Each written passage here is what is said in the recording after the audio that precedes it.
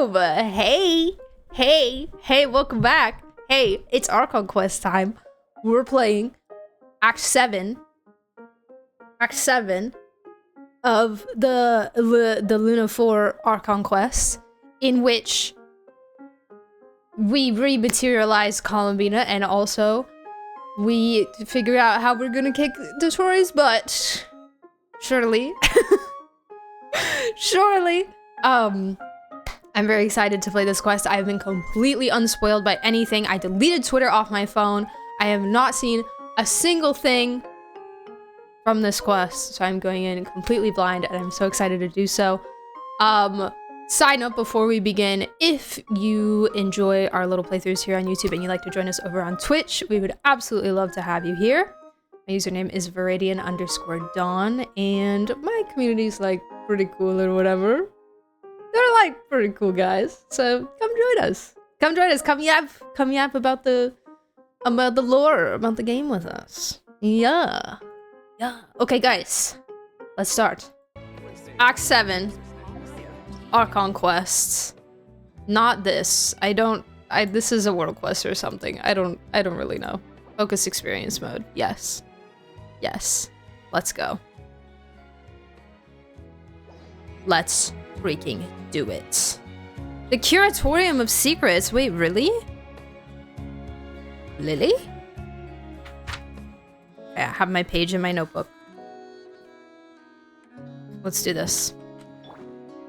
Let's call Lamina this. Look, guys, she's fine. She's alive and well. See? Back in town, traversing the streets, you know. She's chilling. She's fine. She's fine.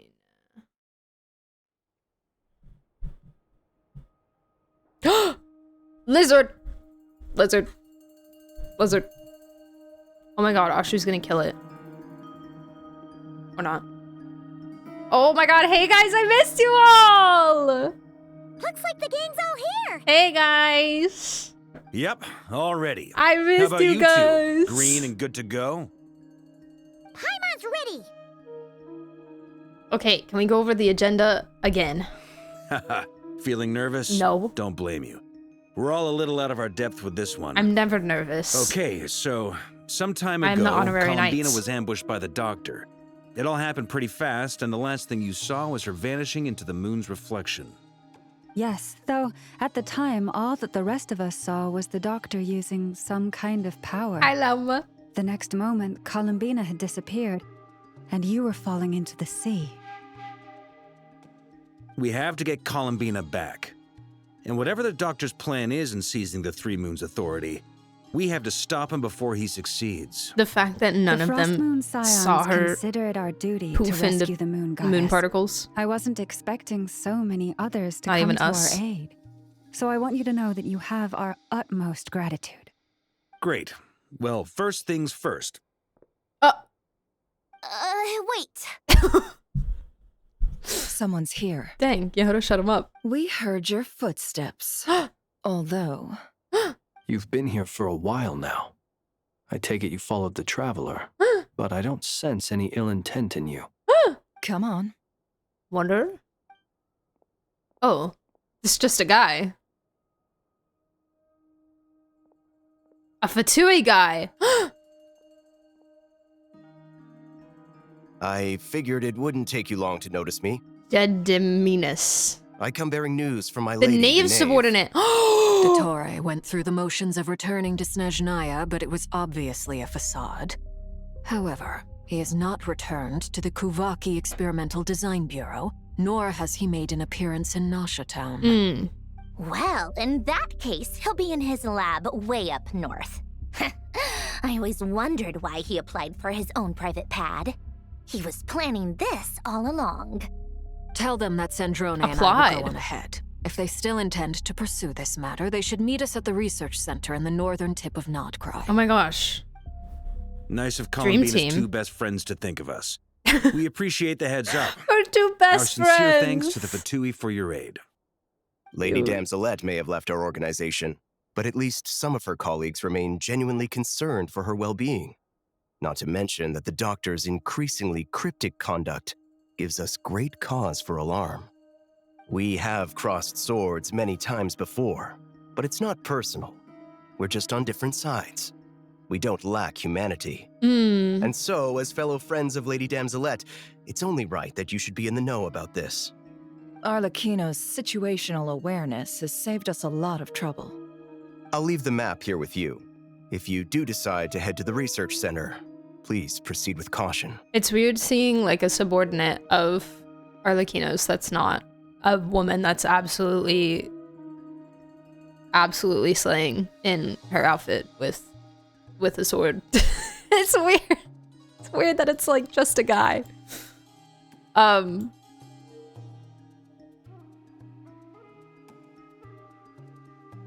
He's not returned to the Kavaki Experimental Design Bureau, nor has he made an appearance in Asha Town. Right, because he went to the... Yeah. Okay.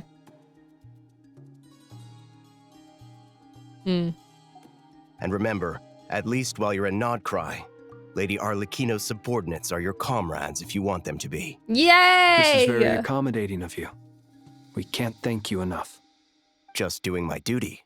I shall take my leave now. Why does If Flint's you look need us, like you'll extra find us high at the res? Experimental Design Bureau. Like more than normal. For some reason.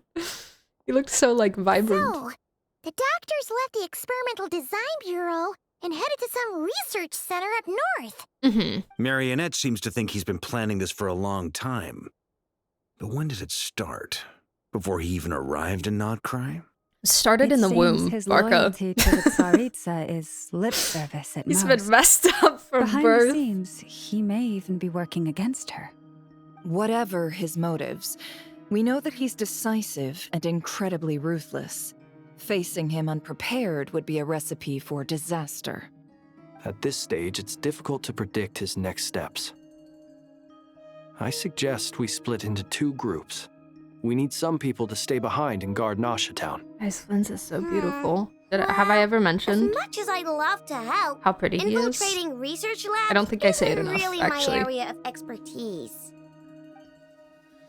But at least take Cool your Jet Ducky with you. It should be some help during the battle. What exactly did she say? Infiltrating research labs isn't really my area of expertise. Stay to protect Miss Aino? Whoa! As for Missy Neffa, I suppose you will say protect. Detecting operational logic. Protect Aino. Priority. High. Oh. Just in case, Servarka, I think it would be best if you stayed behind as well. No. You can leave the research center to us.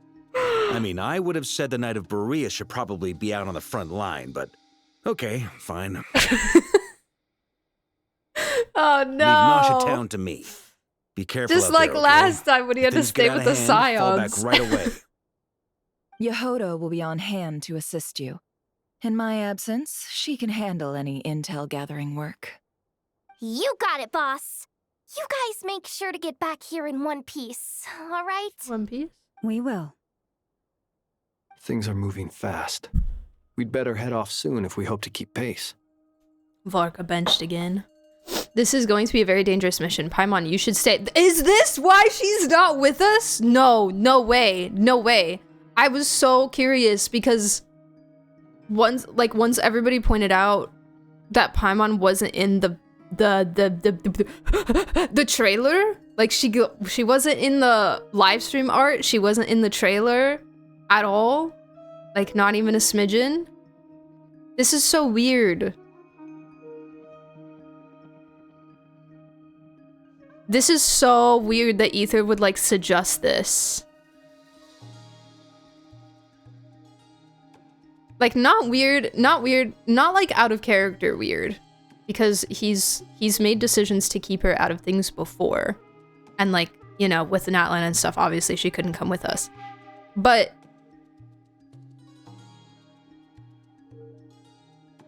just kind of like a out of the blue. This is so interesting. So, it's infiltrate a secret research facility, or... Yeah, alright. Paimon will help out here instead.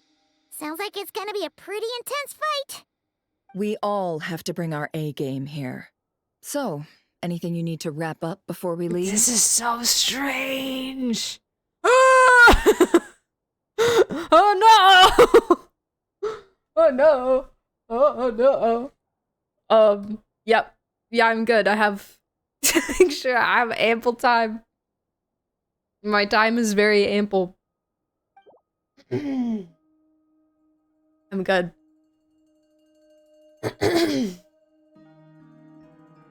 I like this, and Paimon agreeing to separating a lot is even more interesting. I know she was so like... She was so chill about it. She's like, oh yeah, you know what, that sounds... that sounds fine. It sounds like too much for me. I'm good to go. Then you'd better get going. Very well. This is so weird. Leaving her behind. All Like- these broken machines on the ground. Someone got here before us. Could it be Arlecchino and Sandrone? Okay. Like all the other times that we've been separated from her, it's been like we have to, not that we chose to. Except for little things, like one of the biggest ones that I'll remember is the post Aranara quest with that one Fatui guy. When you have to choose to murder him or not.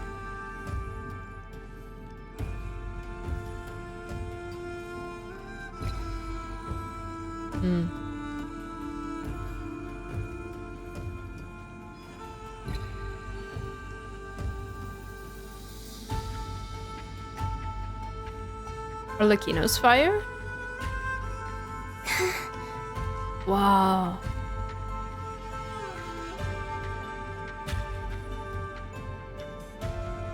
Music is really pretty.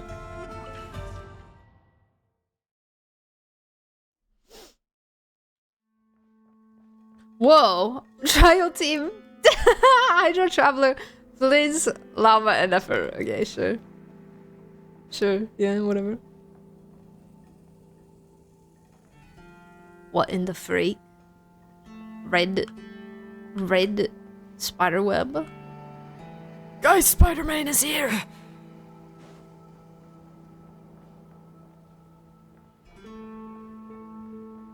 Bro, your place is a mess.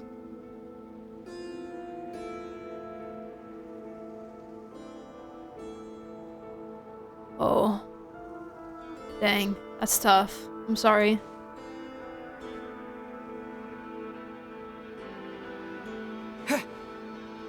Whoa. Ah! I just wanted to look. Ooh. Wait. Listening?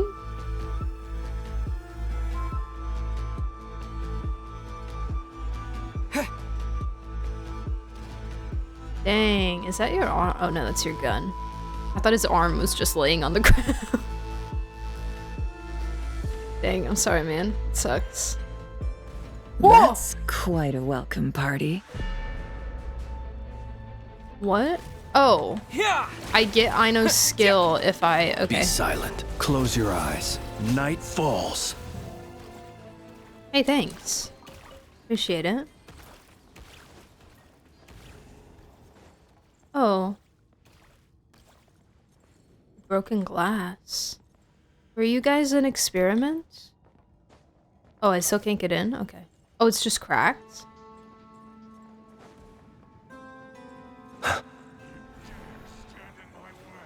Oh, scary. Observe. Be silent. Do you fear the dark? Oh. Get back! I said get back! Do you hear me? Who, me? Oh no, you're talking dogs. Why isn't it working? No! Don't come any closer! Don't! Holy! Oh my god! Are they eating him?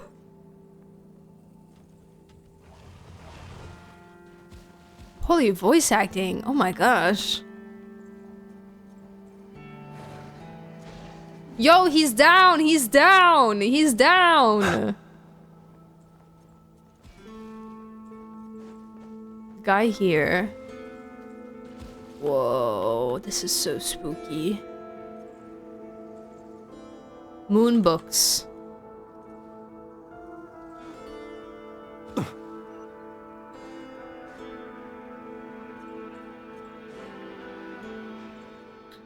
Hey guys. Listen. What's up? Water jet! Water jet! Oh. Close your eyes. Lens is in fact not. Observe. Night falls. Not in the top slot. You poor souls. May your spirits find peace. Oh. Grab that key on the ground. We'll probably need it at some point. May your spirit find peace, but give me your ID card also. Oh, 07. Okay. Right.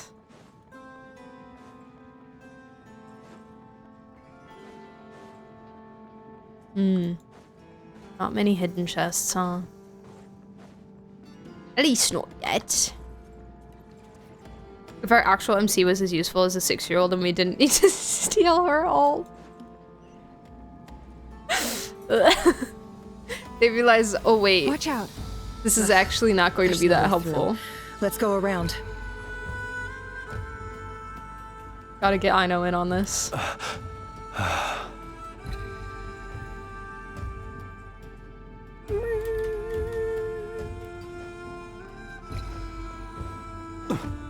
Oh my...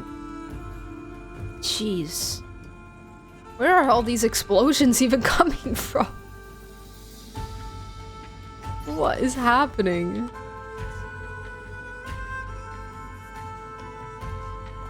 Oh, hey! What the? Trespassers? Here? What's wrong with you people? We're looking for the doctor, and we understand he might be here. I see you're fleeing the facility. I see you're a coward. You're looking to settle a score with a doctor? Good luck with that. I don't think you have many chances left. Wait, he sounds so familiar. But you might have a chance to live if you start talking. Ooh, the sweat. 2 other harbingers had the same ideas. We have a They're doctor's already inside. appointment. But what good is it gonna do? The doctor wouldn't do something like this unprepared. Seems to me that you're not too thrilled about being his subordinate. Join us, join us. Also, is it just me, or do I sense monsters nearby? If you'd prefer their company to ours, that can easily be arranged.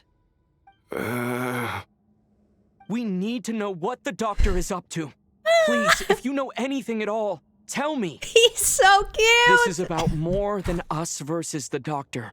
His actions could have consequences for all of Nodcry, and perhaps even your homeland, Snezhnaya. Ether is the cutest thing I've ever seen in my life, I swear.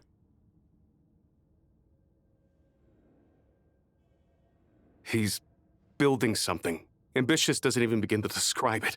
Amon! Feels like this could be the big one. God knows how long he's been planning it. The big one. A while back, he told us he'd be returning to Snezhnaya. We weren't expecting him back so soon. This time he brought some gemstones with him, or something. 2 of them. The moon marrow spheres. He stole them from their rightful owner, Columbina. Oh, Lady Damselette? Last I heard, she left the Fatui. Before she went, she told us she'd finish what Her Majesty asked of her, and wished to focus on some personal matters. I remember thinking that leaving us might not be the best choice. I mean, I always looked up to the captain the most, and... Back when this all started, the higher-ups dispatched 3 units to Nodcry to execute their plan. They were led by the Doctor, Marionette, and the Damselette, respectively. I was a part of the Damselette's unit to begin with. She never really interacted with us much. In fact, she seemed sort of detached from everything. Not because she was distracted, just felt like she was indifferent to the world around her. like she had no stake in anything that happened. Mm. She always seemed like she was staring off into the distance. Almost as if she didn't see anything worth living for in the present, so she had to look further afield. That's right. She always used to stare up at the sky. The doctor used to stand nearby and watch her. Apparently they got along well at first, but somewhere along the way, she grew wary of him. Started avoiding him as much as possible. After she left, everyone in our unit merged with the doctors. He's similarly indifferent to the world, except when it comes to the moons. He seems to have big plans for them.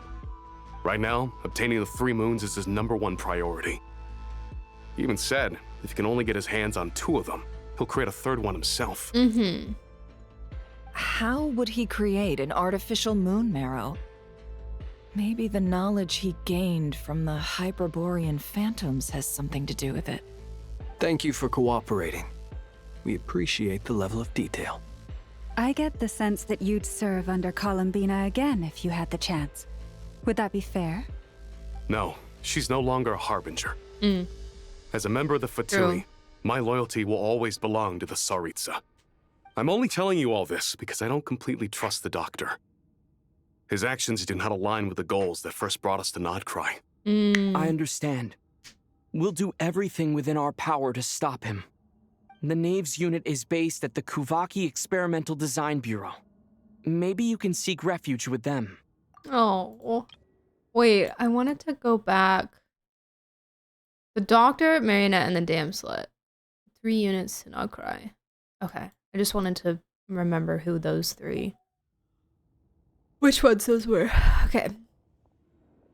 Well, Father will now save we you. know what's going Not on to fear, here. sir. Artificial moon marrow. He's likely well on the way to completing it.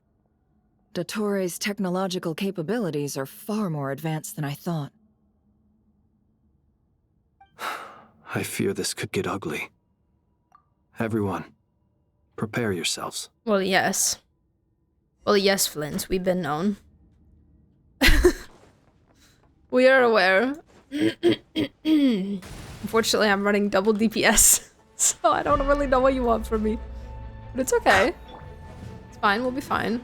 It's a dead man in my way. Close your eyes. Observe. Do you fear the dark? Healing. Thank you. Appreciate it. Whoa. Whoa. There's plants and stuff in here. Huh? What is this flower? Bro's got a fireman's hose. Can I break this? Oh my god. It's one of them dogs. For the everlasting forest. Leave yeah, this iframe. place. Wait, I need... Water jet! Bombs away! Close your eyes. Do you fear the dark?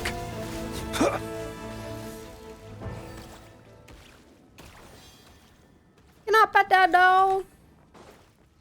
Can I pet that dog? Can I pet that dog? What's up, Nico, by the way? Welcome back. Wait, I want to look at this flower thing. Wow. Why is it moving like that? Why is it doing that? Why is it doing that? Oh, why is it doing that? Oh, that's weird.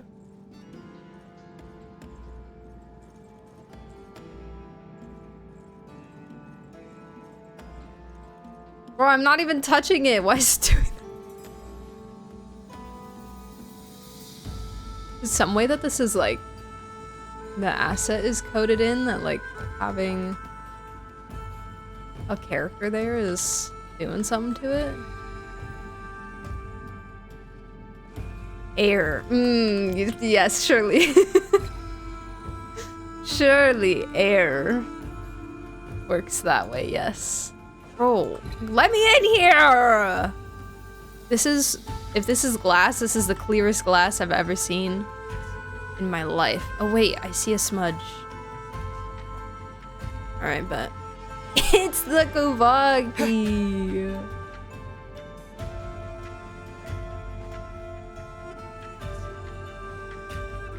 Big chest. Thank you. Appreciate it. Or Spider-Man.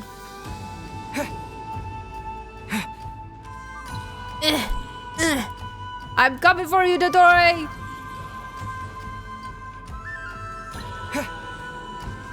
I'm coming for ya.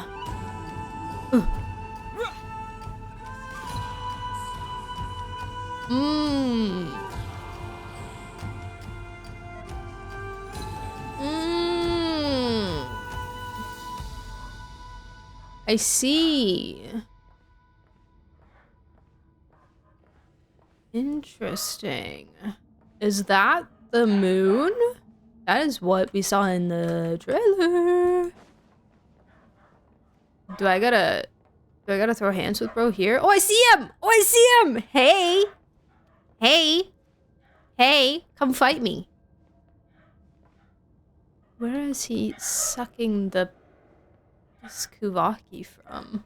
Oh, he's just got it in. Oh. Welcome, one and all. Hey! I've been expecting you. I hope my humble research facility is to your liking.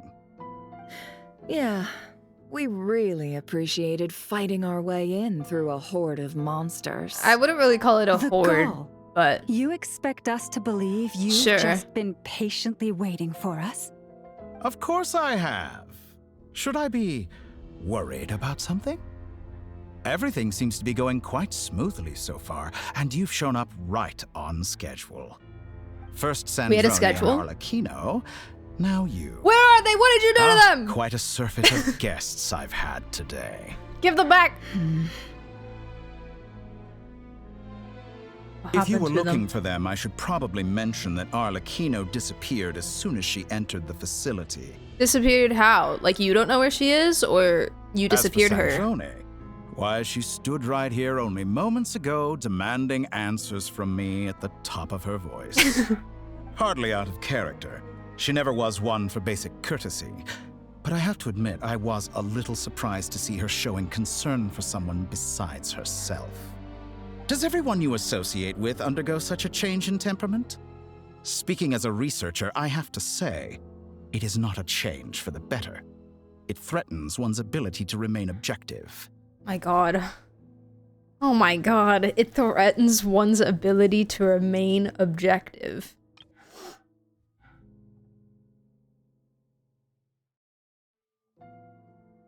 Interesting. Where is Sandrone? Well, since you ask...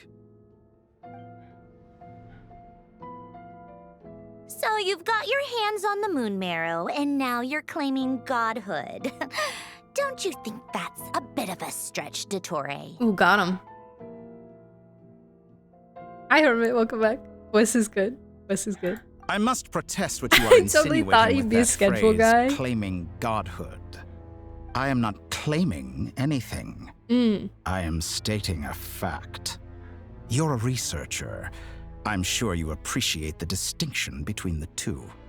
Huh? Wait, you really think you're all that?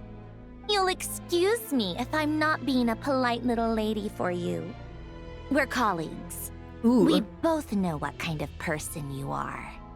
By the same token, I knew you'd respond along those lines. You and I both understand that facts speak louder than words. To that Alonia, end, he's ready. I've had my people send you a small gift. It should go some way toward helping you understand my present position.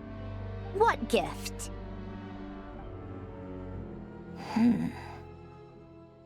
Where have all your troops gone? Who He knows? ate them.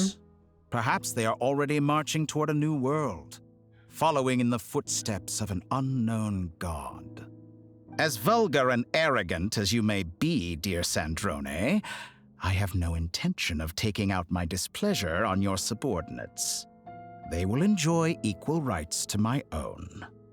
You sent your people to the Experimental Design Bureau? That's a Saritsa's property. Yes, and I am very mindful of Her Majesty's instructions. But you know full well that they do not conflict with my present goals. In which case, all I'm doing is conducting another one of my experiments. Is there a problem? She with wanted you to that? come back, though. Now That's... You have a judgment call to make. Am I simply lying to stall you? Or is it possible that every word I am saying is the truth? In which case, your subordinates really are in danger. So now you've turned on fellow Fatui soldiers. You're completely insane. Well, yes. I have set a new rule for myself. Each person gets one chance. Naturally, that includes you, Sandrone. If you wish to leave, I won't stop you. We are colleagues, after all. God, I love his voice. It's so good. The way she just ran out. Still, I hadn't counted on Sandrone sparing any thought for the people of this world. Shame. I always found her self-centeredness to be one of her few better qualities. But we're in the real stuff now, you know? Her eyebrows deserve their own Harbinger numbers. Specifically, a guy who pronounced, oh, a schedule? Right on schedule.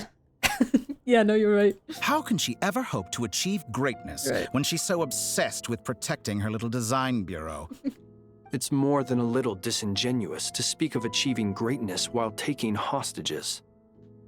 Or does honor no longer mean anything? I also to constantly forget that he's Heimerdinger. I as have well. the marrow of 2 moons in my possession and will soon complete the construction of a 3rd. It's the same guy.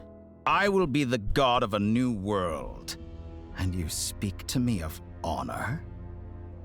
How charmingly Did you not know that? naive.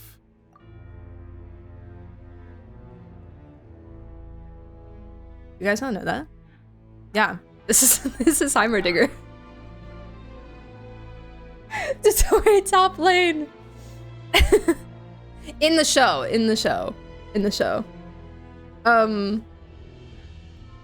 I don't know. I don't know about the game. I have no idea about the game. But let me just triple check to make sure I'm correct. Yeah. Wait.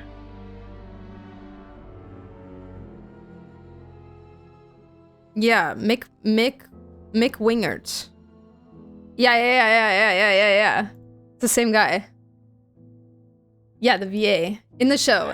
I don't know who voices Heimerdinger in the game, but... Right? The range. The range is crazy. Heimerdinger is likable. Dotoria is the same principles. No. No, just VA. Yeah. I can't remember when I found that out, but it was... I don't know. I think it was just whenever we found out who... I can't remember which came first. Arcane or us learning Dotoria's VA. The past few years have been a blur. Our dog's good. Yeah, they're freaking out because of me saying hey to Dottore, that they think that means that there's somebody here that I'm saying hello to. So, yeah. So they want to come out and say hi.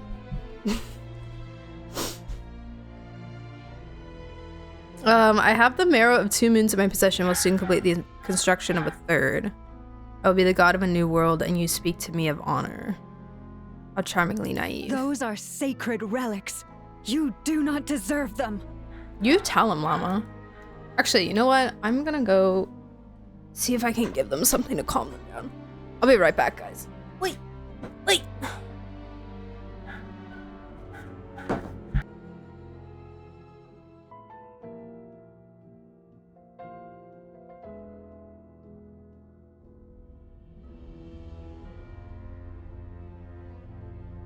Hi guys. I got Ren a Kong.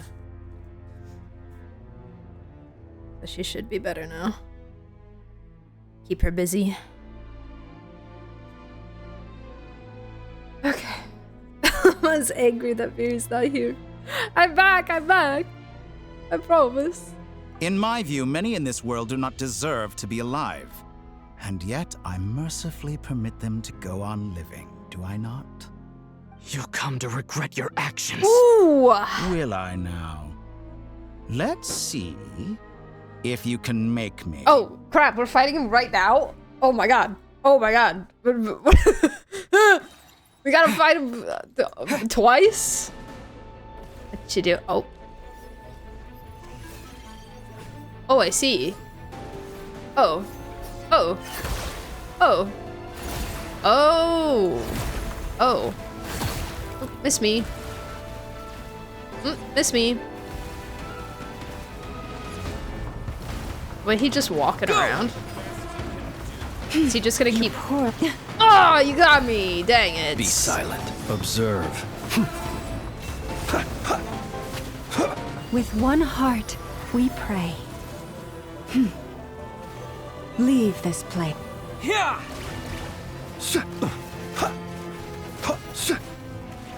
Bro, wait, no, I almost have my skill. Arlecchino! Thanks for the assistance. Let's go! Arlecchino.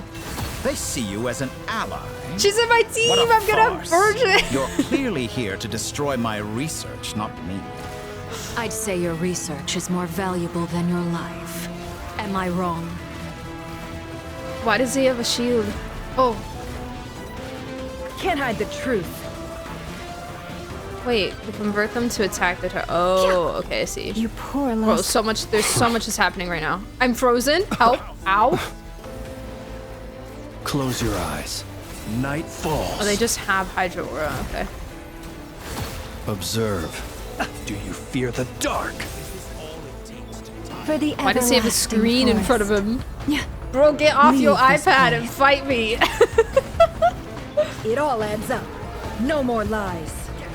Let's see what you're made of. Trying it. Laid bare. Go! Be silent. Observe. To dust. Oh, they actually Forest, made him protect like us. tanky as heck. By the frost moon of old.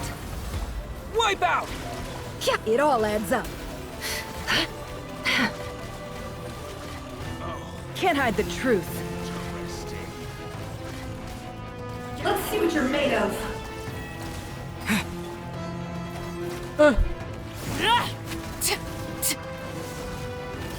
Get him, Marla.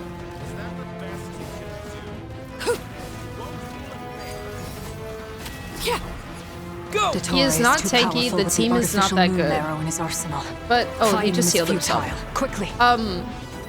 But typically a mid-quest boss would be a little squishier than this. Let's go. I've always thought it is wiser to flee Ooh. than surrender. She's standing her ground. Hey, hey, Watch hey! out. Don't put me in a box. What the? What the? Forget about me. You should... Where's the traveler? Oh.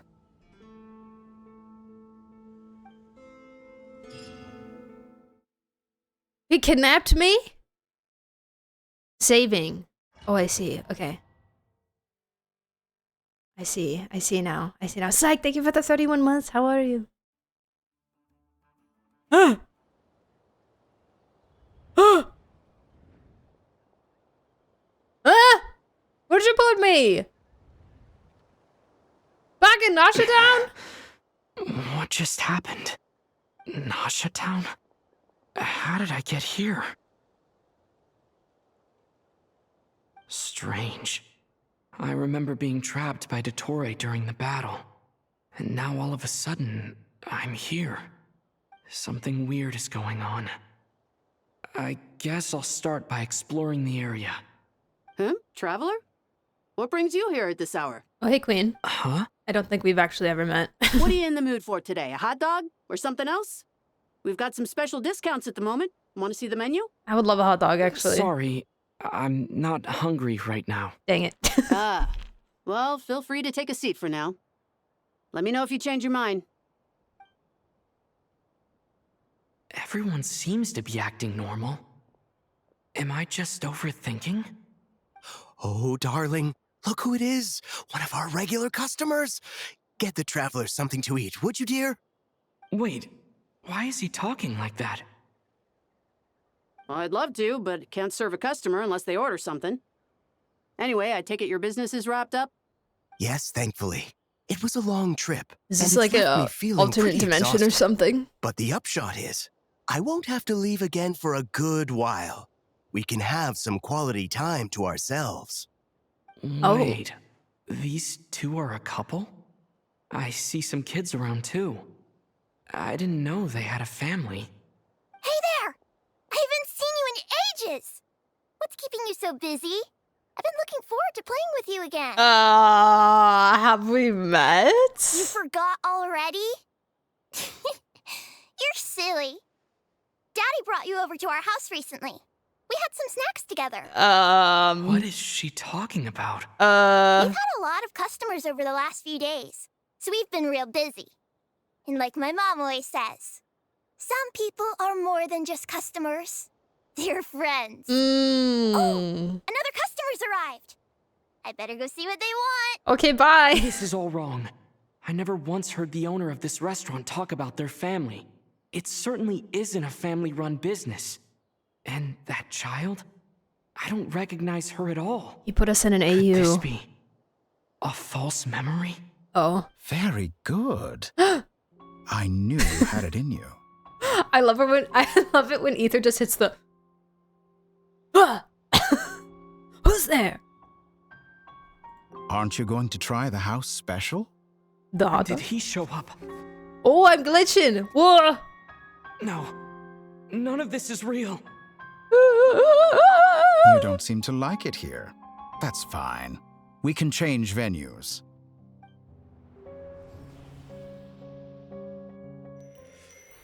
Oh.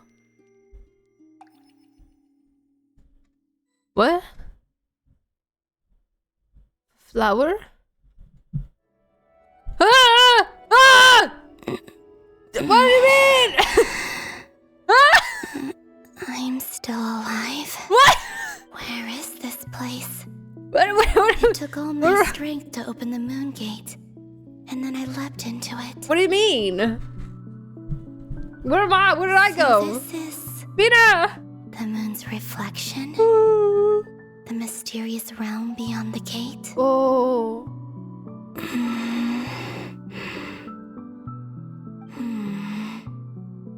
I can't sense anything. She's okay. I guess I could try opening the gate once more.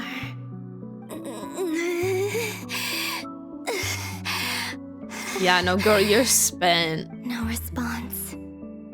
Maybe this space can't be opened from inside. If this was the space that killed both Remuria and his lover, then why am I unscathed? Because you are so special. No, I'm not unscathed. Even the air here feels frozen in place. There is nothing here with which I can restore my power. I should conserve my strength and proceed with caution. Okay. I don't believe Dotori's scheming will stop just because I escaped. If there is any chance that I can get back to the others, any chance at all, I must return.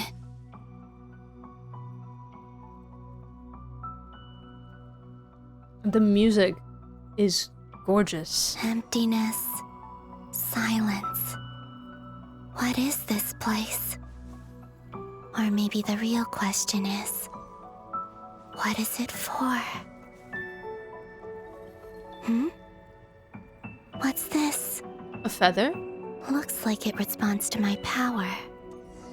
Oh no, just a swirly thing. Golden. Whoa. Like Kuvaki.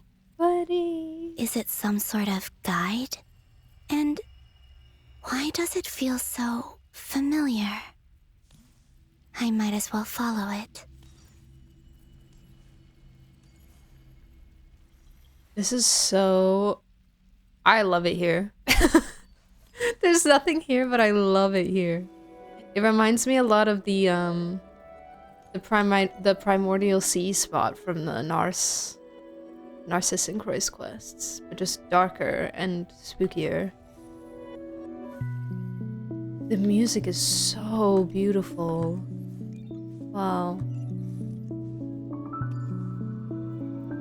Oh. Where does this lead? A memory? Could it be the exit? Perchance?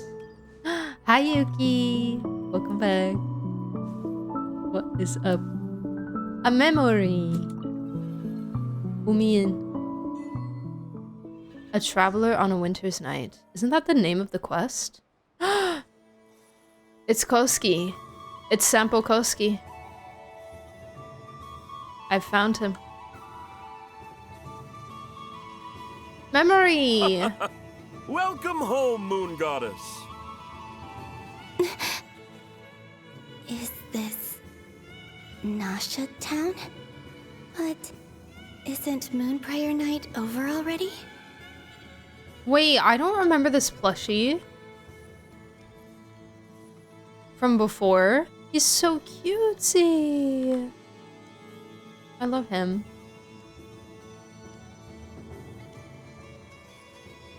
Aino's over here. Where's Inefa? There she is. Oh, they're playing the game!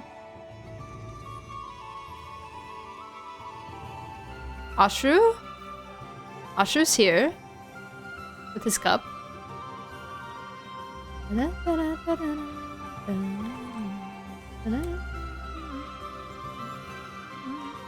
It looks like the BP. The area? What do you mean? The... Goodbye for now, Columbina. The moon area? I hope you have a wonderful night. Whoa. I will. Llama, everyone else, and me? Are these my memories? Yes, ma'am. Yes. The thing.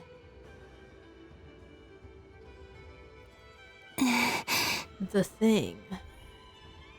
I can't touch them. It's as if we're separated by some impenetrable power. Over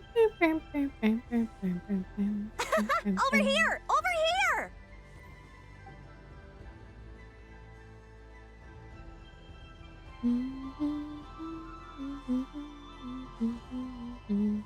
I love how the music is like but the people in these memories all echoey in the pass right through background. me.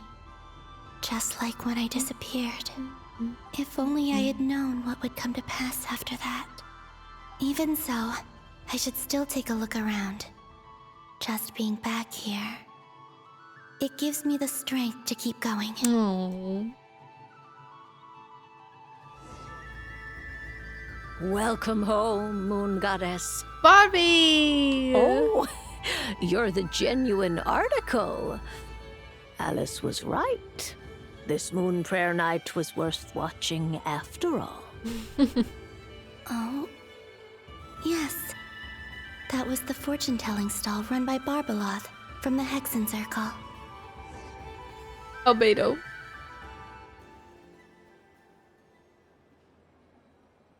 This is when she foretold draw death. The first lunar arcana. This represents destiny and is the foundation for the divination as a whole.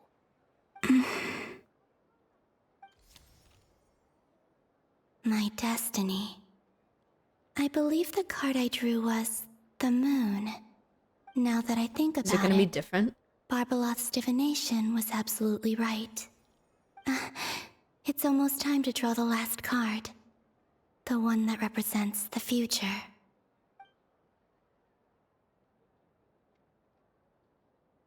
Oh, That was the card that popped out on its own. From here, I think. Oh.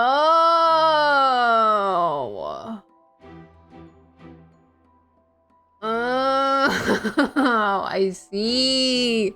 Oh, I understand now. Okay. Okay. So she is gonna be traversing through her own memories and potentially things that have happened to us thus far have been... Man, Arnold was talking about this. Arnold was talking about this. Things that have happened to us thus far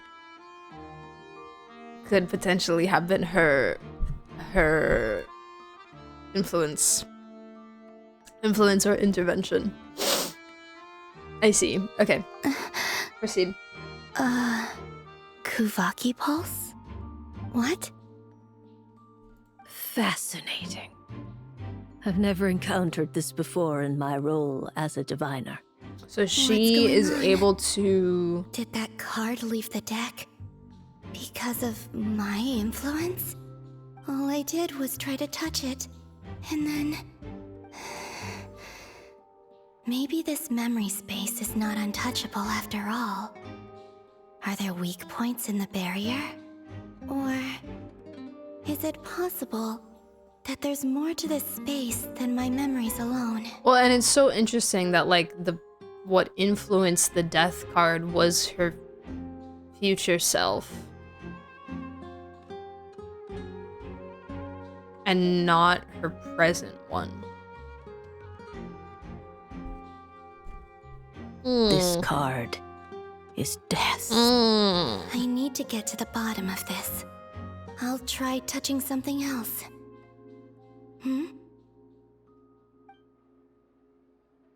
Is this the wind? No, it's gravity. Technically, it is her It's present. pulling me outwards. Not No, in the way that I was Traveler. talking about it. I meant present if we consider the present as Moon Prayer Night. But it's time shenanigans. It's all... What the freak? It's all semantics at the end of the day.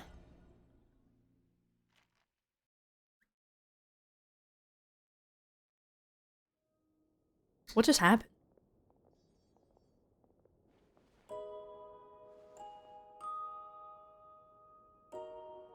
Oh no!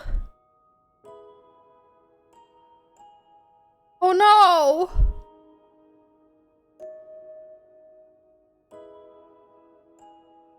Paimon, listen to me. Oh no! From the bottom of our hearts, we are so sorry. Oh, no. We completely understand how you must feel. The traveler is trapped, and we all feel responsible for it. Don't say that! Paimon's not a little kid! You didn't leave him behind on purpose! There was nothing you could do!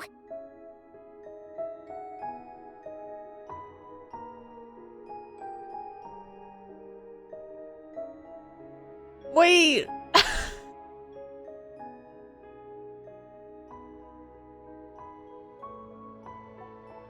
Paimon's not a little kid. That broke me. Oh, baby. He's all alone in there! What if something happens to him? What are we gonna do then? We've barely spent any time apart since we met. Is he gonna... die? We must find a way to rescue him. We were all involved in the operation where he was captured, and we do not abandon our comrades. That being said, it won't be easy. Through conversation with the others on our return, we've arrived at a basic idea of what we're up against. Dottore lab has clearly been in operation for a lot longer than we realized. We found many monster samples stored there. In all likelihood, they were materials he used to research his latest technology. We also know that through his contact with the phantoms of Hyperborea, he gained knowledge about the moons and certain Hyperborean technologies. Using this knowledge, he then fashioned an artificial moon marrow to serve as a replacement for the frost moon beyond the sky. Unlike Columbina, Dottore is not being rejected by Tevat. And even with 2 of the 3 moon marrows, his power far exceeds all of ours combined. Oops. I just need to... We've barely spent any time apart since we met. Is he gonna... die? Oh, baby. Oh. Man. I don't know why. Like, I have such a, as I think a lot of us do, I have such a love-hate relationship with Paimon, you know, but for some reason when Paimon gets emotional, like, it wrecks me. It wrecks me a little bit. When in Natlan, when she was like praying for us, and when we reunited and hugged, it gets me.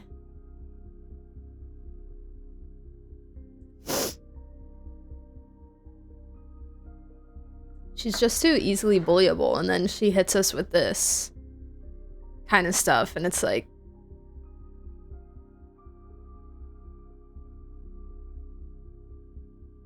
she really cares, you know? She really does care. She's just a little silly.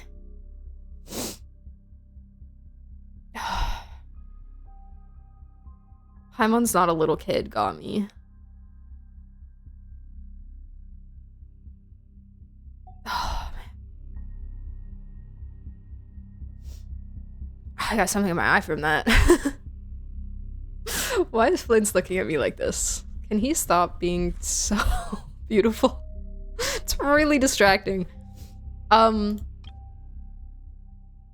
in. In contact with the phantoms, he gained knowledge about the moons. Fashion an artificial moon marrow to serve as a replacement. Detroit is not being rejected by Teyvat, even with 2 of the 3 moon marrows, his power far exceeds all of ours combined. Well, yeah, because he's from Teyvat, as far as we know. Once his 3rd moon marrow is complete, Dottore will have completely seized the authority of the 3 moons. Teyvat's most primordial powers will then be in his grasp. Yeah, that's bad. Yep, that... Does that mean... Let's not do that. I'm afraid so. No one could have predicted this level of insanity. Not even from Dottore. And unfortunately, his insanity is coupled with an intellect and ambition that not even his peers in the Fatui can match. This is dire. Sounds like the world is done for. Dire, siege, and onslaught? The 3 moons' authority can influence I can't help, guys. the very fabric of time and space.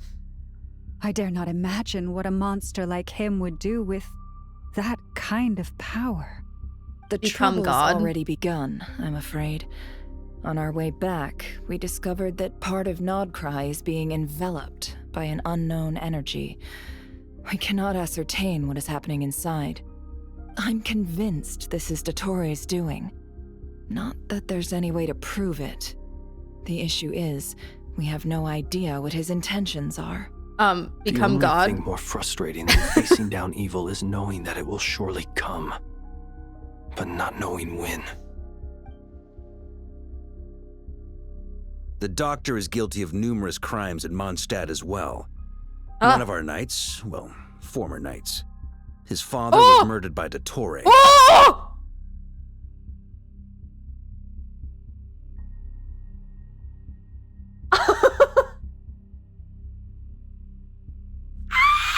Okay. Alright, okay, I'm so locked in. I'm so locked in. What was this about? D-Luke. D-Luke's dad. So the oh my god, what was the monster's name? Oh my god, I forgot the monster's name. So, is that monster in the game? No, because I'm remembering manga stuff, and I don't know if it coincides with in-game information. There was the monster that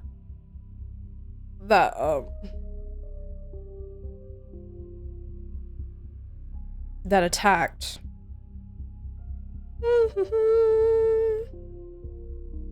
Ugh, I can't remember it. Batman mentioned. Okay. Oh my gosh. How exciting. His ideology and methodology are a danger to everything in his path. 07. From individuals to entire nations. Rippus. He does not feel guilt. Rippus. Even when he acts against his own people. Among Us. His ideology and methodology are a danger to everything in his path, from individuals to entire nations. He does not feel guilt, even when he acts against his own people. He doesn't see them as his own people. He doesn't see them as people. People like him see everyone else as beneath them. Right. He views other people only in terms of how they can benefit him. That's the basis of all his social connections. Granted, he's hardly the only harbinger to pursue their own interests. We all do. And Her Majesty is gracious enough to permit it. Still, her mercy has its limits.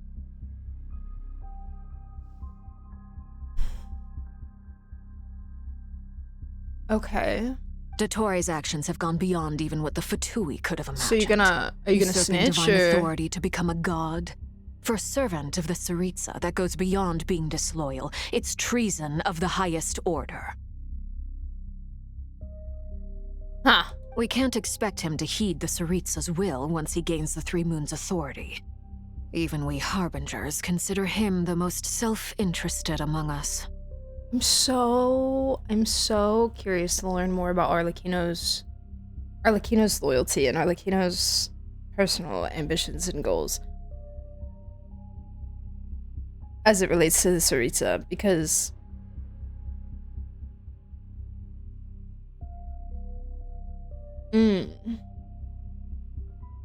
she seems quite loyal. But what could she possibly, what could she want for herself, I refuse to believe that at least Piero and the Tsaritsa are shocked by this development. No way are goats this stupid. It might in fact be like a all part of the plan kind of thing.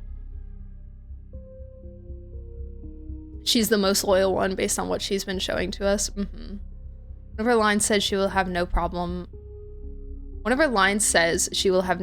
fighting her should the time come. She has no issues with it. Money for the orphanage. Because she kind of just, inherited this position, essentially. Like, she wasn't, she was kind of invited, but it was, she kind of just put herself there. And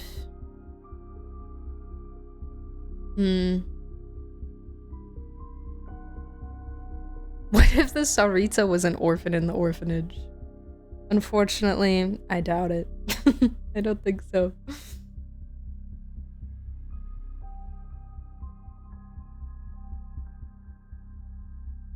The Regrator and the Rooster, we barely have information on loyalty. Yeah, I'm very curious about that as well. Because the Regrator,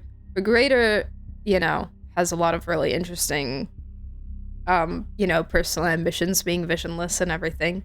And then the Rooster we know at the very least is very supportive of Child, because the Rooster directly supports Child's family, which can be a nice thing, but can also be a very manipulative thing, where he's like, don't mess with me. I'm helping your family.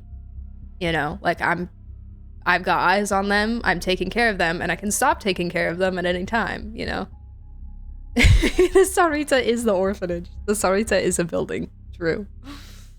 He's the mayor. The Rooster, yeah. Yeah. Does the Dottore have a vision? Not that we've seen. No. I don't believe so, right? I don't think so.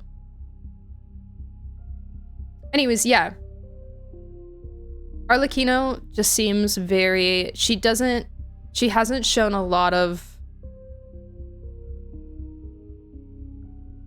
personal ambition towards any other areas. I think it definitely seems like she is pretty satisfied with like her job and her position at the orphanage. But like as far as the other harbingers having their own kind of goals and ambitions outside of their work with the Tsaritsa, she doesn't have a ton of that, But yeah, the Rooster wants free buses in Shashaya, public transportation. I think Arlecchino loyalty goes to the House of the Hearth, and her line suggests that she wouldn't hesitate going against the Tsaritsa if she were to do something that harms the orphanage. Yeah. I would agree with that. She loves those kids in her own way. In her own messed up way. All right, let's continue. Poor Traveler. Of all the people to get caught by... We have to go save him right now. Please, we gotta find a way. Oh, I promise you, we are with you all the way. I get Lynx looks so angry. I do. But it's gonna take more than strong emotions to take down an enemy like Dottore. What we need now is more information. Right. We can't even guarantee he's still at his research center. Before we can think about mounting a rescue operation, we need to confirm the Traveler's location. I'll find a way. Paimon knows, but... She's so scared. If anything happens to the Traveler... He might be the strongest person Paimon knows, but he's still human. He feels pain and bleeds just like anyone else. No. Then think things through before you stick your neck out. Unless you want to lose your head. Did she just bash in the door? Miss Androne, you're okay? Put the stuff over there, and be gentle with it. Am I okay? As you can see, I've had to move my whole livelihood out of the Experimental Design Bureau. It's been swallowed up by Dottore's energy field. She's moving in. If I'd left it any longer, I probably would have gotten stuck there. Or Nefer did not agree to this. Goes a little loco when he finds a shiny new toy. Not that he'd ever admit that. But this time, he's gone full psycho. Paimon. Just go ahead and cry already. Sorry. Paimon's not trying to make a scene. It's just... She can't. Oh, Paimon. Let it all out. There's no shame in it. When you're overwhelmed by fear and despair, crying can help get it out of your system. You'll feel better for it. Okay then, while the baby in the group is having a moment, how about the grown-ups get to work? Give me your hand.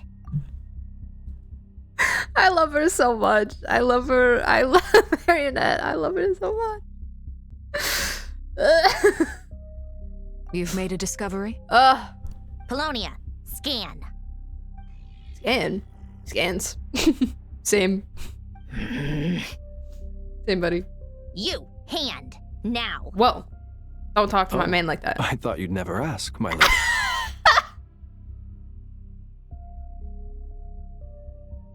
I love this cast. I love this cast. It is such a good cast. Best cast since Kurumaru. They're so good. I thought you'd never ask. Oh, I love him. Curses! You're next. Then you. Ascension scans everyone who took part in the battle against Dottore. Dottore, you son of a... End of the world, Riz. He's done something to us. Everyone who entered his research center has been implanted with some sort of curse. A curse? I don't feel anything unusual at the moment. Does that mean it hasn't activated yet? Is there a way to figure out its purpose and what might trigger it? Rose? My best guess is Dottore created it Rose using the eyes, moon goddess's powers. 1 second, analyzing. Flynn's looks like he's just like high 24/7. And it's so funny to me. Like with the with the way that his eyes are, he just looks like absolutely zooted constantly, and it's so hilarious. So, what twisted game is he Especially playing with this the time? like his demeanor and stuff. The moment I analyzed the energy composition, some encrypted text appeared in my mind's eye. And when I deciphered it according to the Fatui standard encryption protocol, I got the following message. Feel free to run, or you will perish in nod cry. Oh. He's mocking us. Yep. He just never loves sleeps, to toy true. with people. Only in this case, there might be more to it. Flints looks like a person that's high and on the verge of paranoia, but tries to look normal and fails. Yeah, it's like it's like when they're sitting there like absolutely zooted, they're like, nobody's gonna know, nobody's gonna notice, nobody can tell, nobody can tell. But I didn't detect any murderous intent or malice either in the message or the curse's energy. As if this is him at his least malicious. I've always thought that too. Never saw him as a dark, edgy boy, just super stoned. Yeah, exactly. He dresses like his dress is very goth. I would say like his external presentation is very goth, but like him himself, he's a very like just simplistic, like polite man. He teases a little bit here and there, you know, but just the energy is just so like, you know, just so. It's like he's, you know. Or perhaps all he's people just chilling. Are cowards in his He's just eyes. riding the waves. Maybe he thinks the threat alone will be effective. His personality is a chivalrous stoner. I can't. And he has the Traveler in his grasp. If I may. It's so as true. Unhinged as Dottore may be. It's perfect. He has always exercised great patience with the objects of his interest. This is what happens when you're an undead Fey noble. When we first arrived in Nodkai, he said, "This world is, on the whole, an exceedingly dull place.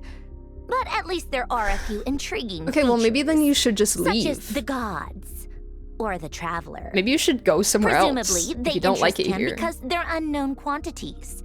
He wants to understand as much as he can about them. Okay. Agreed. The Traveler is Tevat's fourth descender. All Harbingers are aware of this.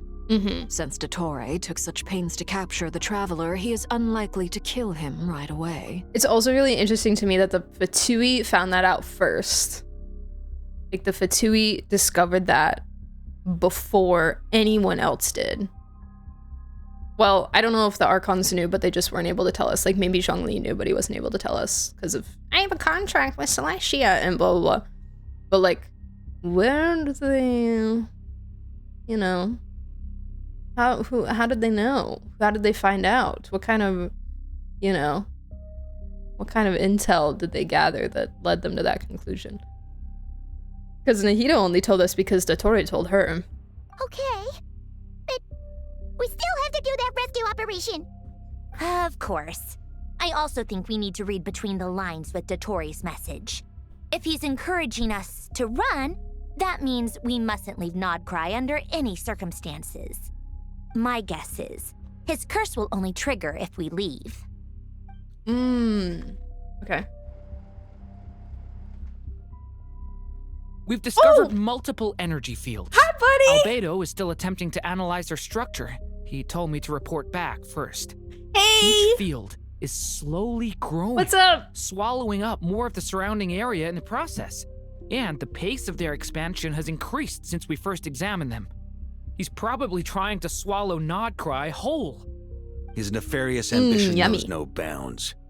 If this continues, the whole of Tevat will be in trouble, not just Nodcry. The loss of Columbina could not have come at a worse time. Do we think she's truly gone for good? She entered the space beyond the Moon Gate, knowing what became of Remuria and Thalindus.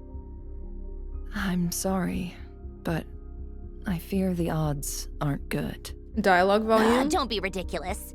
If I know her, she's busy finding a way back as we speak just so she can annoy me. She isn't dead. Paimon, coming in. I completely understand your dog now, because that, hey buddy, I would have thought someone gave. Listen, I'm very immersed, okay? Whatever has become of her, the fact remains that we are two comrades short on the eve of a decisive battle. Is that better? Oh. We need to find out the Traveler's location, but there is also other work to be done. Agreed. Whatever Dottore is planning, we have to get the local populace somewhere safe. So, as well as a rescue mission, we have to organize a mass evacuation at the same time. It would be best if someone could approach leaders of neighboring nations and negotiate emergency asylum for Nodcry's inhabitants. Can anyone handle that? Whoa! Whoa! Whoa! What a crazy, crazy concept. What a crazy concept. The first time anyone just thought of asking for external help. Snezhnaya is one option. I'll see what I can do. This would be so much easier if the Traveler was here. No! Stop thinking like that, Paimon. Paimon will join you. She's pretty well connected thanks to the Traveler. Maybe it'll come in handy. Yeah, we can totally put some people on a boat. That's what the Traveler would do if he was over here. to Natlan. Malvika would absolutely take in as many people as she needs. She would absolutely help out. Back here again. That gravitational force that pulled me back. Is this where it came from? When I saw that memory of Moon Prayer Night, I think I influenced reality. Was it just a coincidence? Or if only I could have sent the others some kind of warning on Moon Prayer Night.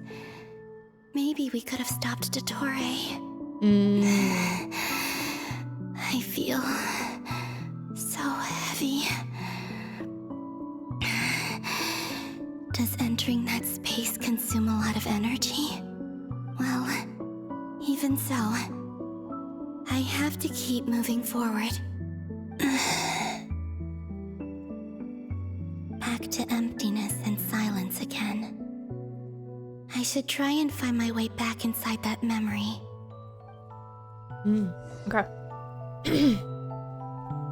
Hello, Mari. Welcome to chat. Bring the entire cast of Natlan, Fontaine, and Sumeru. All of them.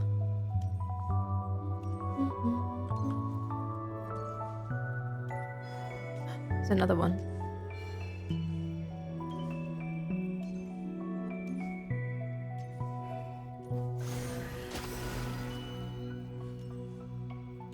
Thanks for the hydrate, Walker. Tumani's kidnapped, not cry ignites, and rainbowy fire.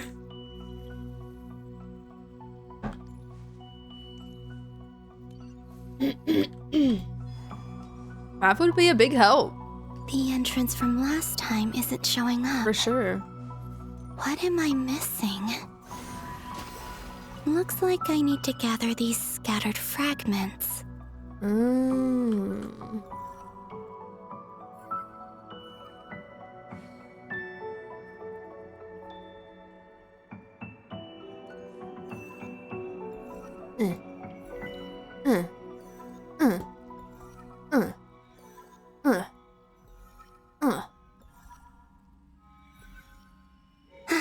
It worked. How many was that? 8? Hopefully I can stay inside for a bit I didn't longer count. this time.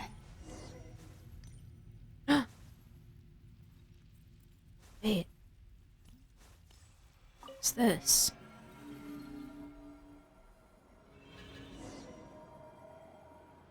Oh. Oh, I thought it was genuinely that foggy for a second. I was like, what? What memory is this? Ad Astra Abyssosque. Welcome to the Adventurers Guild. What? This doesn't look like Moon Prayer Night. That was not Catherine. You cannot convince me that that was Catherine's voice. No. That, Extra, extra! Latest issue of the Nasha Express! I don't think I've ever been here. Maybe this space isn't comprised of my memories after all. Oh my god, it's the There aren't any Traveler's festive memories. decorations around. This is me doing my Is dailies. this Nasha Town after Moon Prayer Night ended? Catherine with a C. Did Dottore's plan not affect the town? Or is no one aware of what happened because he used the Three Moons' authority? Let me see if I can influence anyone else. So? What do we do Extra, next? extra. Wait. Read all about that it. voice. Paimon? The most important thing right now is to find that mage. Lauma the Traveler and Mr. Varga are here too. I'd better go pay the Fatui a visit. Isn't this also when she was stalking us before?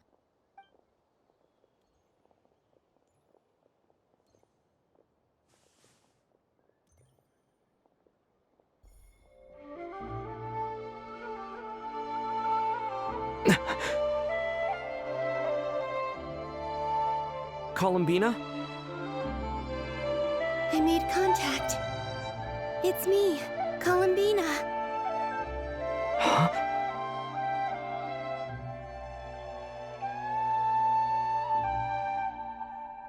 Traveler?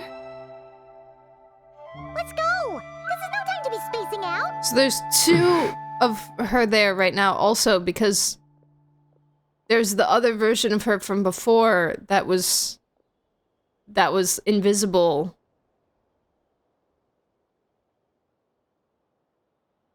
And then also now time-traveling Columbina as well. Interesting, but she can't see herself there. She's invisible to herself. It's breaking my brain. Logic, thank you for the $1. I appreciate it. My alerts are muted right now, just so you know, no TTS or anything is gonna play, so. But thank you. I appreciate it. I'm not doing my homework. How many Columbinas does it take to kill the Dory? At least 69 of them. Huh? Wait a moment. This has happened before. It has! You're so right! This is what happened when I disappeared. She's, oh my god. Right over there, thinking that no one would ever find me again. It's karma from when she played hide and seek with the other Harbingers. Now she's playing hide and seek with herself. It was only when he called my name that I decided to follow them. But... Spooked. Did he turn around because he sensed my touch just now? Yes. Is it really possible that from in here, I can change the past? If I keep following them, maybe... Huh? It's that gravity again. Whoosh!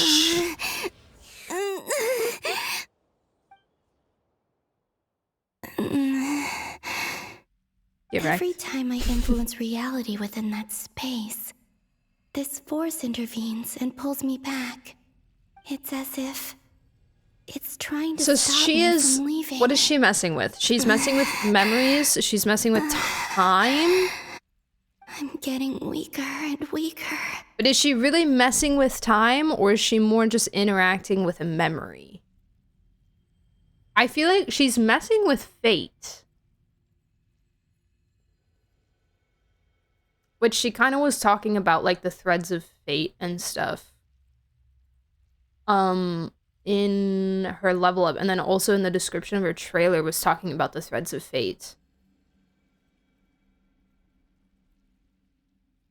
as well. So it feels it's more fate than time. She is messing with our brains. Roll a d20. Alright, bet. Hey, it was a 7. She is messing with our brains. Isn't she just enacting fate because it already happened before and had to happen again? Kind of. It's like space and time. It's like space and time for you. So I don't know, which was also it also had the influence of Istaroth, like it had the influence of time. So, you know, there could be that influence here as well. Or it could just be all of her doing with the moons and stuff. But we'll see. We'll find out. I'll just have to try another approach next time. Come on, Columbina. Keep going. You have to tell everyone what happened.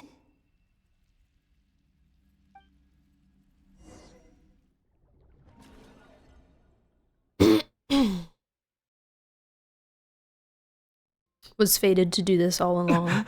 Yeah. Oh! Suddenly, Am I I've been back? plunged into darkness.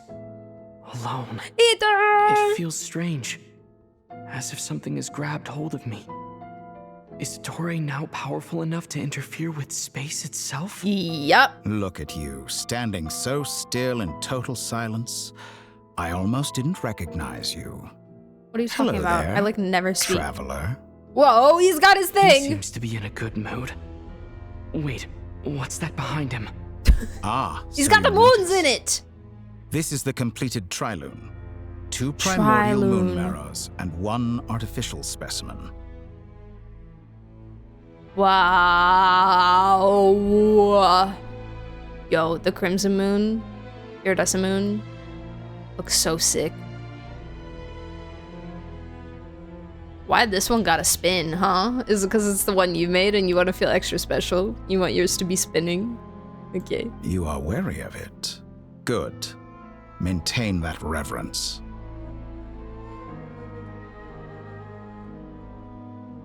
You performed well in Don't that tell me what to recent do. battle. Brave and reckless as always. Courage is the sign of a true hero, and impulsiveness is the hallmark of those who strive to advance. I say this not to belittle you. Most creatures are far more timid by comparison. The Infinity Moons. 3 moon marrows? Does that mean the artificial one is now complete too? Maybe Well it's not. spotted. What do you think? Maybe it's not For a and he's replica I lying. built myself, I dare say it looks the part. Dottore, are you planting illusions in my mind? I have no interest in fooling your eyes. On the contrary, I hope to show you the true essence of all that you see before you. What? Is this not a beautiful city? People live in peace and find joy in their work. The streets are safe. People can even leave their doors unlocked at night. You might say it is the Elysium everyone dreams of.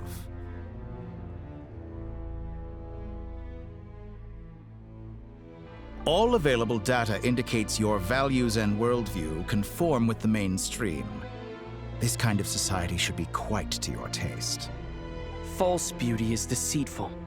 Lies are to no one's taste. I wonder, is it your moral standards that are too high, or your expectations of reality?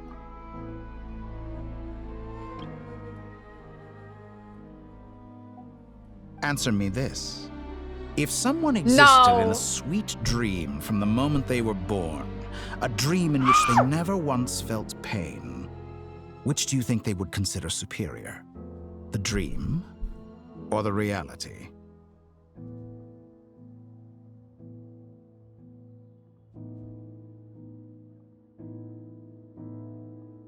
They can't keep doing this to me. They can't keep doing this to me. I literally said the other day that he was making me think about Sunday. He was oh my god.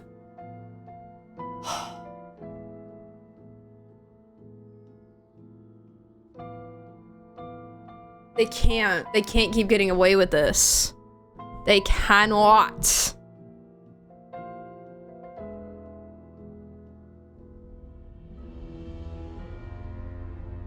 Like, it's almost verbatim. Why are we doing this on Sunday? Whoa. It was fate. It was fate. It was meant to be.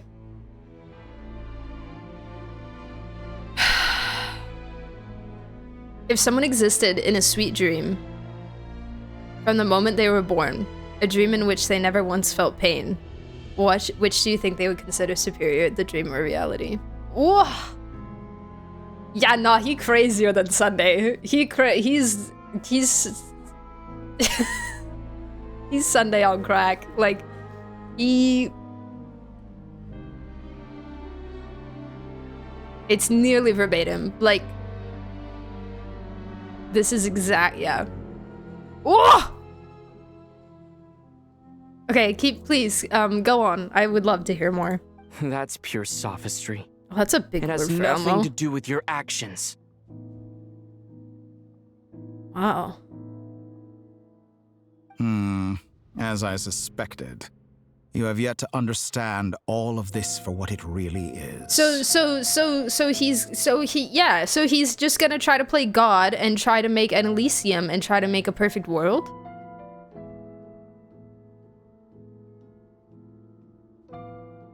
Man, I kind of, you know, I was getting like, I was thinking about Sunday a little bit, but there's gotta be something more to it because he doesn't really give me, those vibes don't feel,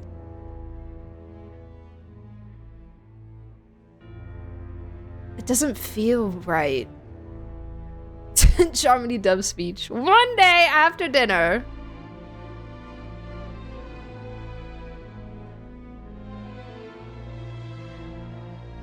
I just, you know, he doesn't seem like the kind of guy who would want to make a perfect world, you know?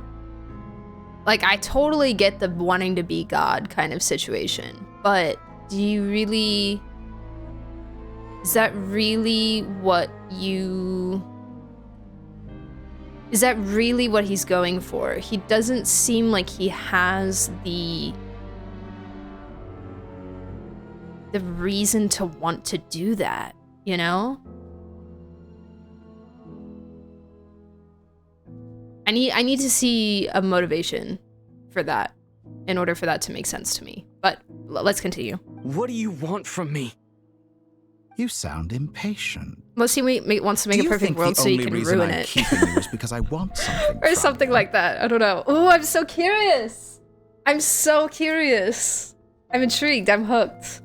The only reason I'm keeping you is because I want something from you. If it's not, then why haven't you killed me yet?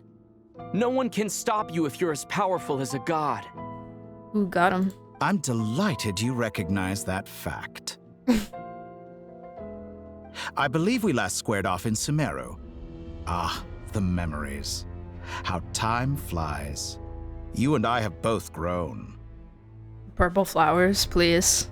What a nice touch. What a nice little detail there. At the end of the day, Sunday had good intentions, but Totori absolutely does not. Exactly. Sunday had good intentions going about it a bad way. We have never seen any proof or reason to believe that the Doctor has any good intentions for anything ever. But we also kind of just know very little about him, other than he's done some really awful things, you know? And yes, and it's been established in this quest so far that he does not value humanity. He doesn't value anybody below him. He doesn't, you know, see them as people.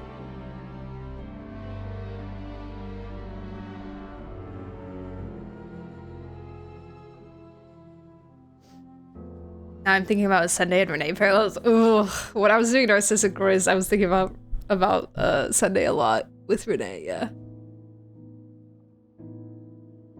Wait, okay. I'm not surprised that Arlecchino and Sandrone worked with you.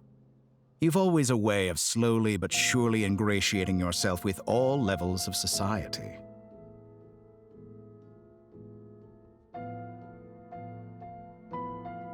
People laud you as a hero, but I suspect there's more to it than that. What do you mean you suspect? I've always had one goal, clear, my guy. I don't say that to flatter you. I've always had one goal. Do you always give your opponent an appraisal before you deal the final blow? Someone's jealous. We made friends. We took his coworkers. We made him our friends. Call it a long-time habit. I'm a researcher, and one of my duties is to give an objective assessment of my subjects. Once a student, always a student. But you misunderstand. We are not opponents. Not at this moment. Says you. I just want to talk. Think back to Tartaglia, Arlecchino, Just kidding, actually. Capitano, Columbina, and now even Sandrone. I do care what you have to say. Oh my god. Captain, my captain.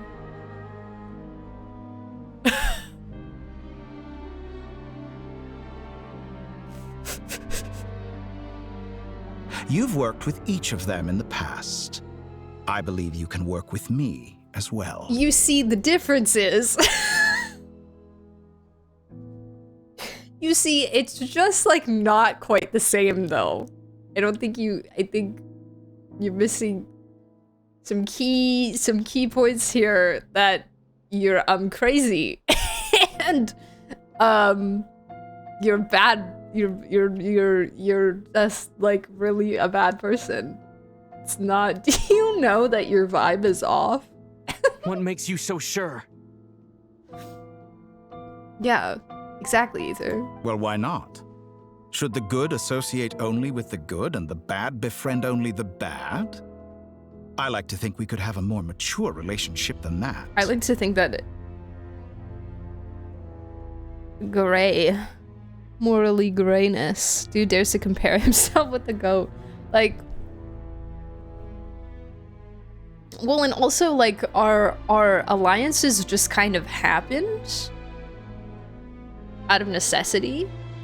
If there was an alliance with him that needed to happen out of necessity, then that might be a different conversation, but he's kind of just trying to force it right now. He's like, well, but you worked with them, so work with me. Tell me why. Surely first. You don't think all your relationships but also are the grounded answer is in still no. friendship or shared ideals. People come together because it benefits them to do so. If you think of the people you admire, you must surely admit that they have provided some benefit to you.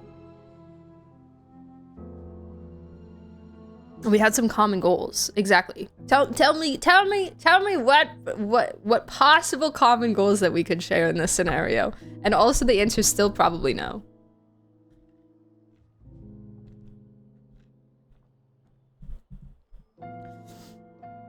Morality, ambition, dreams. People have plenty of words to embellish the nature of their relationships. Upside down. But once you break free from what those is he standing on? frameworks, you will see that the only thing connecting the two of you is mutual benefit.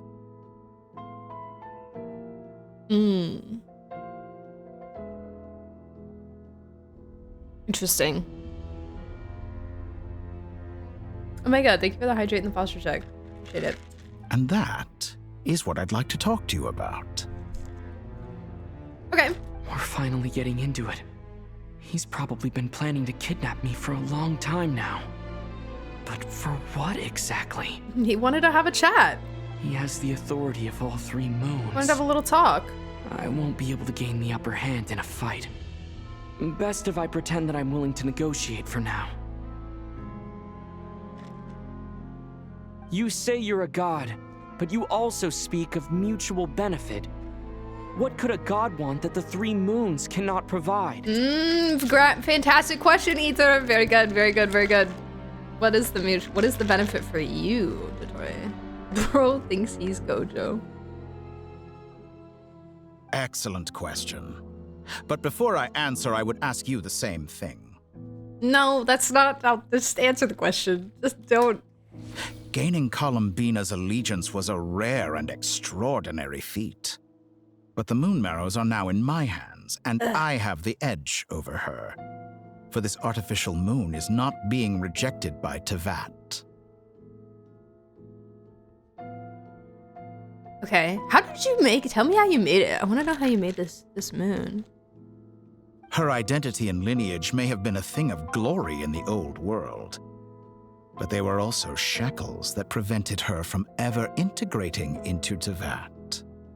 I, on the other hand, you may view me as a thief. No, he used the other two to make it, but that limitation. I want to know the details. You may view me as a thief, but I have overcome that limitation. The limitation of it being integrated. Okay, got you. So what is it that the three moons cannot grant you? What stops you from negotiating with me to get what you want? What is it that the three moons cannot grant you? What stops you from negotiating with me to get what you want? Literally, bro, you have to understand. My goal this whole time has been get back to Lumine. Get Lumine back. We've had a little bit of a switch up, and now we know where she is and what she's doing. And for some reason, the only solution that she has for us is finish the dang journey. So I just gotta finish my dang journey, dude. Like, I don't know.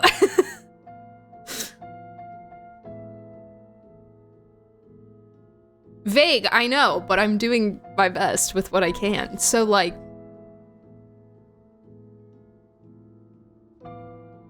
The only thing that the moons could benefit me with is speeding up time so that I can get to the end of my journey faster. So that I can get back to her. I don't know what other path or route Ether would take from this point, you know? There's a lot of possibility there. I don't make deals with lying psychopaths. Ooh, got him. Ooh. Ooh. Roasted. That's quite an accusation. Are you expecting me to get angry with you? Nah. Well, this is one aspect in which my personal growth has served me well. You said I went to therapy, and they solved my anger issues. In the past, my less mature self might have been disappointed, perhaps even angry, over a small setback like this. Like when you and Lesser Lord Kusanali joined forces to oppose me, for example. He's really like, man, I've really been working on myself and, you know, just, you know, taking some time to introspect, and I've really grown as a person over the last few years. He's been journaling. Stop. He's been doing his daily positive affirmations to himself in the mirror. But things are different now. Just as the rich do not quibble with the poor, I no longer find myself perturbed by these trivial affairs. Oh my god, you are so gross. Just as the rich do not quibble with the poor, I no longer find myself perturbed by these trivial affairs. Ew, get out. Ew. Literally leave. I think you worked on the wrong things. Positive affirmations. I am a god. I am important. I am above these insects. Human relationships end with conflicts of emotions and interests. But relations between humans and gods are different. And ours is even more unique. Our what? Our what? Our what? Our what? Our relationship?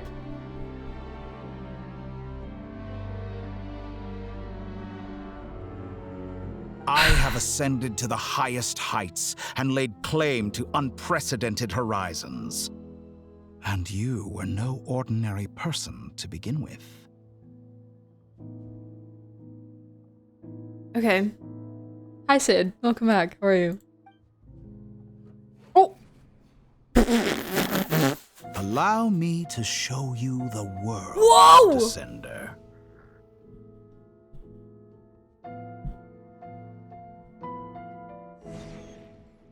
I can show you the what? Can he? What is he doing? What is? Hey! Celestia, my buddies! Can you help out here for? Hey! Hey, wake up! Hey, wake up! Hey! Ring, your alarm is going off. You need to, we got a problem. To stand, walk, jump, sit, and lie down. These are the most common of behaviors. Am I a dog? Can I leave? Bye. Come after me. Come after me, I dare you. Hey, it's my favorite song. How far? Wait, how far can I go? Oh. A second. Guys, how far can I go? Oh my gosh, hey! Fortunes for Foxes, thank you so much for the raid. Welcome in, how are you? We are doing... Oh. I have hit the barrier. Dang it.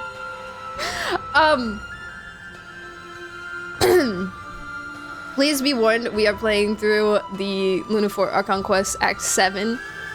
So, big spoiler warning, if you haven't done it yet, feel free to lurk or do whatever you have to. We are, I don't know, a little ways in. So, but yeah, I hope you had a good stream. Thank you so much for the raid. I appreciate it. Welcome in Foxes. Welcome in Dazed. Did I miss anyone else? I don't think so. Hi. Hi. I can't leave, guys. I can't leave. Let me out of this place. Let me out. Celestia, wake up, please. Please wake up. Please, thank you for the follow. I appreciate it. What are you guys doing in the stream today? Heads up on spoilers. Yes. Yes. Thankfully, nothing super crazy is happening right now, so. Hi, Gumchan. Gonna need those sleeping pills to start wearing off real soon. No, for real. Like, guys, I need some help over here. Not that I completely trust you either, but you know. Yeah, now. Ugh.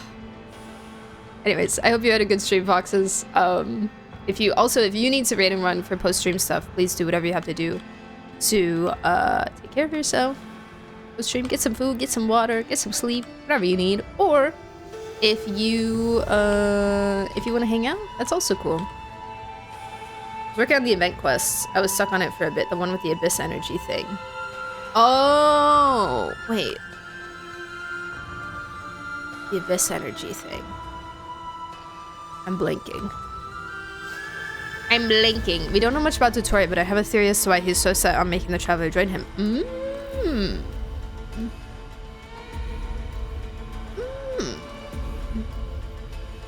Event quest? I think maybe you might be talking about Stygian, perchance. Maybe. I don't know. You had to throw those little yellow things at the purple barriers.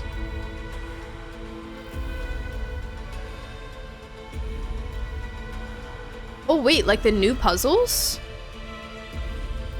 That's not Stygian. That's not Stygian.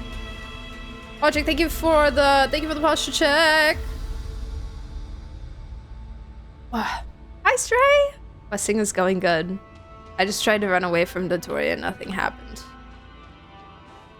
So I love how his trilunar thing loads in before he does.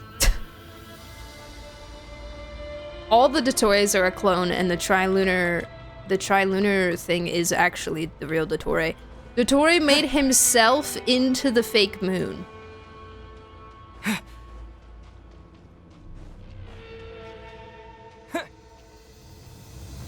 That is a clone. That is him. Inside the ball. The new exploration mechanic, I got stuck on that too and gave up. I think I've been finding them kind of fun. They require some experimentation and, you know, brain usage. Indeed. Thank you for the hydrate. The purpose of a puzzle. Yeah, exactly. Exactly.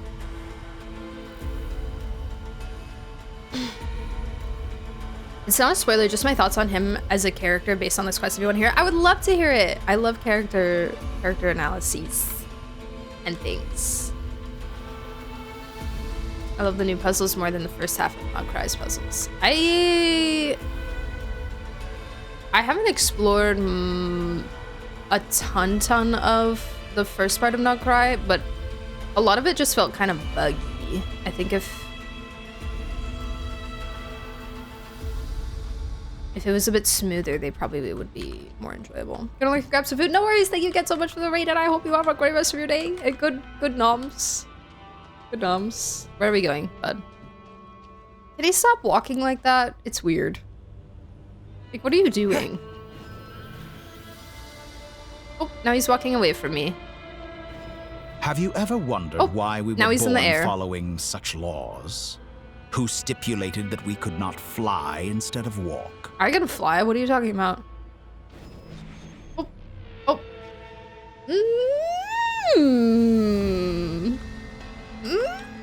Look, I can do this in Subaru, actually.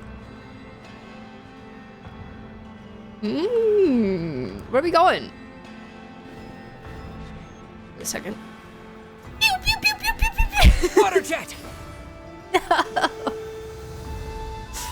Ugh.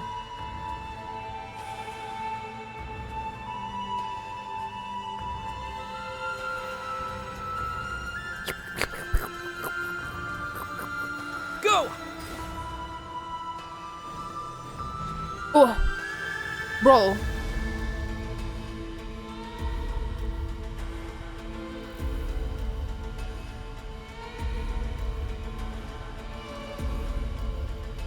We are above the clouds. Someone of your talent and experience must surely know of the 4 great rulers who serve the heavenly principles. Yes. They govern life, death, time, and space. Yes. One wounded by a blade will die from blood loss or infection, and one who falls into a lake will drown in agony. The elderly wallow in solitude, and the solitary age faster. Eventually, new life is born, only to embark on the same path of suffering. I feel like the toy is trying to affirm his actions by trying to get the Traveler on his side. Nobody ever understood him, so he became a psychoscientist, and Traveler is the only one he thinks can possibly understand him. So the Traveler is like his last chance to justify that his actions are right. Okay. Consider also that in addition to that plus, perchance, he is also trying to challenge the Traveler's morals in a bit as well, because I think that in general, Ether is a very, morally heroic and good guy, right? Where the Traveler is a very morally heroic person. However, not always, and I think that there have been plenty of times in the game where it's been shown that if needed, the Traveler will prioritize themselves at the cost of morality.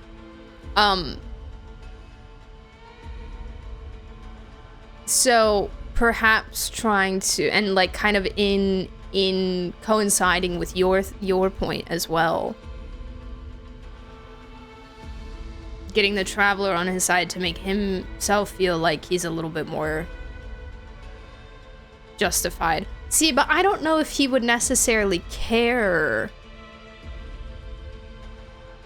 More apparent reason is more pragmatic than that, but I like that opinion. I think I want to agree.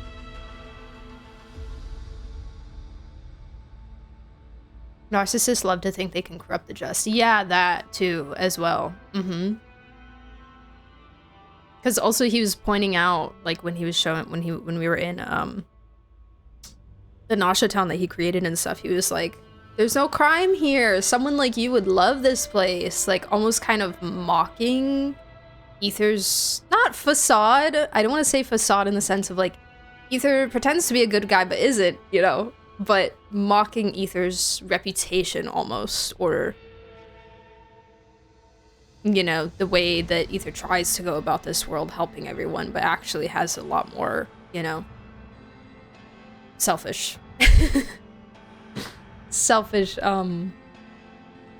wants and needs. And so maybe he's trying to like pull that out a little bit more and be like, see, you're not as good of a person as you thought you were. Kind like berating him kind of way,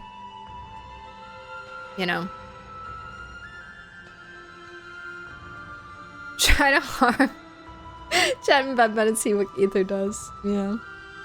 Fair points as well. He's definitely challenging his morals, and I certainly do agree that he could just be a narcissist. Definitely a narcissist for sure. For sure, I think a true narcissist. Of how the OC is muffled here. Yeah, muffled and a little like floaty almost. Anyways. Eventually new life is born only to embark on the same path of suffering. These 4 divisions anchor the world and shackle those who live in it. But they themselves transcend its boundaries, squandering the power bestowed by the heavens. All who live yearn for equality, but unless the gods prostrate themselves and profess that they are mere servants of the living, equality can never exist.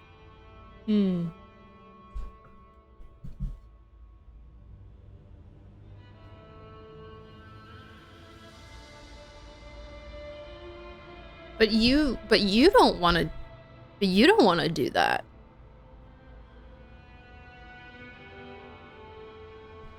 So do you yearn for equality, or do you feel that it's just physically impossible in any scenario ever? Who makes the rules we must live by? Who has the right to restrict us? Me, actually. Speaking to why he became like that, I think he just felt like nobody ever understood him. Everyone saw him as a maniac, hence why he was expelled from the academia. He was trying to prove that he is, in turn, better than everyone else. Yeah, prove them all wrong. Kind of vibe, yeah. Yeah. No, I can see it, for sure. Bible reference vibes? Oh, yeah. I mean, I think with the Sunday neurons firing inside my brain right now. Absolutely. The limits of the body can be rejected. What? Oh.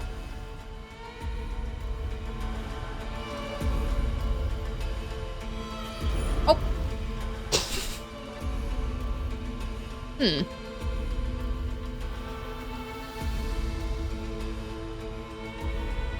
Oh, bro, just looking at me, dang. Oh, bye.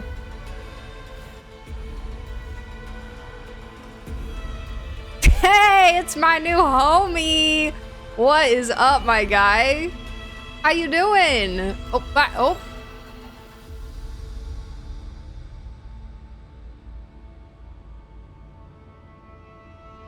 It's my buddy. Oh. I think I finally did it. He was waiting for me to move. What is he doing? There we go. Wait, no, come here.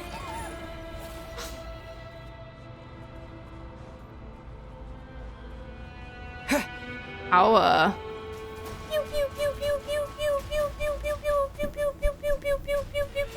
oh, he keeps healing? Oh.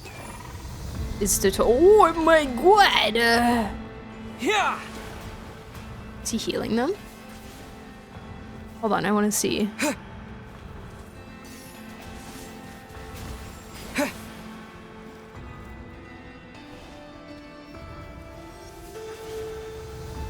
How much does this do? How does it feel to be among those with absolute power?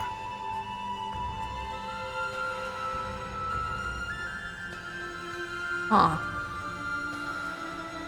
You cannot conceive the extent to which your flesh hinders your mind and spirit.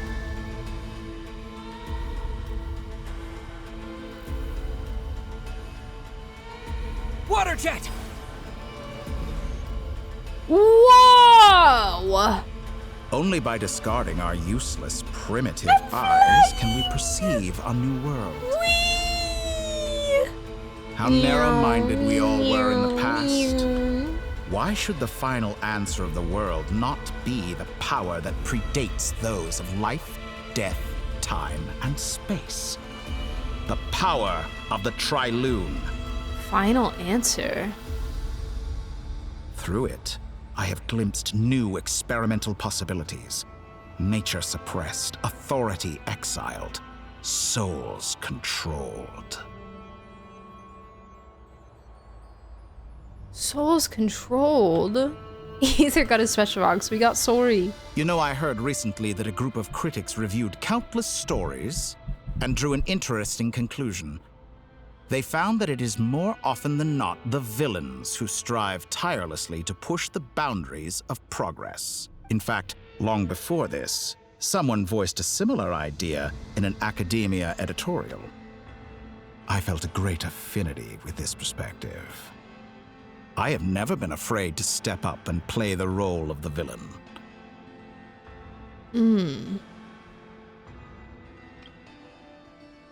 I heard recently a group of critics recounting story drew an interesting conclusion. They found it is more often than not the villains who strive tirelessly to push the boundaries of progress.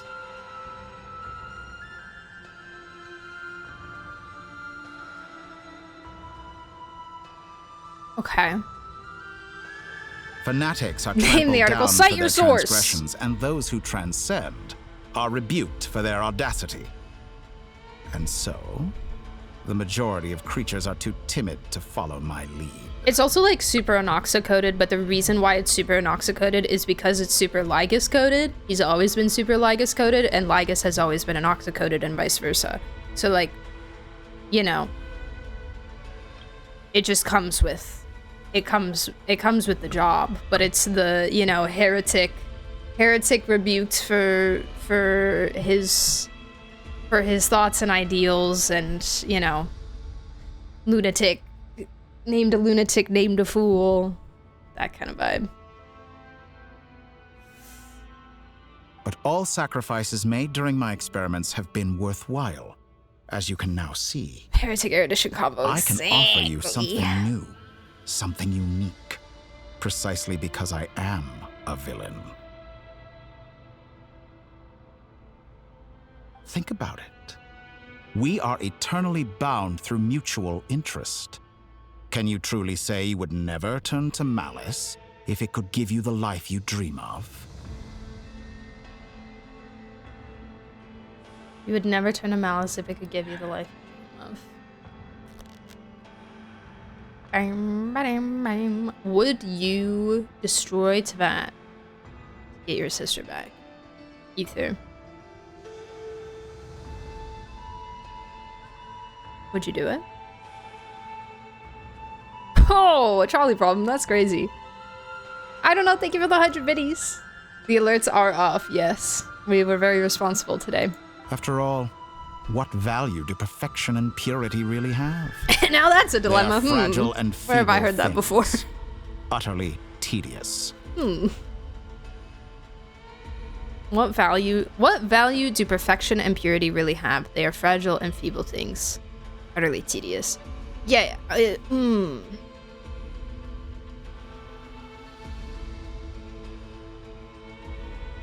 Okay. I say, better to be governed by a flawed humanity than a gnosis. The true seeker of knowledge is the villain who undergoes countless tribulations in pursuit of their goal.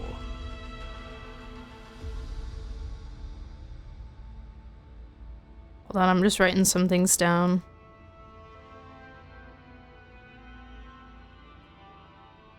Better to be governed by a flawed humanity than a gnosis.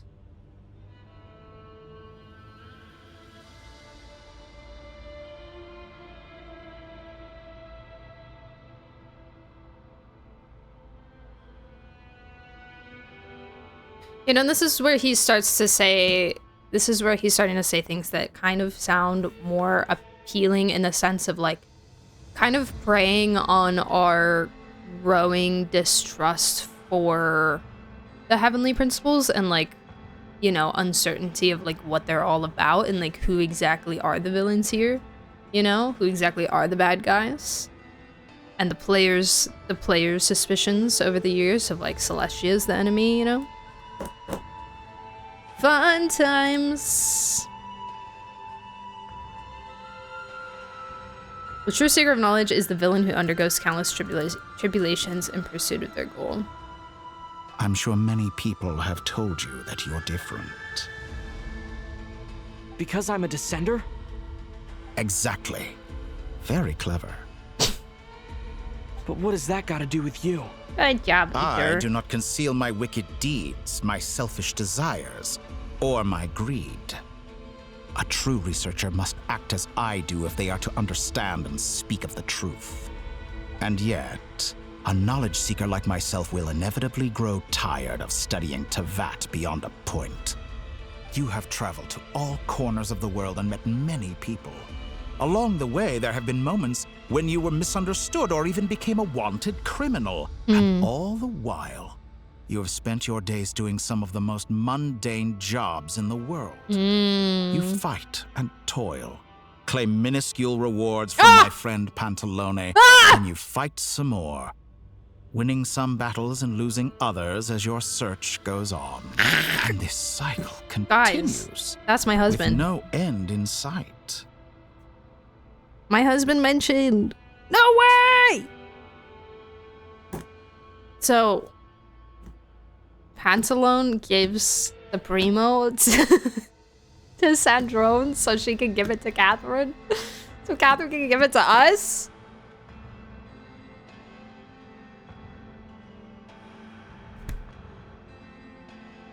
You're saying that my Primos have passed through the hands of Pantalone himself? I'm never spending them again. I'm saving all of my Primo forever. Pantalone personally puts all the chests in the overworld. Pantalone is that most of your work acquaintance? They've worked together before, though. Like, they've worked together on stuff. I remember we were talking about that the other day. No more dailies. I refuse. No, I love Pantalone. I'm a big fan. Big fan. Love him. He's my second favorite Harbinger, probably? Catherine washes each coin. She's like, ew. Says, regretter cooties. Gotta clean it. Surely you must sometimes grow weary of being stuck in this same loop day after day. It's not all that bad. We're completely different. I embrace everything that life throws at me. I am engaged in every step of my journey. How does that make us different? I too embrace what life brings, researching everything that interests me. Think of all the novel things I've managed to create. Like the artificial moon marrow. Don't you see? As unique a specimen as she was, even Columbina is not irreplaceable. Take that back! She's gone because of your actions! He's so cute. You take that back. I didn't say that to anger you. Well... Though admittedly, I don't see what there is to be angry about.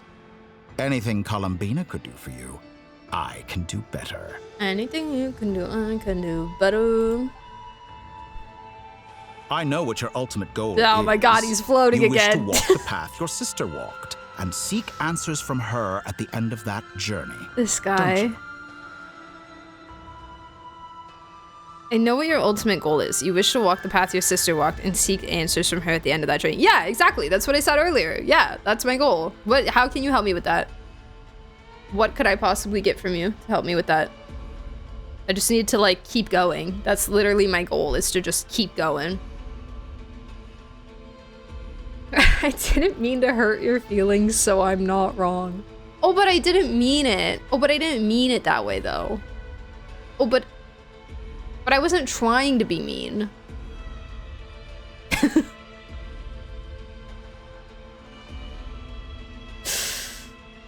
Your friends suck and they're worthless and they're replaceable. Oh, but I wasn't trying to make you angry. I'm sorry. I didn't mean it like that. Someone like you could never understand what it feels like to care about another person the way I care about her. Oh yeah, you point at him. Yeah. It feels like to care about another person the way I care about her. Oh, buddy. Perhaps not. But that doesn't mean I can't help. I could find your sister right now, bring her before you, and make her give you the answers you seek. I don't think that would actually help anything. Don't be so presumptuous. You'll never begin to understand the situation between us. It was only ever about us. Oh, no. This is no presumption. I'm only offering what I know is possible with the power of the Trilune.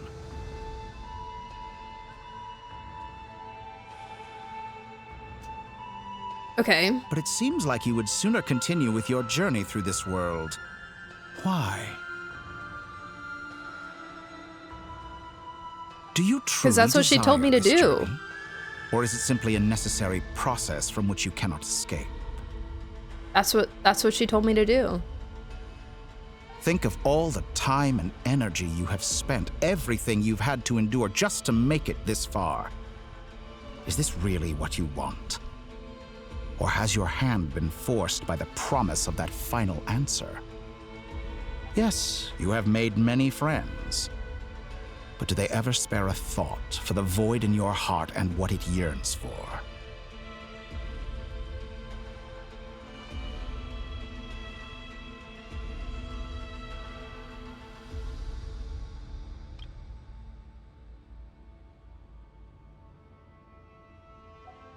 What you want is not friends. It is family. Whoa. But do they know this? Sir, please. Please. He's trying to make us go pay to win. I, on the other hand, am far more considerate. Join my experiment, and in return, I will bring your meaningless journey and all its struggles to an end. This is a malicious attempt to manipulate me. But at the same time, he's stating some very human truths. He's are so smart, guys. Of course he's right about my predicament. He's so smart. How can I deny it? I have faced ungrateful strangers, never-ending troubles, an endless quest for answers. Guys, it's getting so real. My game is getting too real. They're talking about things. They're talking about stuff. The game is talking about itself. And it's getting too... we're not just in another nation anymore. This isn't just another nation anymore. I want to see her. After everything I've been through, words can't describe how much I miss her. How much I want to be reunited with her. Wherever you are right now. Do you miss me too?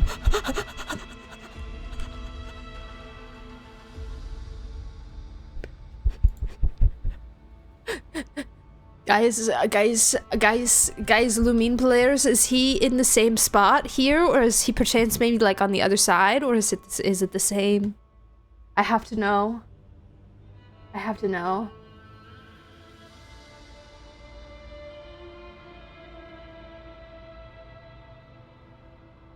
Is the other side click? Oh.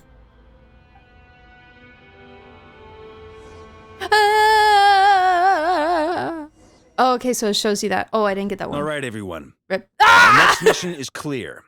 We need to contact all the major organizations, explain the situation to the public, and then begin the evacuation.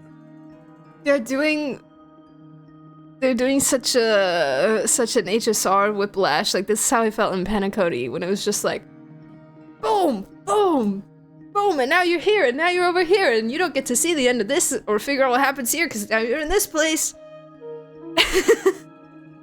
It's exactly how Panacody felt. Oh my god. Okay. The residents of Nodcry are quite dispersed.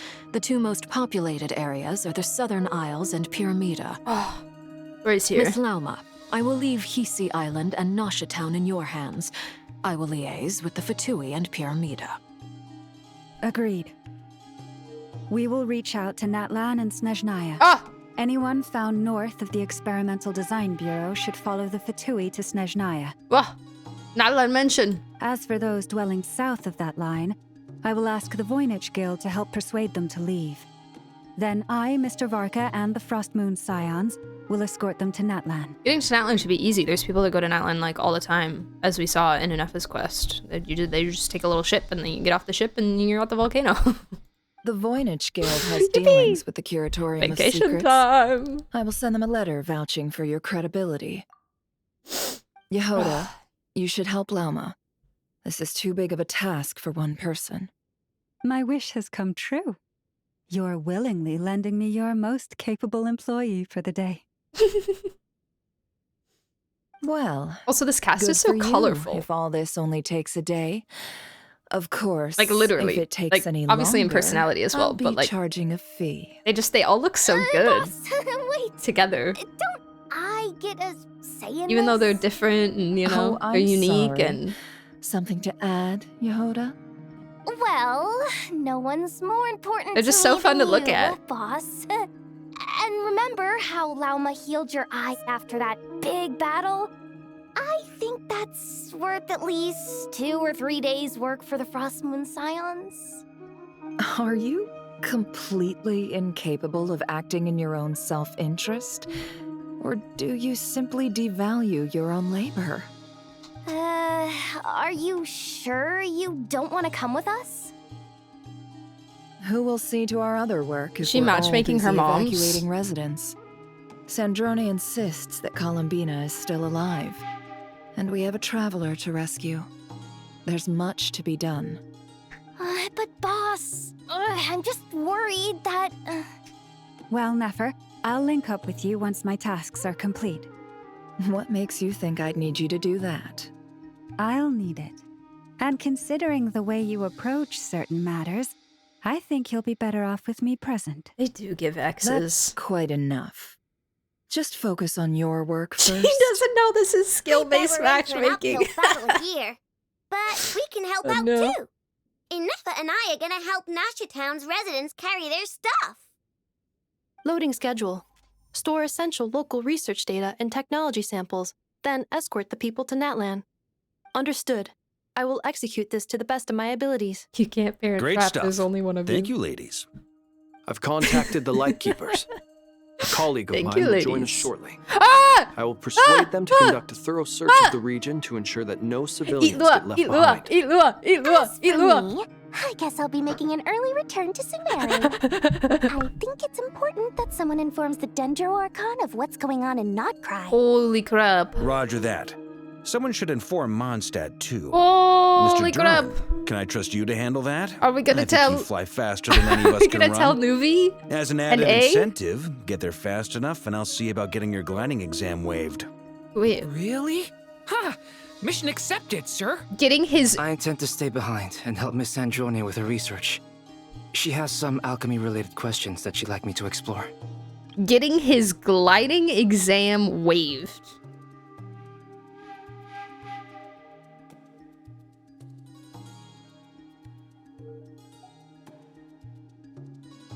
Okay. She recognizes your expertise then. I wish you a fruitful collaboration. Okay, Albedo and Sandrone are teaming up. Durin is going back to Mondstadt. Dory is going to Sumeru.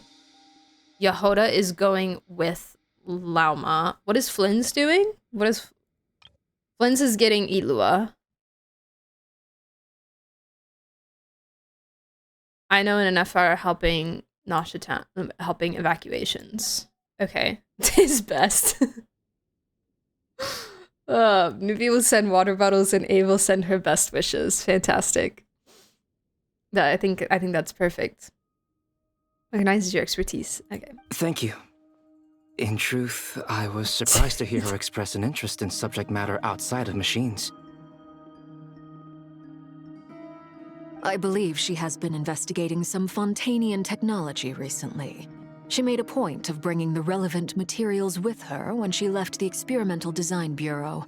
She's sorting through everything in her room as we speak. Her room? I should mention that we have one other friend who isn't present. He hasn't made his position in all of this clear.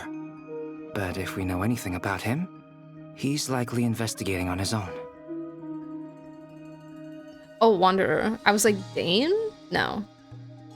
It's Wanderer. He hasn't made his position in all of this clear. Well, doesn't matter.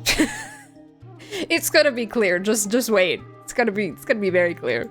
Paimon's been very quiet today. But I know how close she and the Mr. traveler Guy. are with the Natlanese. She should come with us to the border. Okay. Paimon will do her best. Oh, wait, I hope Make sure to heed you can see Sandrone's this. warning. many of us have been cursed by Dottore. As such, under no circumstances should anyone cross national borders. Remain within Nodcry. That aside, personally, I have faith in Columbina. Things look grim, sure, but who knows how it'll play out. Mr. Hat, Bosun Mori guy. You rock, take rock, throw rock, rock, make damage, rock good, rock strong, Zhongli. Zhongli is actually just SKA, true. Same goes for rescuing the Traveler. Both of them are important allies and friends. We'll be counting on you to gather intel on them, Miss Nefer. Oh, wonderful. Nicole! Nicole! Woo! That voice again. Nicole? Nicole! It's Damage. Pronounced like Gamage. Oh, Damage. Nice. Nicole! Whoa, that was loud. And it came out of nowhere. So mysterious. Sorry, this is the only way I can speak to you all right now. Please accept my apology. Apology accepted. Anyway, time is short. I'll cut to the chase. I love her tights. I love her tights. Her tights might be my favorite part of her whole design. I love the sheen on them. They did such a good job giving her like a shimmer, like a proper shimmer tight. Oh, they're so good. Like they're not, you know, they're not like Effie's tights where they're like glittery. They have like the proper sheen. Oh. We're still facing quite a catastrophe here at the world's borders. Alice has roped in every Hexen Circle member she can get a hold of, except for me. I'm very concerned about this border situation also. Out as a matter of urgency. Every Hexen Circle member she can get a hold of. How many can she get a hold of? Because, like...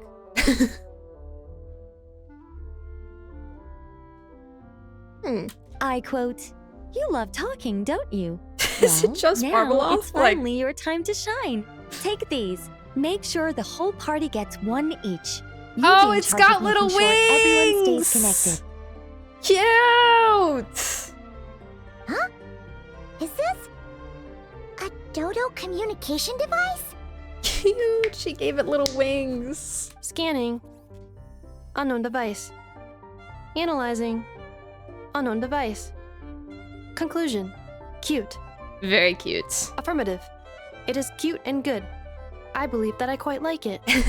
This is no ordinary dodo communication device. It's my very own special modified version. Specifically...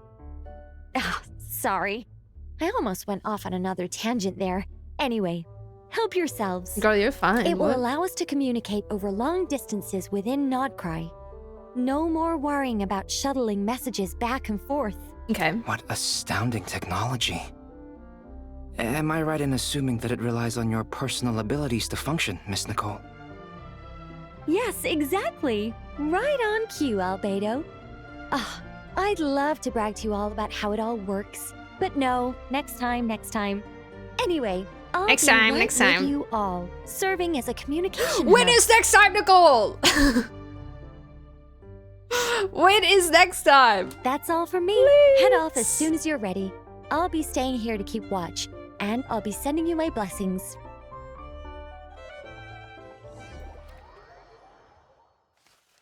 Don't let the CCs stop you from yapping. Oh! Ilua!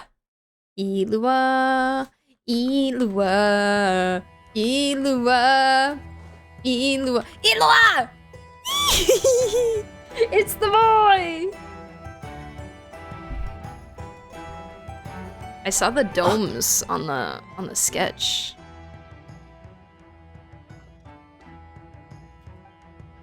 Ah, Sir Flint's. Perfect timing. Sir I just arrived Flint's! myself.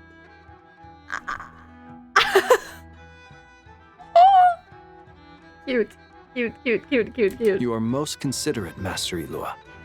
But in fact, I know you have been sitting here for quite some time.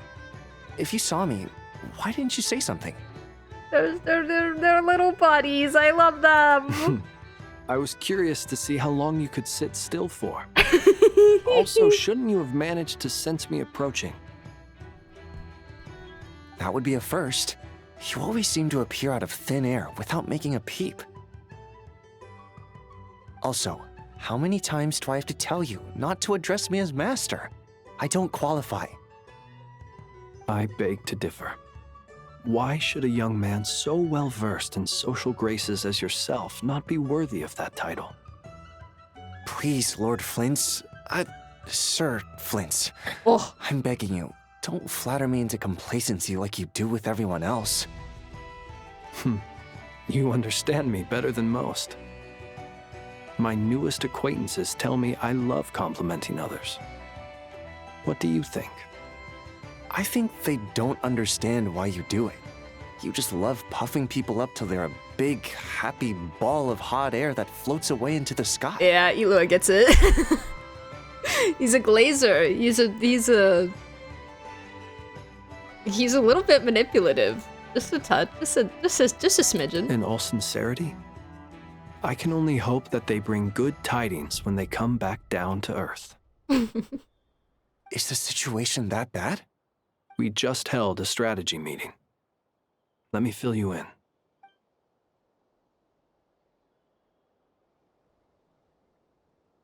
In short, they're so we cute. need everyone gone from Pyramida. We also need a team of lightkeepers to scour the more remote regions of Nordcry for civilians to evacuate. I only hope we have enough personnel. We do. Old Man Nikita will definitely help. And we can recall anyone out on patrol to focus on this instead. I just noticed that his Good. shirt is torn. I'm sure you and the others will make short work of this. Now, don't forget. Once you've completed this task, make sure you and the rest of the team evacuate to either Snezhnaya or Natlan as well. Flint's? If you've got something to say, Master Ilua, why not guess what I'm thinking right now? You mentioned that you have something else to deal with later. How difficult is it going to be?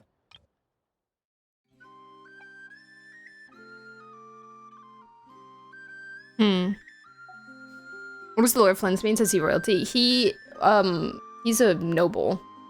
Or he was a noble in Snezhnaya. Long time ago, around the time of Belisar, Saritsa's father. An ex-noble, if you will. So I think that's kind of why Ilua corrected himself, because Flint's has pretty high standing, technically, but, you know, a long time ago. Yeah, apparently Ilua knows, which is very interesting that he knows. But also Ilua's dad is Nikita.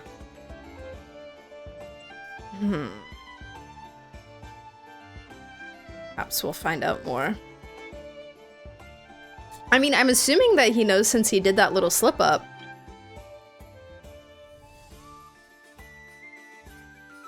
Please, Lord Flint's... Sir Flint's. I'm begging you, don't flatter me into complacency like you do with everyone else.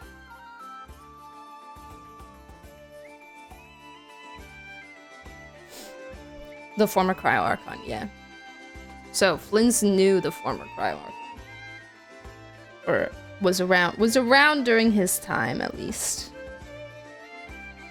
Flint's has so much possibility for his background and who he knows and what he's seen, and that's part of what fascinates me so much about him, is like there's so much mystery there. He carries an air of mystery with him just as like a personality and as a character, but lore-wise as well and background-wise as well.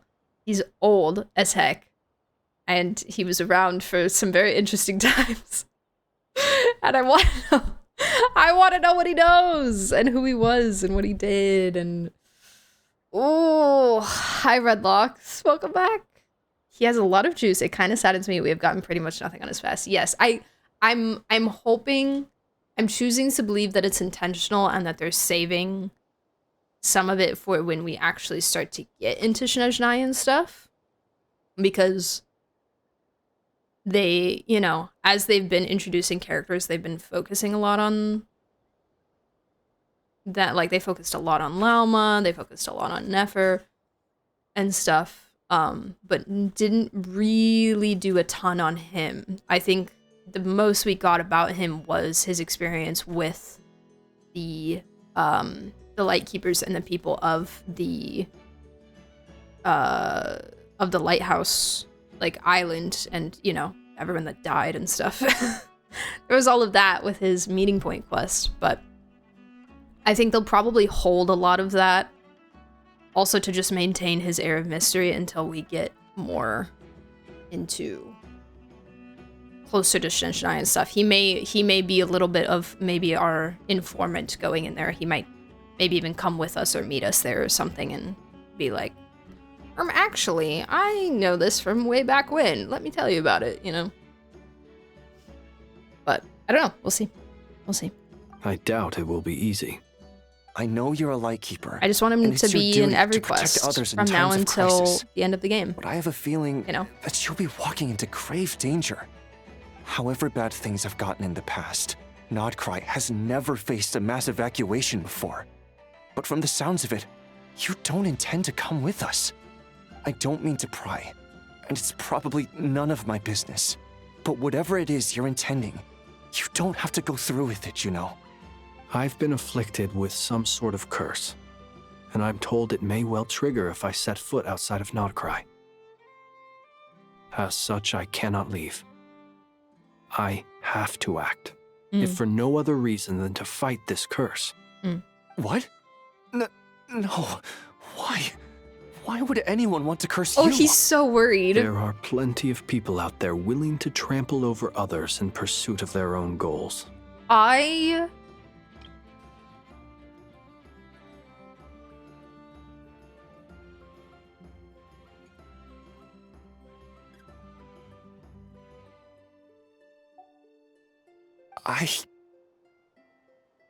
He's so...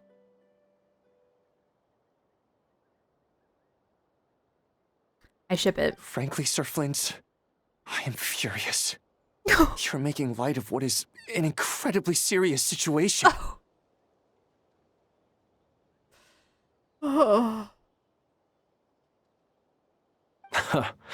Indeed, I am. And?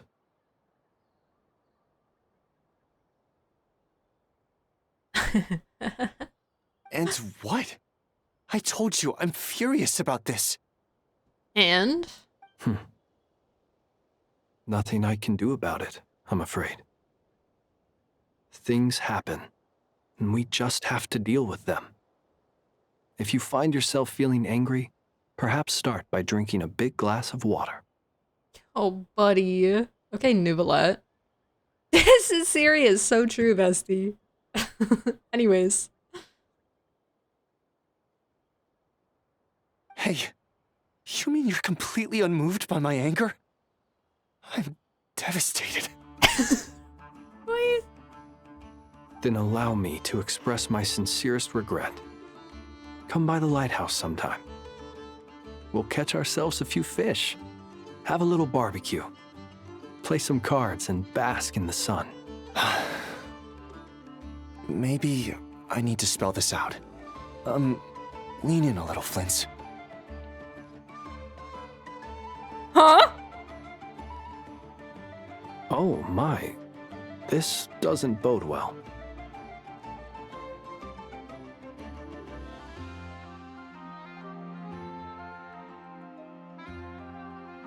Word is that you were caught up in a real horror show recently. People were amazed that you returned safe and sound. Recently? They've been debating whether you're even human. So he doesn't know? Wait, now I'm confused. I've returned safe and sound from plenty of crises. When you say people, do you mean other people? With or do you Remuria? just mean you? Oh, I thought he was talking about his whole, like, burying himself alive situation. I was like, that wasn't really recently, but okay. Amazed that you returned safe and sound. Plenty of us returned safe and sound. Why would Flynn's be any different?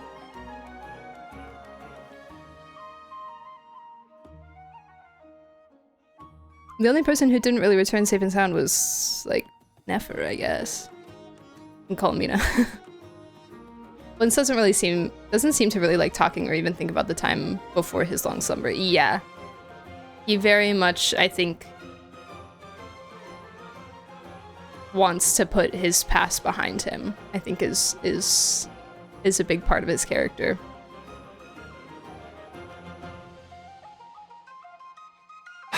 Fine. I'll be frank. You're not human, are you? Heavens. Now that's a horrifying thought. You know what? Forget it. We'll revisit this once it's all over. A sound plan. Albeit a little ominous sounding. Just promise me you'll come back in one piece.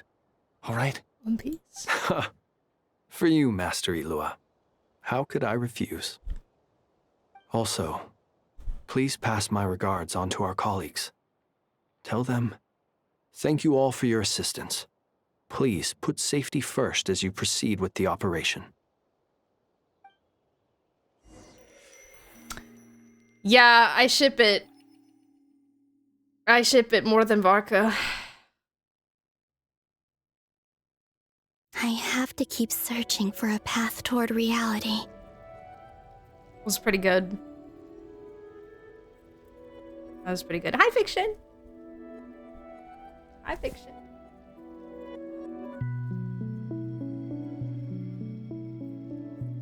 But Varka is Flynn's tall, and they match, and do we need to be the same height in a relationship? No.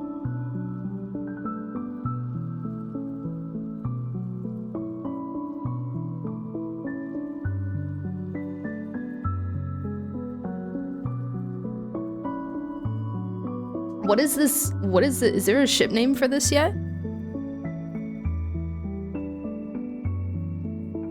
Varka's ship contains wine and booze. He needs no companion unless it's alcohol. This is so true. You're so right. I like the two ships equally. To clarify, I still like Flynn's Varka. I just like this a little bit better. Kirilua? Hear me out, Flynn's princess carries Elua. That's what I'm saying! You see the vision! You see the vision! Yes! Yep, absolutely. He princess carries Elua while Elua is madly protesting about it.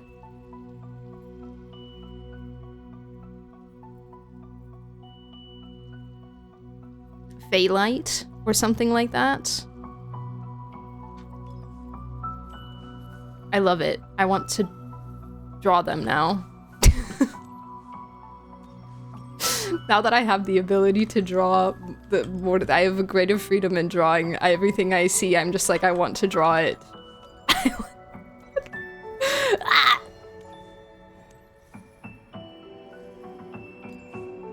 I just have so much to learn first. All the lightkeepers at their wedding are standing there staring.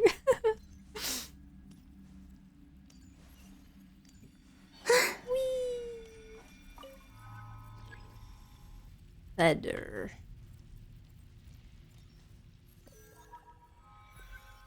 2, 3, 4, 5, 6, 7, 8, 9, 10. This should do it. So this looks like the battle pass? The last 2 times I tried to influence reality in this space, it consumed a lot of Kuvaki. I'll try and be more careful this time. I need to leave key clues behind using less power. Wait, what part of the battle pass? I hope everyone still remembers what I said on Moon Prayer Night. It does kind of look like her weapon, yeah.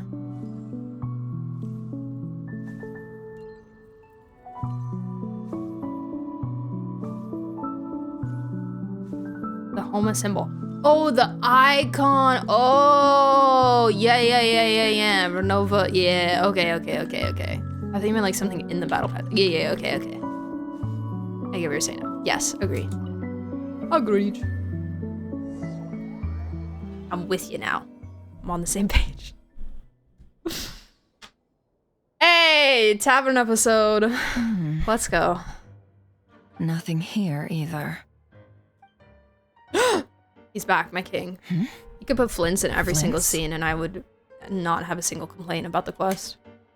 Ah, Miss Nefer. What is this music that's happening? Are they about to have a showdown? This feels like a gunslinging, you know, where they take 10 steps and then they turn around and shoot. What are you doing here? Unless... I just spoke with Itlua about arrangements for the search and came for a walk nearby. This... As for you, why would... Is this current? Huh. It appears we think along similar lines. And neither of us likes to accept things at face value. It's Sandrone music.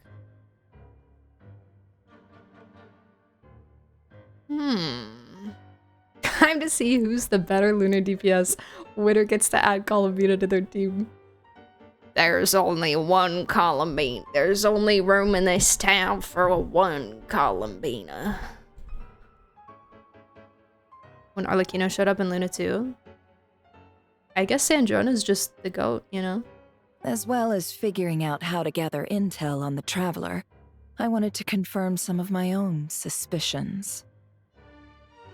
Also, we'll need to bring a lot of force to bear against Ettore, even if we're only looking to rescue the Traveler. We can't leave anything to chance. You don't think Columbina perished either, do you? How is she getting access to this memory? I'm merely considering the possibility that she survived. Like, just why? as you This are. is the present. How This is much currently. can we really know about a deity like her anyway? Do you remember what she said on Moon Prayer Night? About using moonlight to send messages to us? Of course. I think that's why we're both here. Where have you checked so far?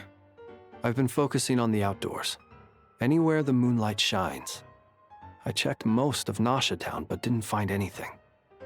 I checked the Curatorium of Secrets, and a few rooms where I thought I might find some leads. But no luck here either. The only places I haven't looked yet are the rooms in the flagship, but process of elimination isn't the only thing that brought me here. Oh, really?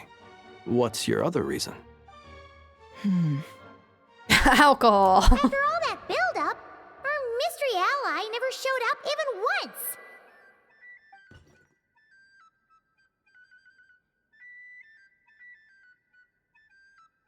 Huh? Am I imagining things?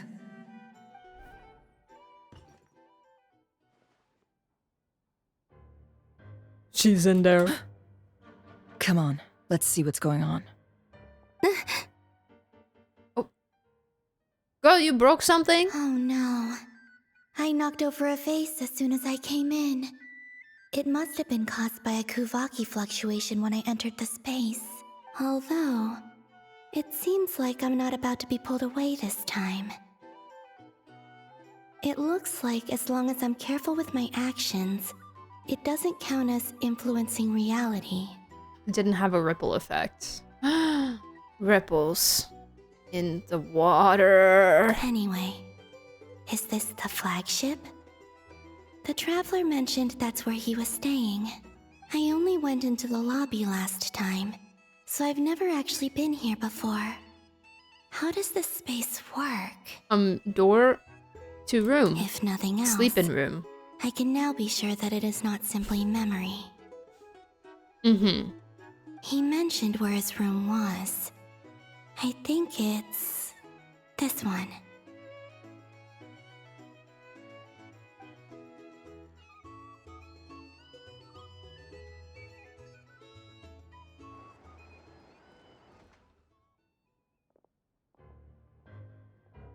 She gonna close the door behind her?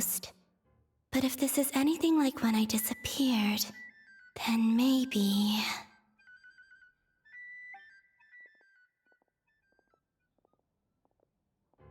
Walk through the door. Yeah! Nice. I'm in. Sick. She's a ghost. He and Paimon aren't here at the moment. Correct. I hope he's okay. I wonder what happened to him after that battle with Dottore. Best not to dwell on that for now. I need to try and leave them some clues. Just start throwing bread at them. Please, like... Traveler. I really hope you find this. Like when you're playing Phasmophobia and your friends are dead, but they can still, like, throw things around.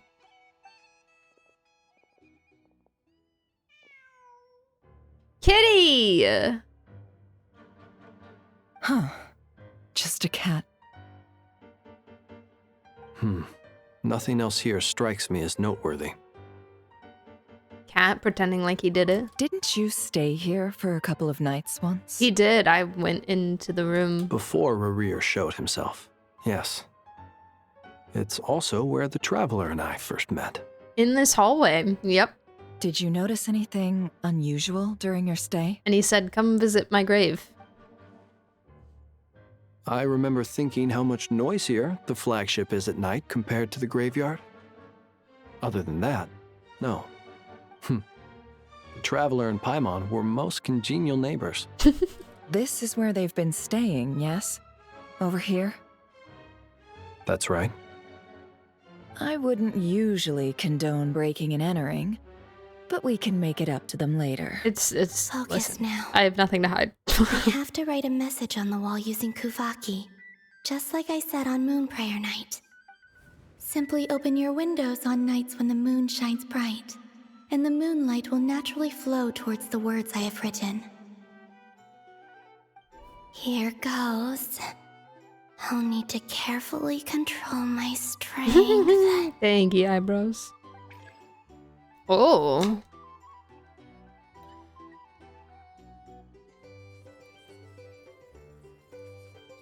Wow. Ooh. Ooh. Wow. Ooh. Beautiful handwriting.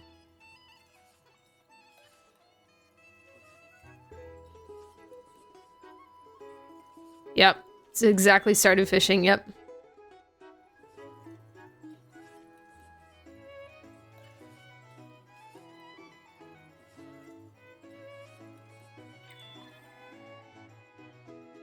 Mix of started fishing and Genshin fishing.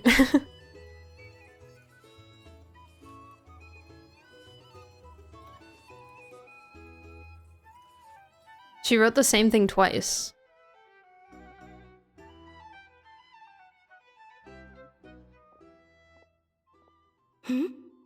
There's a noise outside the door.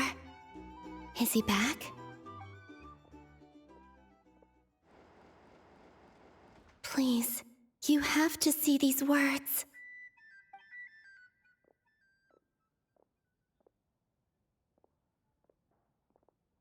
So much darker for them. I didn't give it the posture check. Logic. Well, do you sense anything? Unfortunately, no. No. And this place was our last chance. Not necessarily. We've only looked in Nasha Town so far. Miss Columbina said she would leave messages at her friends' dwellings. It's still worth checking where Miss Lauma lives and where I live. Let's try and make some time to look into those then. Wait. Oh, the moonlight! What are you waiting for? Would be mine. Paimon might have overeaten slightly. What's that look for? This is a victory feast. It's normal to eat a little more than usual. The Traveler and Paimon. It's really you. But why are they talking about a victory feast? Huh. You worry Paimon's sick while while you were out there fighting Remuria. So this is your chance to make it up to her, alright? Wait. So this is the night after the battle against Remuria? Oh, so she's not there at the same time as Flins and Nefer. Or there's more time frame overlap. How did I end up here? That's quite a long time ago now. Wait. It was bait. I got you bait. Wait. Time. That's it. Every time I've entered reality within this space, it's been at an earlier point in time. Mm-hmm. Every one of those points has been before I fell into the moon's reflection. Correct. And everything I've done to affect reality really did happen in the past. Correct. Does this mean that within the moon's reflection, time flows backwards? Starting from the moment I fell in?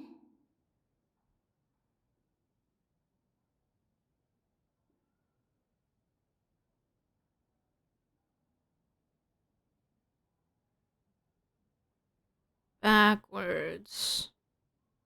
Backwards, you say. Not long till Moon Prayer Night now. It's gonna be even livelier than tonight. Makes me think of that one, oh gosh, I can't remember their name. Terminus, thank you. Gone through same brainwaves. Yes, the cats. The cats. It's always the dang cats, man. Yeah, she's just Terminus now. It's fine.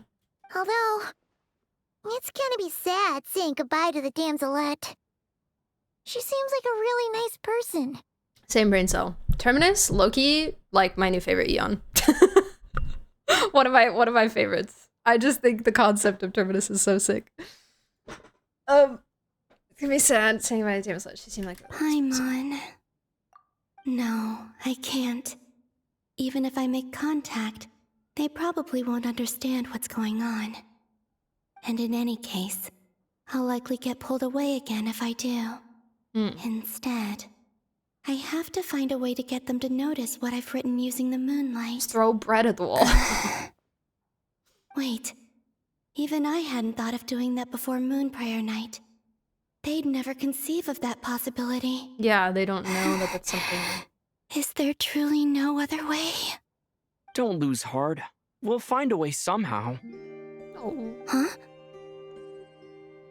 Oh, you say that, but the frost moon is beyond the fall sky. Confirm she's not a shark that can't swim backwards. How would we make it through to the other side? We might not have all the answers now, but I'm sure we'll find a way one day. Huh. Guess someone's gotta be the optimist. The present. The future. That's right. There are still things I can do. What's your plan?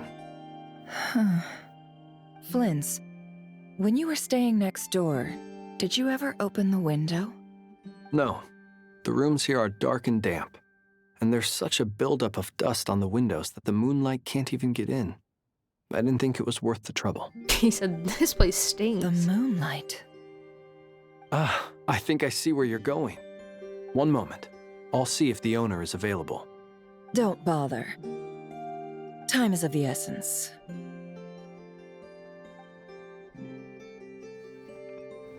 Time. Even if no one sees what I've written at this moment, good transition. Maybe someone will remember what I said after Moon Prayer Night. I need to write down as much information as I can. And maybe one day... Whoa. That was cool. Huh? What's up with you? You can't even hold your cup steady. Are you getting tired? A little. Well, you should probably hit the hay then. You've had a really tough couple of days for you. Interesting.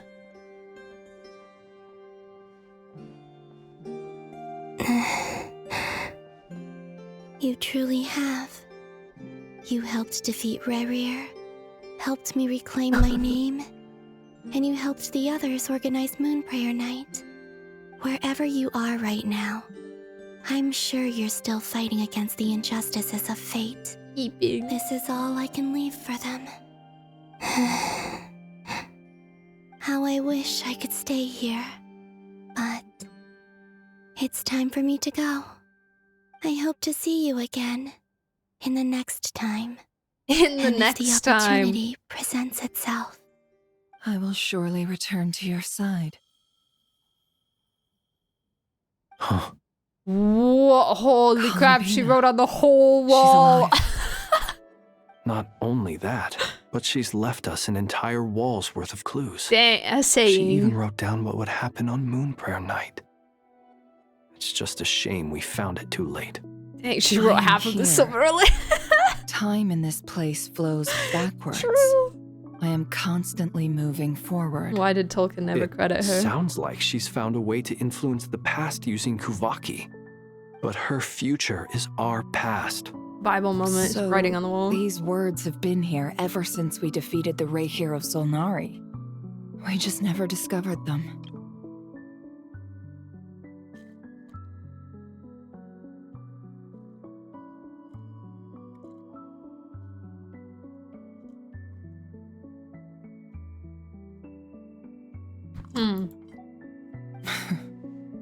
Which came first, the chicken or the egg? Paradox, paradox. Do you ever mull over questions like that? I still haven't seen Only when I'm in a Interstellar, good and I mood. really... Okay, sorry. And at leisure. I still haven't seen Interstellar, and I really, really, really want to, because I am one of the biggest Hans Zimmer fans in the entire world ever. And I'm obsessed with the Interstellar soundtrack. It is so good.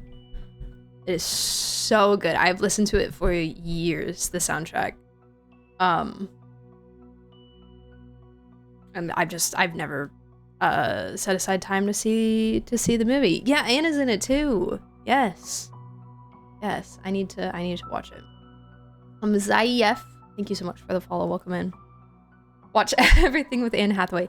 I've had 2 people within the past, like, 2 weeks, probably, tell me that I look like Anne Hathaway. It's a comparison that I get occasionally, but within the past, like, month or 2, it's happened so often.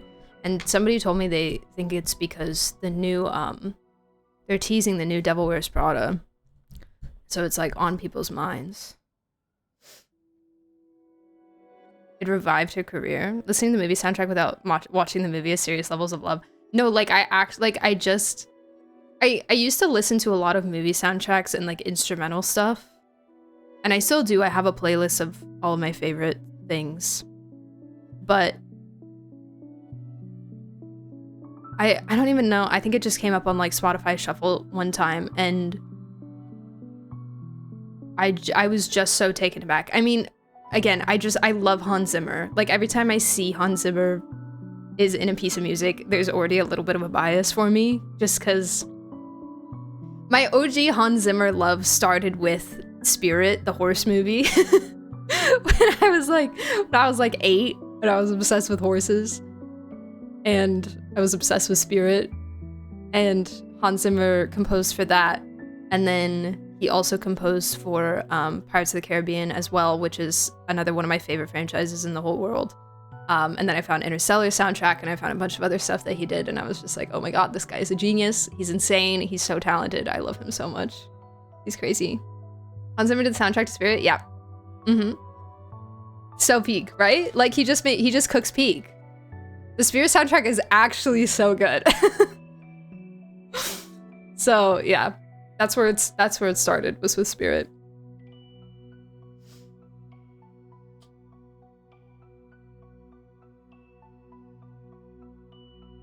Director's not wanting to work with her the time after Interstellar, she got approached more. Interesting. Good for her. Yeah, we should watch it. I would love to see it. Anyways, continuing. Well, I never do. Derail over. Everything that has happened already belongs to the realm of fact. As a business person, and especially an intel broker, what I do is extrapolate from those facts to try and read the future. An admirable philosophy.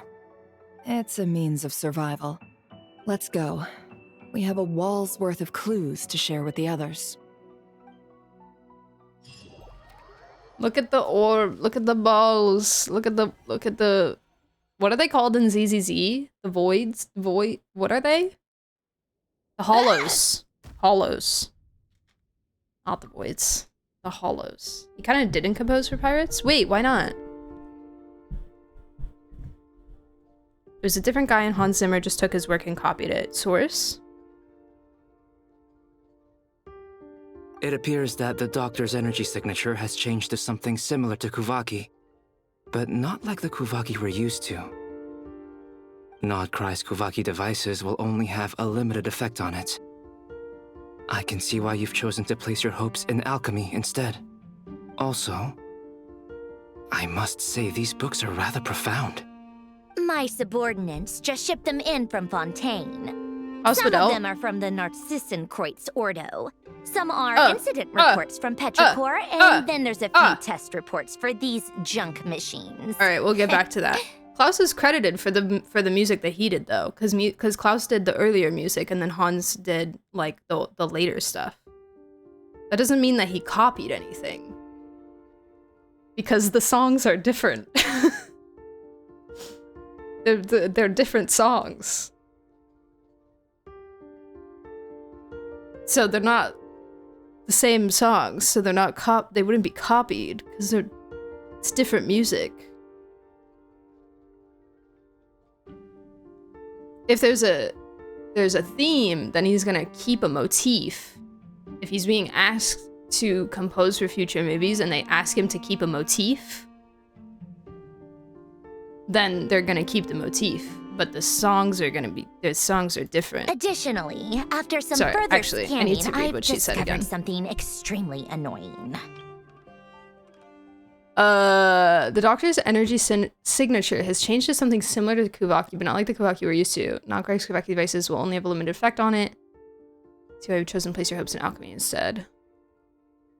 These books are rather profound. My subordinates just shipped them in from Fontaine. Some are from the Ordo, some are incident reports from Petrichor, and there's a few test reports for these junk machines. After some further scanning, I've discovered something extremely annoying. The extra moon? What's that?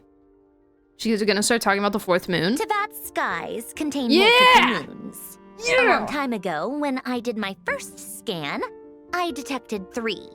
Just as the legends say. Give me the tea, give me the tea! But when I checked again just now, I detected 4 moons. 4 moons! So there's one extra? Yeah. It's me. Originally, I thought that if I could still find 3 moons, that would at least mean Columbina's still alive. But then it occurred to me that apart from the frost moon, Tevat's moons are just husks. Right. Yes. And husks surely shouldn't show up in the scan, since they're not alive. Unless they, like, were. It's weird, isn't it?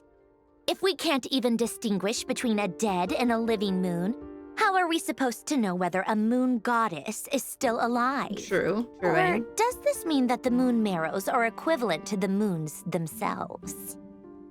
These are great questions to be asking. Clarifications. It's certainly possible. In which case, the 4th moon you detected may be Dottore artificial creation. That was my guess, yeah. So he wasn't bluffing. He really built his own moon marrow. Ugh, I'm so mad right now. And it reads, it's genuine enough that it reads as a moon in a scan. It's easy to get overwhelmed when you have too much on your plate. Maybe you need to relax. Perhaps try going for a walk. Or simply take a few deep breaths. Albedo. Nothing can calm me down at a time like this. I need more time. And I need progress. I love this team up. I love it. Do-do-do. Sandrone's angriness with Eatlua's angriness. It's Mr. Flynn's. Oh, hey. I really hate that ringing tone. Ugh. First the 4 orthants of the Narcissenkreuz, then moon marrows. Now what? Okay, I haven't gotten that far into Narcissenkreuz, okay? I don't know what the freak that is. What the freak is an orthant? Or orthants. Oh, sorry if we're disturbing you. Might I ask what's troubling you? It's an orthant. Oh. Thank you. Thank you so much. That really helps. What do you want? We're busy. We're busy. Are you still at the Curatorium of Secrets? Yes, sir. Yeah. Look, everyone else is still out, so there's no hurry. Plus, I'm busy, so I would appreciate if you gave me some space. You technically have in a way they're mentioned in the book, in the Melusine book. Okay. It's the kids in the orphanage. Wow. Okay. Yeah, 4 orphans, memory, wish, soul, persona. Okay. Thank you. Everyone else is out, so there's no hurry. Please, blah, blah, blah. Okay. Even though we have crucial intel to share. Fine. I'm listening. Do you intend to share it via the Dodo communication device? Ordinarily, I would, but this is a unique situation. I think it's best that we discuss it in person. See you at the Curatorium. I wonder if they can like tap our phone calls or something. If Dottore could like with his technology, if he could like, you know, hack in. All right then.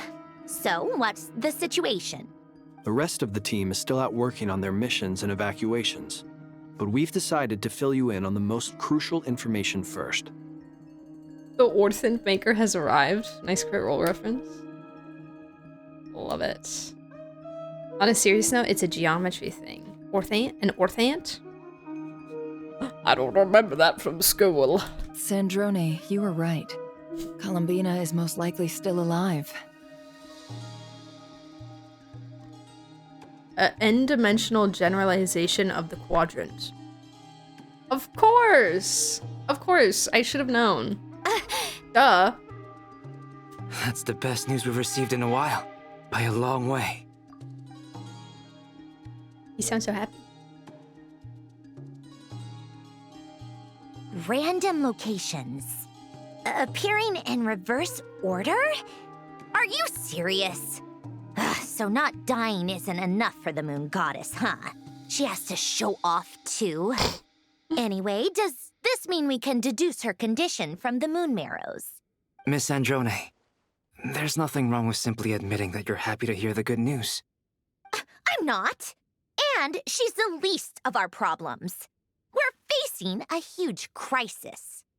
If she can't control the flow of time in there, she's just gonna keep moving backwards. Different points in time won't intersect, and she'll never find a way out. Let's say life begins with a drop of water. When did time begin? The moment this planet came into being? No, that's not right.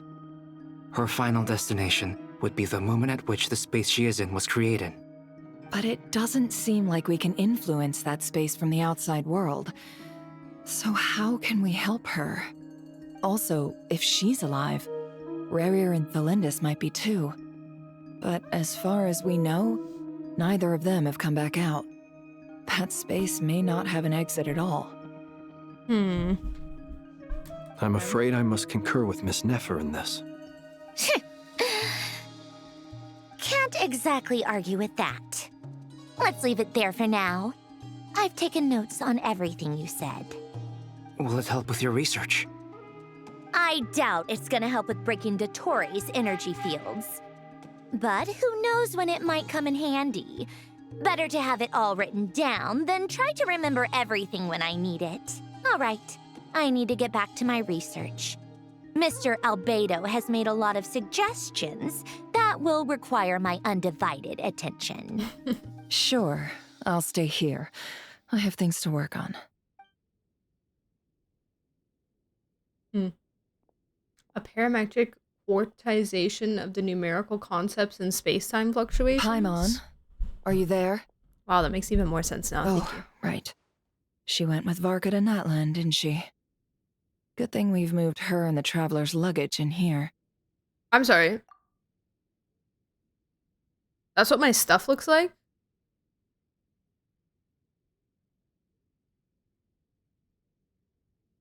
That's what... I fear that we've never seen our actual physical things in real time. I'm carrying around this giant backpack. There's 2 backpacks. And then just bags of things. Money? It's a couple bags of holdings. Bruh.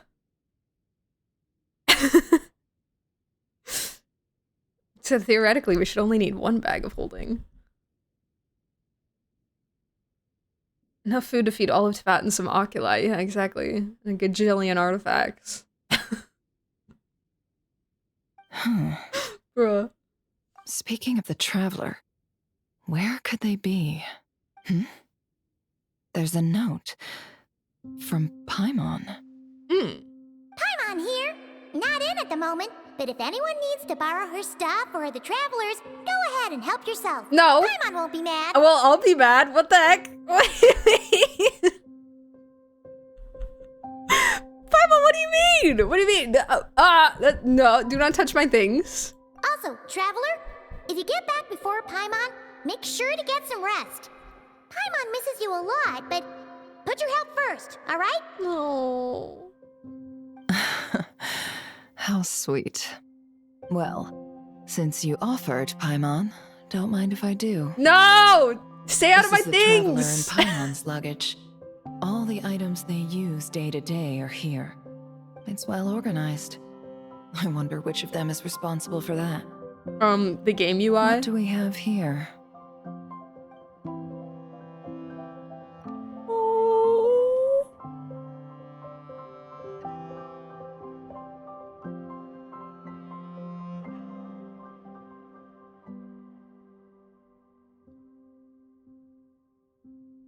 He's so cute. She's gonna use my toothbrush? Ew. The camera captured a special moment that can only occur between people who are close to one another. You can really sense how the photographer feels about their subject. I wonder why this picture was placed outside. Is it because Paimon recently looked at it?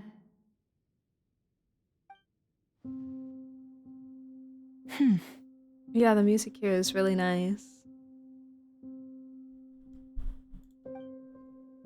There's also a thick adventure handbook in here, a record of Sage's achievements and memories in Teyvat. This must belong to the Traveler. Perfect. I'll use this. Hang in there. We'll find you. My luggage compared to Sandrone's luggage. Oh, she's gonna go stay at the flagship. Oh my god! Colonia. Search keyword world formula and bring me all relevant books. Let's go! Wait. Peek. Wait, peek. Wait. Wait. Oh, I look so good. Wait, why does he stand like that? The aura.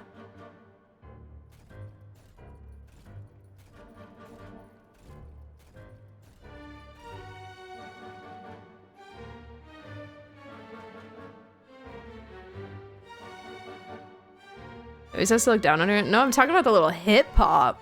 Look at that. Eat.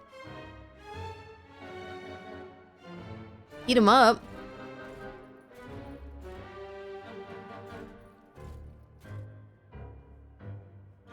Okay, what am I doing? Documents. Search related content. This is how Ito should have been. I like this one with the triangles on it.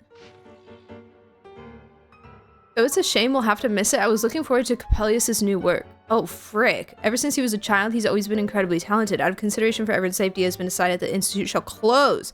Driven by the energy and vigor of youth, the young ones are clamoring to go out and do battle. I hope someday they will understand the importance of prioritizing post-disaster reconstruction over marching off to die. I fear that it shan't be long before we must depart. We've chosen a good piece of land near the Fountain of Lucine as the post-relocation site. They even say they want to use the land to build an opera house. Its suitor set faces aflame with shame and laughter. Think that anyone could be so comical. We're going to pay our respects at Basil's grave. I hope it all turns out like Emmanuel said. However, it's the Institute's responsibility to support gifted and talented youth. Met with the newly appointed Eodex, he has a peculiar temperament. Seems much more reliable than Leon and those other clowns.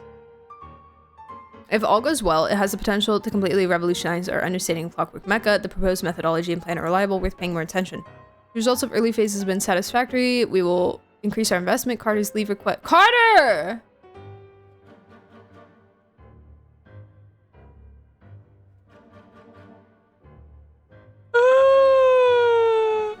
Carter's leave requests have been increasing in frequency. Better have someone keep an eye on him. He may be having financial difficulties. Not like it's possible for it to be a family matter. After some consideration, I've decided to enroll them and temporarily assign them to the same lab. However, I'm concerned about the impact of their joining after Elaine on the mental state of others. Must keep careful watch. Still unconscious during the visit, so couldn't speak. Decided to take a blood sample and see if there's a cure or a way to mitigate it. Although the proposed research plan is expected to face challenges in obtaining recognition, I believe it holds significant practical value, so it justifies approval. Toxins remain in the soil and water and have not yet been fully neutralized. The water is producing deformed oceanids. Deformed oceanids? In a way, this could be a reflection of previous events. I only just learned that these are Carl's adopted children. It's a shame the Institute no longer exists. This could be the biggest breakthrough in a century. It will change all of society. The report mentioned abnormal movements. I'll have to find a chance to talk to Emmanuel about it. Okay. Carter mentioned. You were not located. Okay, my second favorite was this pretty little book. Oh, I think I did it right. Autumnaqui sermon dictation concerning the apocalypse. Right. In light of the formal and rigorous proof outlined above, I believe that the correct term for this situation is Fortuna. It's an ancient Remurian technology, a wisdom unparalleled. I never imagined that Remurian ideas would be so similar to the computation graph I have named the world formula.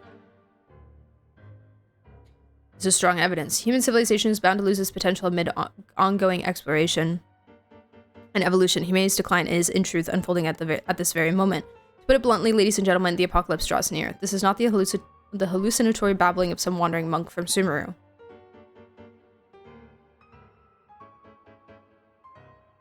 Monk.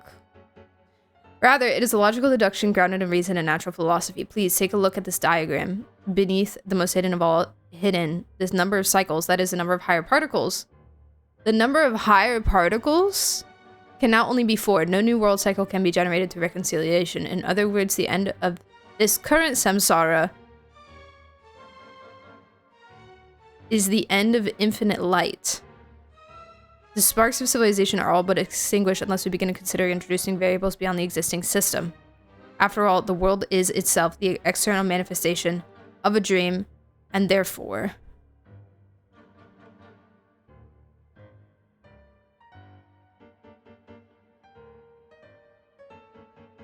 the number of cycles can now only be 4. The end of this current samsara is the end of infinite light. What do you mean? Thank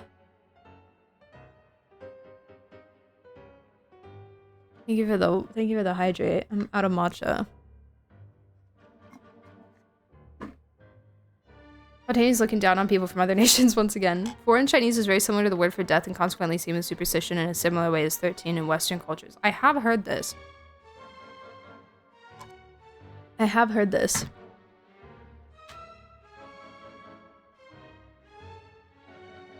I want to just get a screenshot of this last part in case I want to put it back. Go back to it. I'm sure I can find this in the wiki somewhere, but... the end of this current samsara is the end of infinite light. But infinite light sounds cool.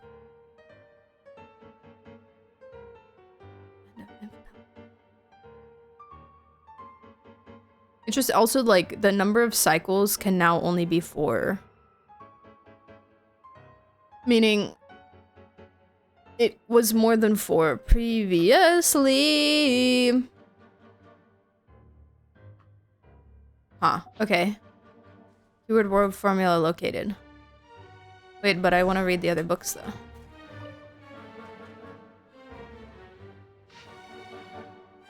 Ah, lay notes. Is this the samsara? Is what the notes were talking about the samsaras, yeah. That's what you mean.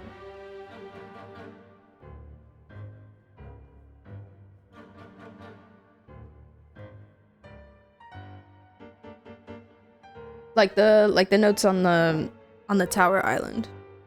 That kind of samsara. Ancient log, Elaine Gyota. My assigned assistant doesn't seem very reliable. Unlikely that the power sources of those war machines can be used at the moment. Core is far too dangerous. I'll get them to seek out other such mysterious machines. No progress worth reporting today. Went out with Anne under my adoptive father's watchful eye. Seek inspiration at sites where battles took place. Ran into Renee and Jacob. The assistant doesn't seem reliable. Cause some accidents. Just another obstacle to overcome. This kind of machine seems to take arbitrary external forms. Quite interesting. Research will focus on power source. Research prime energy machines. Assistant took the day off. Asked Anne for help. Recommended Renee and Jacob to the director of the institute. Research prime energy machines. Assistant took the day off. Asked Anne for help. Suggested she join the institute, but she wasn't interested. Research prime energy machines. My assistant still isn't back. I'll go to pay a visit. Found Renee and Jacob's adoptive father with my own adoptive father's help. The supplementary prime energy machines have arrived. Should be able to make progress now. Assistant seems to be in good spirits. Probably just a minor illness.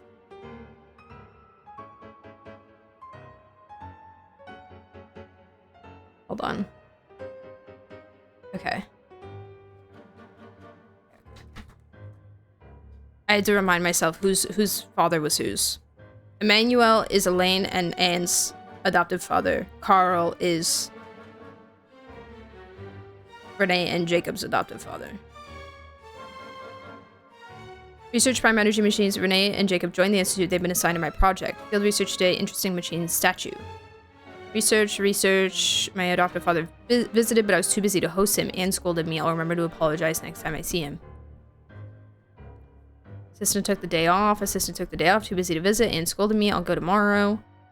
On the threshold of a major breakthrough. Forgot about the visit. I'm sorry. We'll invite everyone to go with me. Took the day off. Assistant took the day off. Went to visit. An idea. A virtual neural network based on a vast quantity of thinking units instead of logic trees.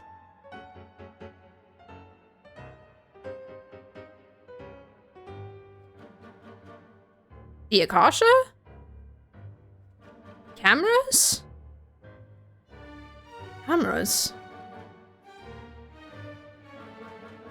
Assistant took the day off. Renee and Jacob went to begin conducting their own research today. Assistant took the day off.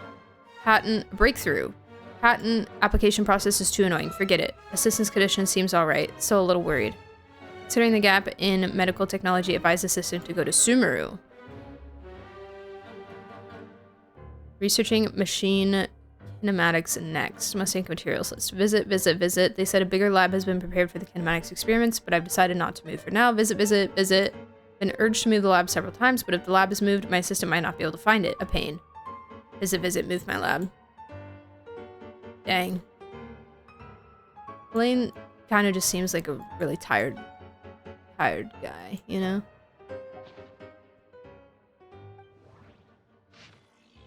Carter! Oh my god. We were assigned to the same lab. I was nervous at first since everyone said he was a child prodigy. Since the disaster, such people are more precious than ever. I thought that an institute star recommended by higher-ups might be more full of himself, but he's much better than I expected. He's just not the most sociable sort. No obvious symptoms.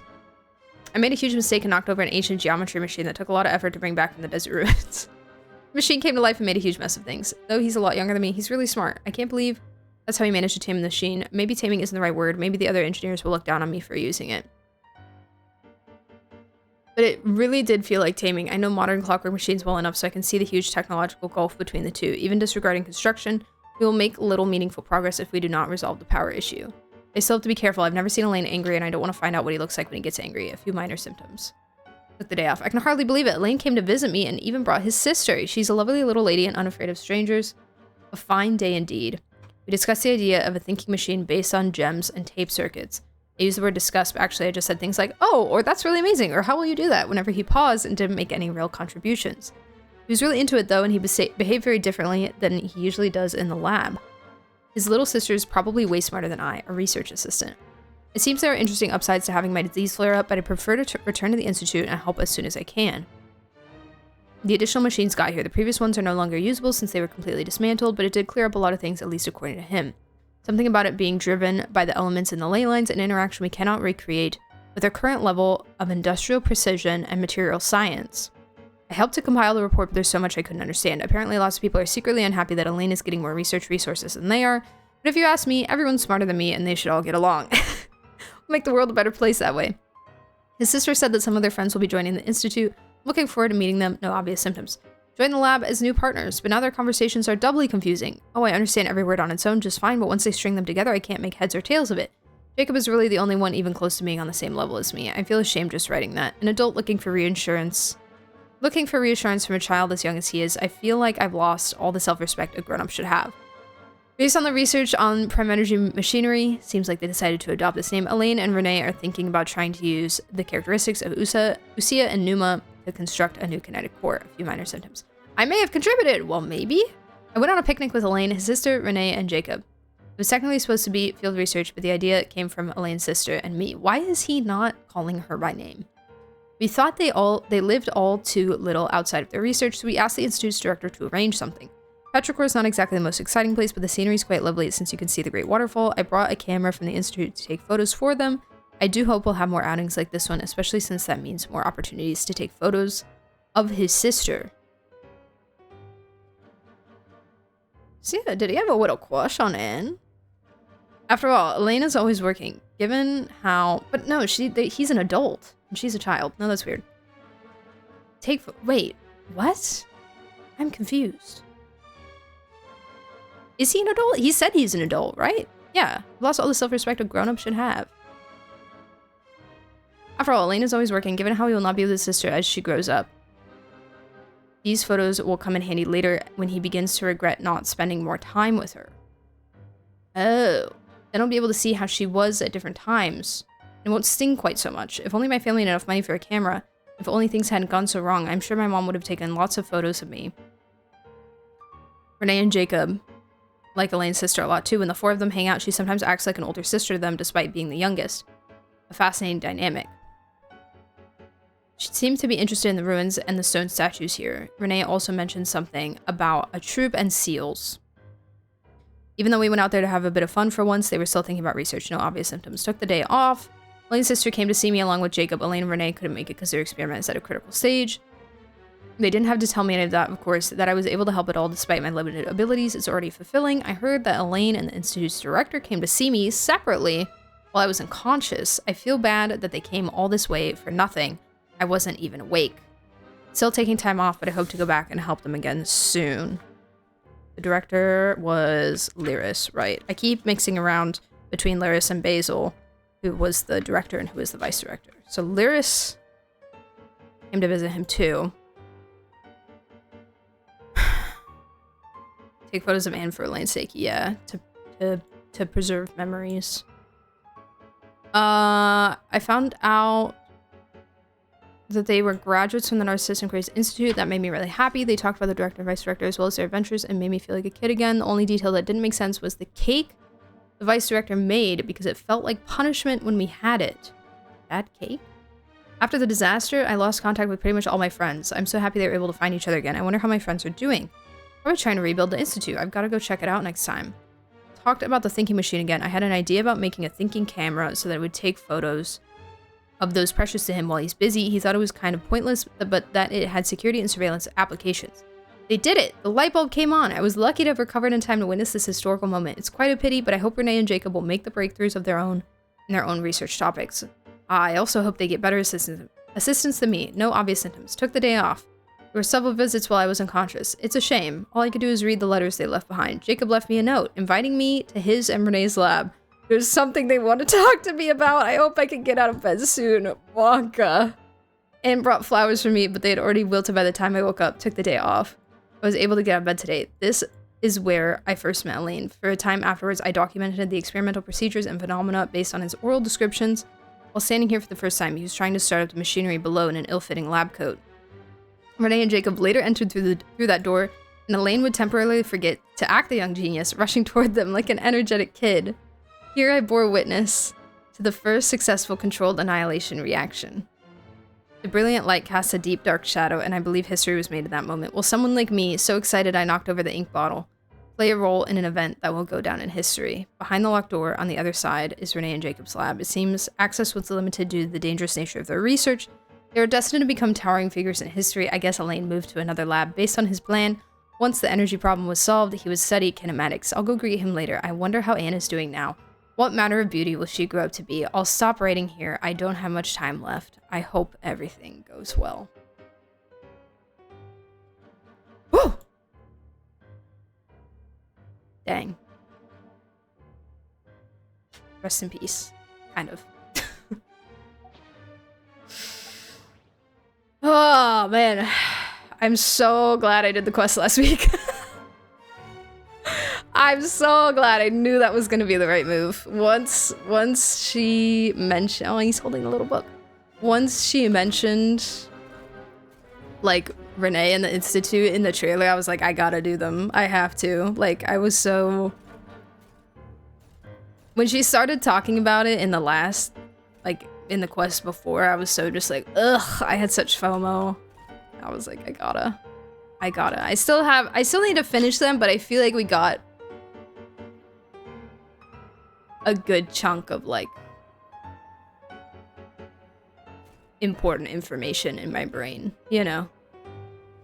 I have notes of, like, who was who and that kind of thing of a lot of the figures of the story, so. Hey, Queen. Let's see. This one is on Tonki's sermon dictation concerning the apocalypse. How did I do, guys? Did I read well? I believe that the correct term for this is Fortuna. Did y'all get all that? This was an ancient Remurian technology, a wisdom unparalleled. I never imagined that Remurian ideas would be so similar to the diagram I have named, the world formula. I hope you took good notes. There will be a test later. This is strong evidence that human civilization should gradually shed possibilities as it continues to explore and evolve. The end of humankind may well be upon us right now. Also, Captain Murasaki, thank you so much for the follow. Civilization shall run out. Terrible, read it again 2 times. Variables from outside the system. Variables. Please. Surely that can only mean one thing. Descenders? Yeah, that's what I was thinking too. Dottore likely captured the traveler variables because to of the his to the cycles. Status. Has to be something from outside. It comes from the world itself. Why would Dottore need anything beyond that? Where does this variable factor in? The world formula calculates the fate of an entire world. Introducing a variable would therefore give us...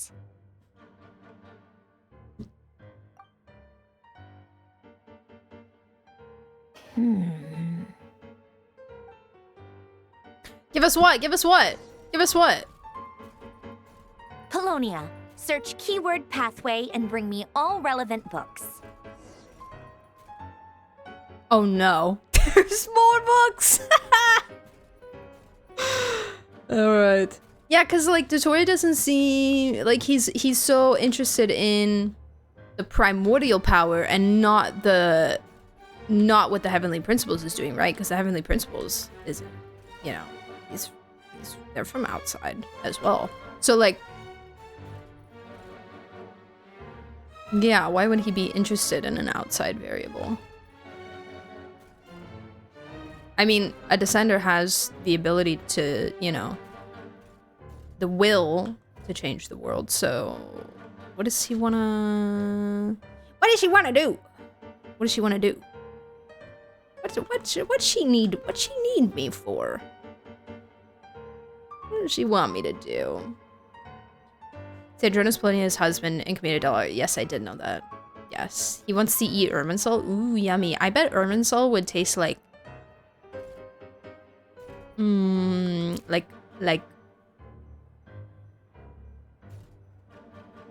like a blue lemonade, you know? Like a blue raspberry lemonade. Which dumb flavor is Irminsul? Blue raspberry, apparently, but also lemonade. Like blue raspberry, but more like light and refreshing. A tea of Irminsul leaves? Mmm. Delicious. Ugh. Jacob! Okay, this is short. Anyway, when it comes down to it, our research directions here are different, so I applied for a new research lab with the director. There's nothing for it anyway. Elena's incredibly intelligent and he only trusts himself, and he doesn't trust our observations or accomplishments unless he reaches the same conclusions through his own calculations. Well, it's okay, since Elena's making the world a better place in his own way. I trust him because this is the world Anne lives in. Even though the Institute is full of people, I don't have many friends besides Carter. It feels like everyone kind of dislikes us. Renee managed to acquire something powerful to research. Apparently, these appeared after the disaster and are very dangerous for most people, but I feel okay. Maybe my constitution really has gotten a lot better. I helped Renee out. When I visited him, I found he also attended the Institute. We didn't tell him about the vice director abandoning us, or it would have made him sad. If only we could have helped him, just like I was helped. After discussing it with Renee, he finally agreed to give it a try. He said since it's dangerous, everything needs to be made clear to Carter, and he must make the judgment himself as it concerns his own life. But if it's successful, then he'll survive just like I did.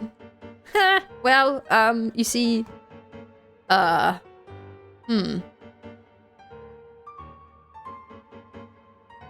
Blue raspberry cotton candy. Hey, Jess. Welcome back. How are you? Reading. You know, it's probably that one, since it looks small and carryable. Master Ruggiero. I don't know who that is. About the Golden Troop, comparative studies have been conducted on the surviving ruins of ancient orders from across the land. While they all had different names, the scripts and images left behind support the conclusion that they share the same origin. Ancient scholars believe that all arcane arts originated from a pre-Remurian civilization, a belief that now seems to be much more than mere speculation. Fortuna seems to be the name of a symphony. Remurian musicians call it the Musica Mundana, or the Music of Origin. In their eyes, the rise and fall of civilizations, as well as the fates of mortals, are all orchestrated by the movements of a symphony. Yeah, that's crazy. Just like Sunday. Wow. Interesting. When a civilization perishes, a new one is always born in its wake. Their philosophical system is complex and enigmatic, bearing almost no relation to modern Fontaine's natural philosophy. However, this is hardly surprising. According to historical records, after Remuria was brought to ruins, the refugees fell under the Lock Knight Irenaeus' sway. They willingly forsook their ancient faiths, tongues, and writings, embracing a life of devotion to the gods as our forebears once had. Oh, this is the picture! The picture! I hinted at the matter to the Golden Hunter in an oblique way, since the Marchese hunters who first pledged themselves to his cause were all descendants of the Lock Knights. Praising the benevolence of Irenaeus seemed like the safest approach. Inquired about his knowledge of natural philosophy from that era. He was silent for about half a minute, then told me not to probe too deeply into those ancient philosophies, saying there was a reason they had been forgotten. Still, as a gesture of gratitude, the Golden Hunter was willing to tell me the names of these patterns. The Seal of Chemical Marriage. According to him, the symbol is even older than the Remurian civilization itself, and was one of the gifts bestowed upon King Remus by the Golden Bee.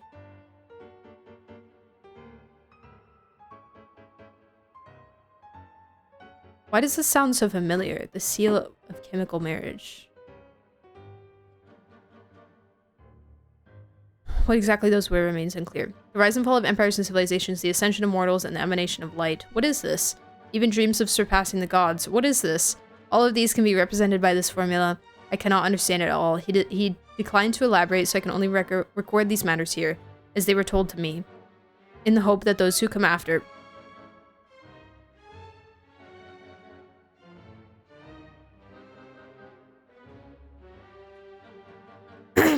might one day decipher their meaning.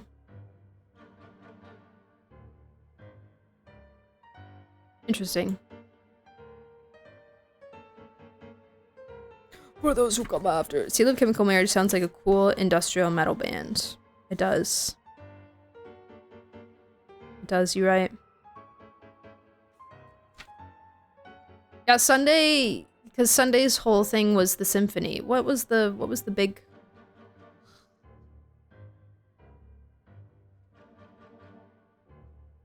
What was the big thing called?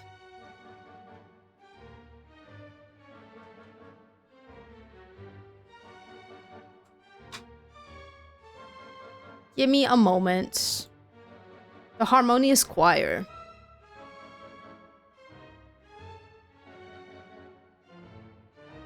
the big thing that he was like attempting to take control of and use to ascend to Eonhood and simultaneously revive the Eon of Order was called the Harmonious Choir. So all his stuff was very music themed as well. Secret Faye, thank you so much for the raid. Welcome in. What's up? How are you? Greetings.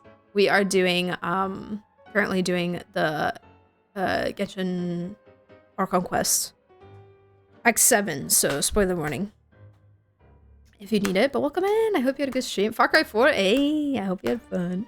Hope you enjoyed yourself. Welcome, welcome. We are chilling. I just realized I haven't taken a break yet.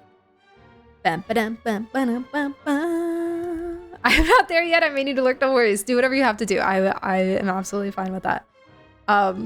He's a friend of B's. Hey, we know B. We love B. B is my Texas buddy. Welcome in. Happy to have you here. But yes, if you need to lurk, please do it. This is just some like kind of random like deeper lore stuff, so no stress here. But yeah, if you need to lurk, please do whatever you have to do. But I do appreciate the raid. I hope you had a good stream. I hope you had a good stream. And I hope you have a great rest of your evening as well. I have a question. Anyone want to join a Dottore hate club? Like, kinda, but can we also start a Dottore fan club too at the same time? Can we do both? Can we have it simultaneously? I don't want to be in one without the other, you know? I want to be a fence sitter. You evil? You evil? Maybe you'll never know.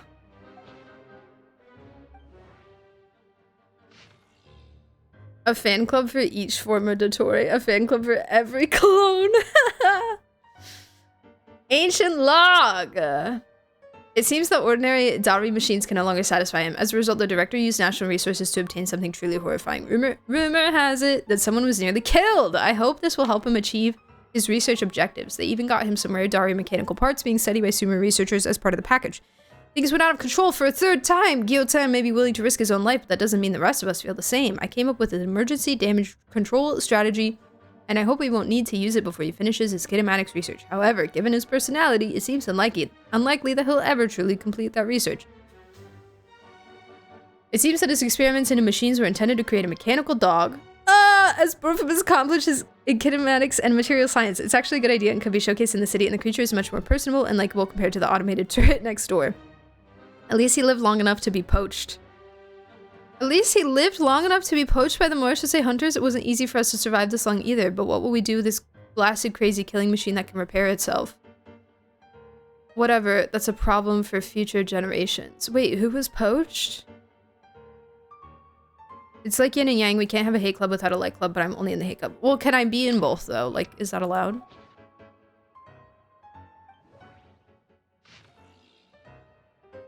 Autumniqui sermon dictation. Explications on the chemical marriage. Fundamentally, what the ancient orders designated as marriage was in essence an interpretation of ontologically distinct orphans. Oh, Jesus. As you can see, it is a magic with a K. Love magic with a K. One of my favorite words. Set in motion by the three particles above the kingdom. Oh my god, the three particles above the kingdom. Yet, its metaphysical origin lies in the emanations of the four particles beneath the firmament. Three particles above the kingdom, moons. Its metaphysical origin lies in the emanations of the four particles beneath the firmament. It's the alchemists of Conria are prone to disregard metaphysical sentiment and effect, pursuing instead the gold of the ignorant within material world. It is for this reason that their crude inquiry cannot be compared to the great undertaking we are to achieve today, one that is founded upon ancient Remurian style theory. 3 pertains to appearance, while 4 pertains to the intrinsic. 7, obtained through their overlap, constitute the number of paths for vertical transcendence.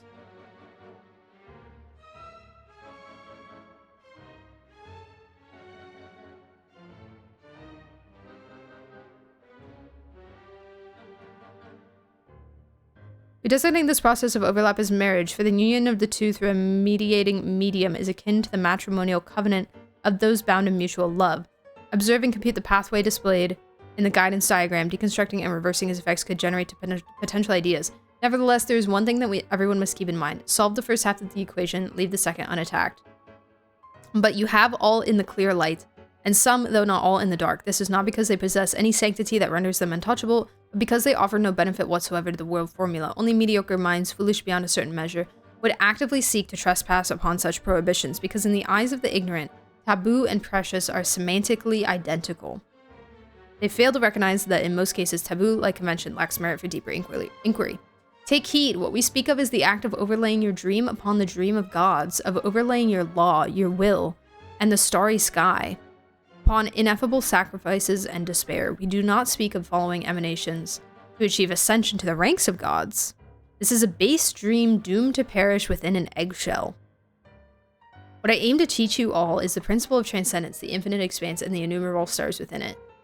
You too must act in this manner, unbound by any constraint. To choose division for the sake of convergence is the necessary path of marriage. At its core, magic is the science and art of effecting change according to the consciousness. Marriage is the instrument through which the art is realized. It is neither the subject that creates art nor the object that the art is created upon. The subject is always and can only ever be consciousness itself. One who is free from the weakness of consciousness bows neither to the gods nor death. Wow! 3 pertains to appearance, while 4 pertains to the intrinsic. 7 obtained through their overlap constitute the number of paths for vertical transcendence.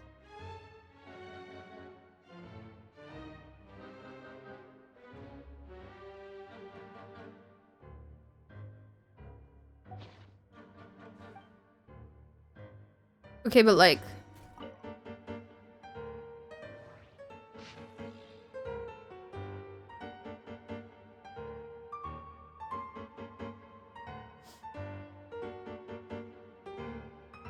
numbers. Numbers and things. Occultism is fun. They definitely think a lot of thoughts, you know?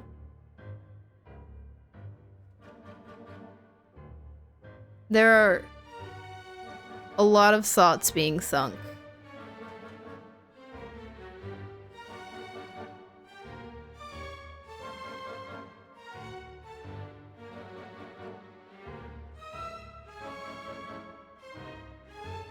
I think I already have a picture of this picture, but I want it again. Okay. Alright, Sandrone, I found your pathway word. Here you go. Otonki Sermon Dictation. Explications on the Chemical Marriage. These titles are pretty esoteric. Hey, that's you! Observe and compute the pathway displayed in the guidance diagram. Deconstructing and reversing its effects could generate potential ideas. So, it's one of Renee's draft lectures. Deconstructing the pathway. Oh, those were... I suppose that could lead to a breakthrough. That makes a lot more sense now. Ooh, she's taking little notesies. Is it worse to be in a cult or lead a cult? This is so long. This guy sure loves showing off his knowledge. Probably be in a cult, because at least if you're leading it, then you could stop it if you wanted to. Polonia. Search keyword tree model and bring me all relevant books. Or do you just mean like more the moral choice of each? Is it worse to do? Which one is it worse to do? Okay, this is the only table, the only other table I see. Or unless I have to read something on this one. This has got to be the last one. It's gotta be. There's 5? Jesus.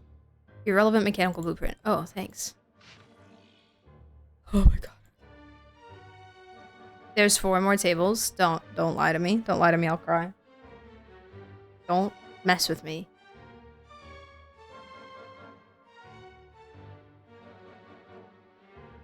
Don't even think about it.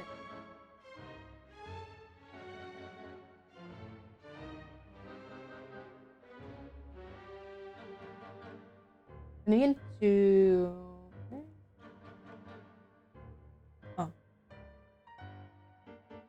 I need some water. Just be Granny with Granny. Hey, heck yeah.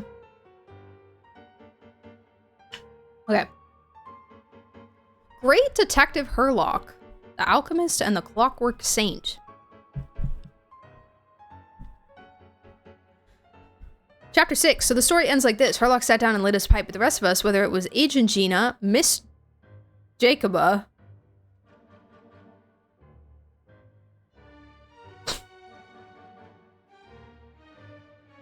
or the Commissioner, Miss Chie. Looked at one another in confusion. You must still remember the locations of the 4 previous cases were equidistant. There was a symmetrical pattern between the time, space, and even the first letters of the 4 victims' names.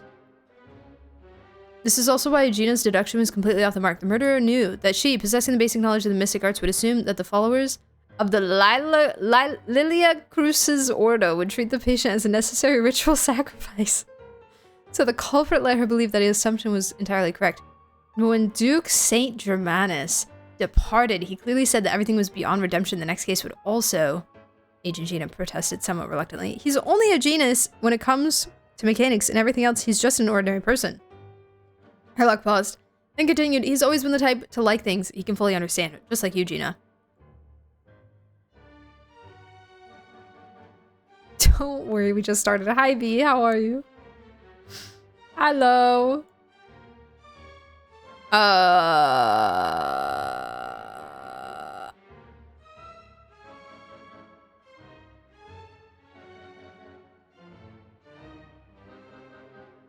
Huh. Oh, I get it. Miss Jacoba shouted, suddenly, my dear Herlock, now everything's crystal clear. The 4th victim's death wasn't a carefully planned murder. It was pure coincidence. He only wanted to kill those 3 unfortunate gentlemen to avenge his comrades from the Lilia Cruz's Ordo, but the traps he set weren't limited to just those 3 locations. He was worried that the plan might fail since the 3 victims were all well-protected figures. After all, so he added a few extra traps, yet he never expected that with Gina's interference, the plan would go far more smoothly than intended. Miss Jacoba, please don't speak as if I were the accomplice. I'm skimming a little bit more. Indeed, it was unclear whether he meant that Miss Jacoba's deductions were correct or Agent Gina was indeed an accomplice. Most of the experimental devices proposed by the Ordo are built based on simple, basic tree model logical structures. They do not recognize their own masters, following only the commands they were initially given, so they end up killing said masters. This is why I keep saying don't put too much trust in mecha. Unlike humans, machines have no heart. I remained silent as usual, but Miss Jacoba glanced at me with what seemed like a hint of puzzlement. You're staying there in silence. Is there something on your mind? I just didn't expect the truth to be so simple. My understanding of mecha cannot compare to that of Duke Saint Germanus, but I've done a bit of research. It suggests that those mechanisms were merely activated by Mr. Marcello's mishandling. It seemed a bit too contrived, but to imply that there was another mastermind behind it all felt like stretching into the territory of conspiracy theories. After all, no one besides us could have pulled off the operation I envisioned. So I decided to abandon further speculation, choosing instead to enjoy the reactions of the adorable Agent Gina.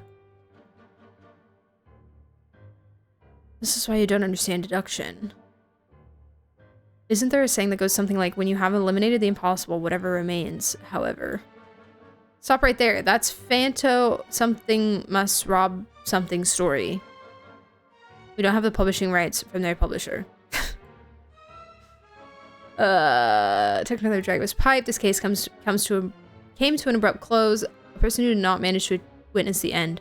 A person who did not manage to achieve his ideals. A person who indulged in fairy tales, who dreamt of following the hero he admired, yet never saw his dream fulfilled. Someone who had everything, someone who lost everything, someone who woke up, someone who would never wake again. Unstinting in sacrifice, unflinching in farewell, undaunted by pain, yet in the end, the sacrifices remained only sacrifices, the partings remained only partings. Clocks tick through tranquil years, a fish swim in crystalline springs, no matter how grand a dream it is. No matter how grand a dream is, it will fade away like this, forlorn, wordless, silent. And after that... No, no, no, no, I need to keep reading. Don't make me stop reading. Oh. My God.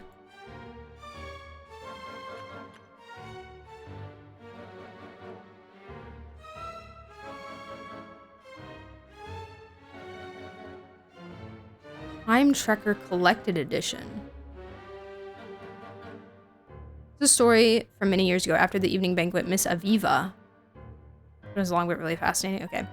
who today would be Lady Nanonin, was as always theatrically grousing us to be about the all-too-swift march of science, though her grasp on engineering is even less firm than her knowledge of Watatsumi Island's soil quality. Of course, she knows nothing about the latter either, but self-proclaimed interest in engineering was in vogue among some ladies and gentlemen at the time. Our ancestors had already conquered this land thousands of years ago, she said as she cleared her throat, twirling her jade-plumed and blue gem-encrusted folding fan, while endeavoring in vain to wear a visage of despondency. And a few hundred years ago, they conquered the oceans with ease using new diving equipment. Today, some noble young folk have suddenly got it in their heads to use a so-termed gravimeter to break free from the Earth's shackles and conquer the skies. Surely, I fear their dream may yet become reality in the near future.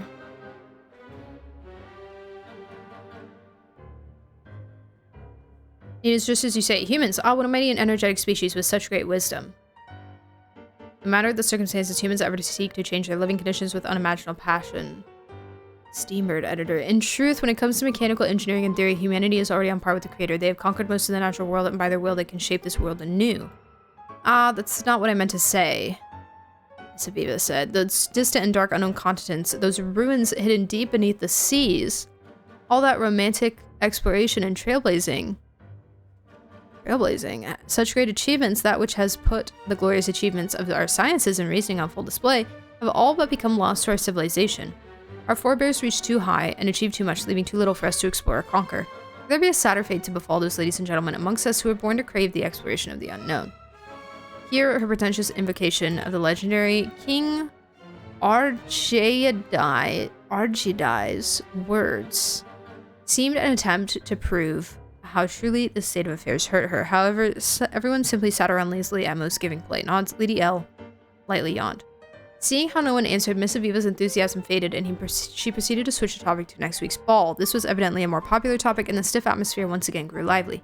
Monsieur Rotar was just about to regale us with a tale he had heard in Sumeru regarding a tower, a mage, and a glass ball. But before he could begin, Mr. Sirik would remain silent until now interrupted. Good Miss Aviva, the things you said certainly left an impression on me. However, you need not worry, there is still one space that is yet to be subdued by humanity. Indeed, if the required techniques do not emerge, I fear it will never be. Where's that? Rotar asked. Time.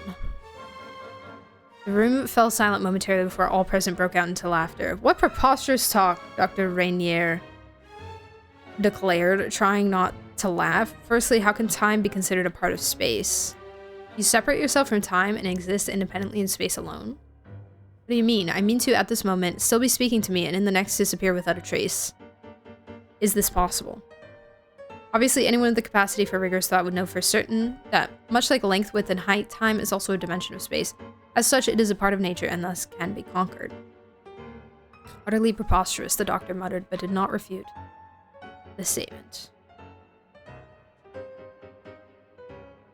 All of the characters' names in this book are palindromes? True. True. Wait, you're right. Has time going backwards? A good point to take a break after reading. Okay. 2 months later, we, the editor, the doctor, Mr. Ravilo, Oliver, and others who had attended that evening banquet came to Sirik's workshop as we agreed. Miss Aviva was not there, for she had never much interest in such things, but instead found more meaning in attending a social ball at Salon Caritat.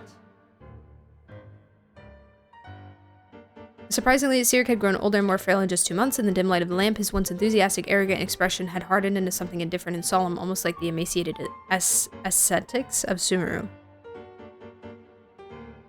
He welcomed us to take our seats, speaking in a calm tone. Well then, how is your plan to conquer time progressing? The Steambird editor asked directly. Where is the time machine you speak of? Sirik did not reply. Instead, he pointed to the desk next to him. Our gazes followed. In the middle of that table was a gold-plated, whale-shaped model airship about the size of a small clock. Even a non-professional eye could readily discern that the model was of exquisite craftsmanship. Beneath its clear crystal shell, an indistinguishable and formless color flowed ever so slowly, glowing faintly in the lamp-shade's shadow. So, the doctor said, it took you 2 months to make this little toy that would amaze even Lapote's artisans. Certainly looks like nothing special. But this is simply a projection the object has left in this moment, just as one can only see a thin line when viewing paper from the side.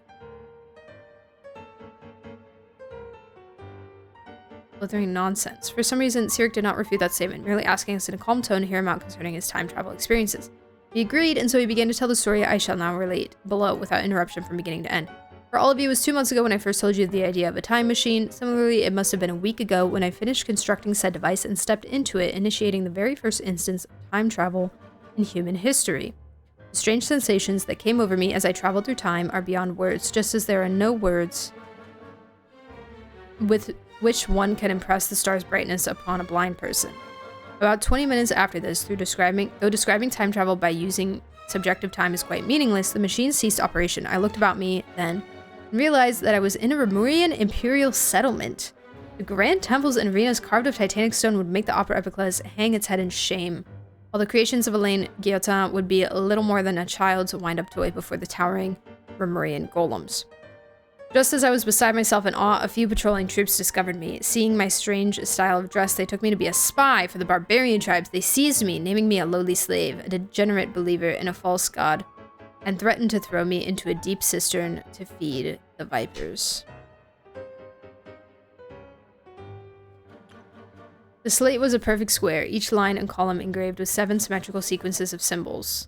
These are not in Remurian script, but rather the characters we use today. Regardless of the manner in which the text was read, or the order or direction, the information within the text did not change. It was an elaborate riddle involving dogs, pastures, cyan finches, the summer rains, the song of the roses, a Rishbalin tiger stripes, and the ordered patterns of rocks.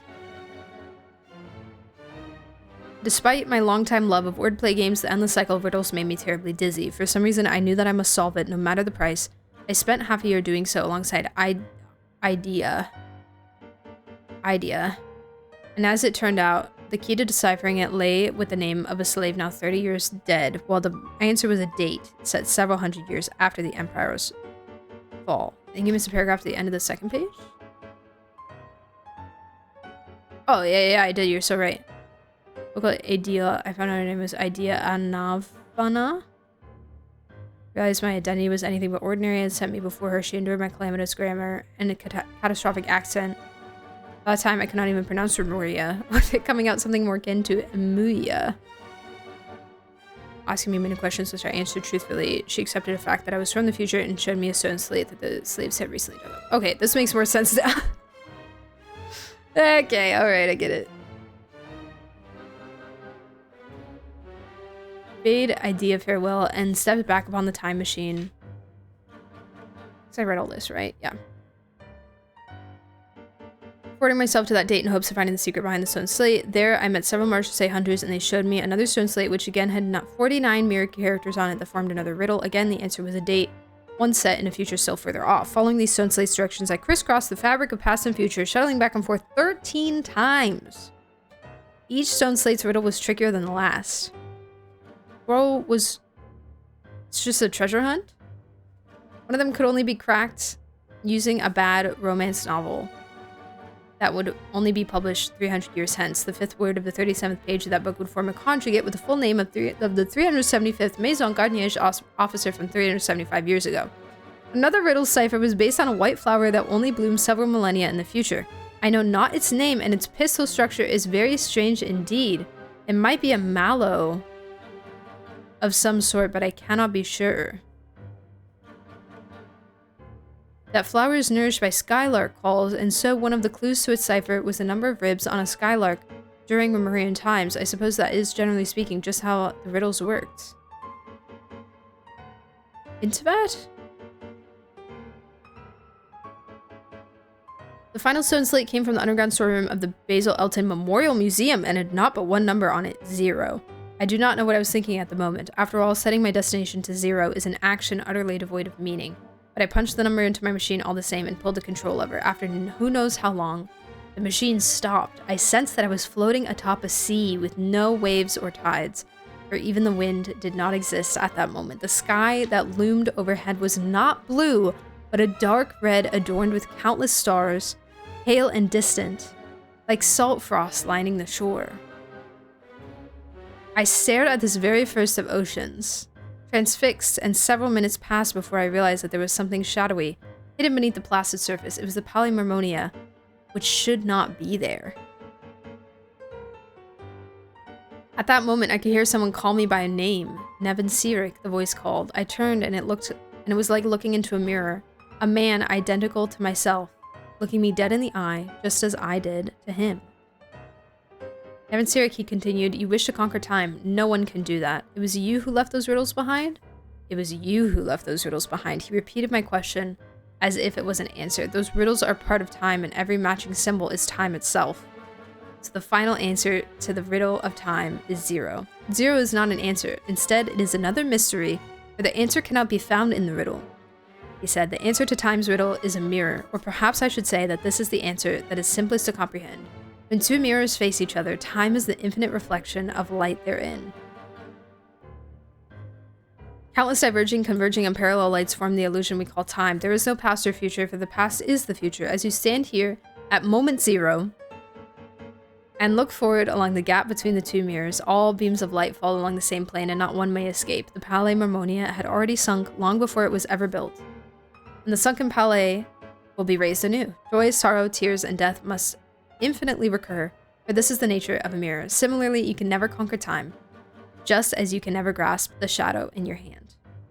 Perhaps it was horror or momentary frenzy, but when he finished, I whipped out the firearm I kept for self-defense, leveled it at his head, and pulled the trigger. Bro said this got crazy.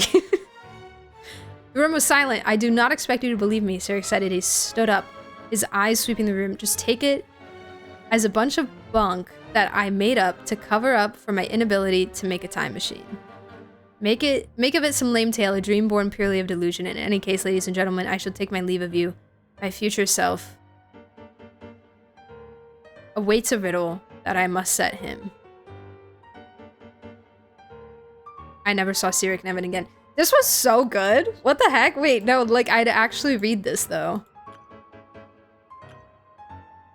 If this was, like, an actual book, I would actually read this.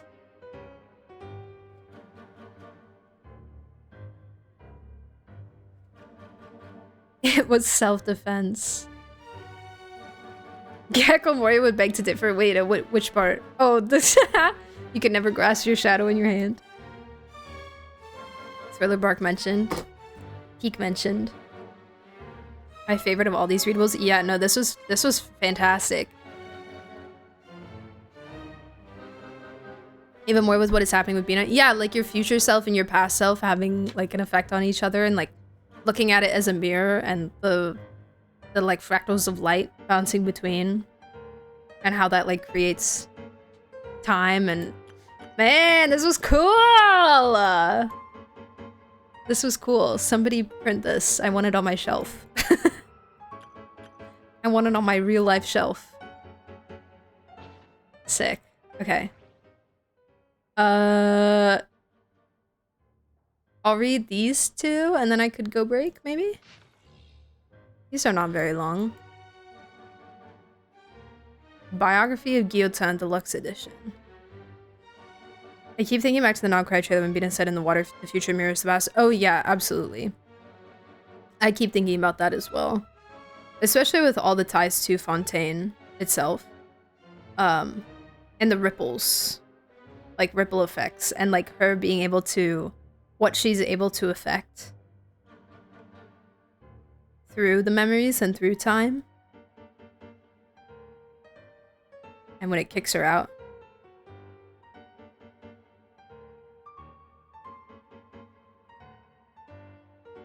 How much time do you have till D&D? Good question.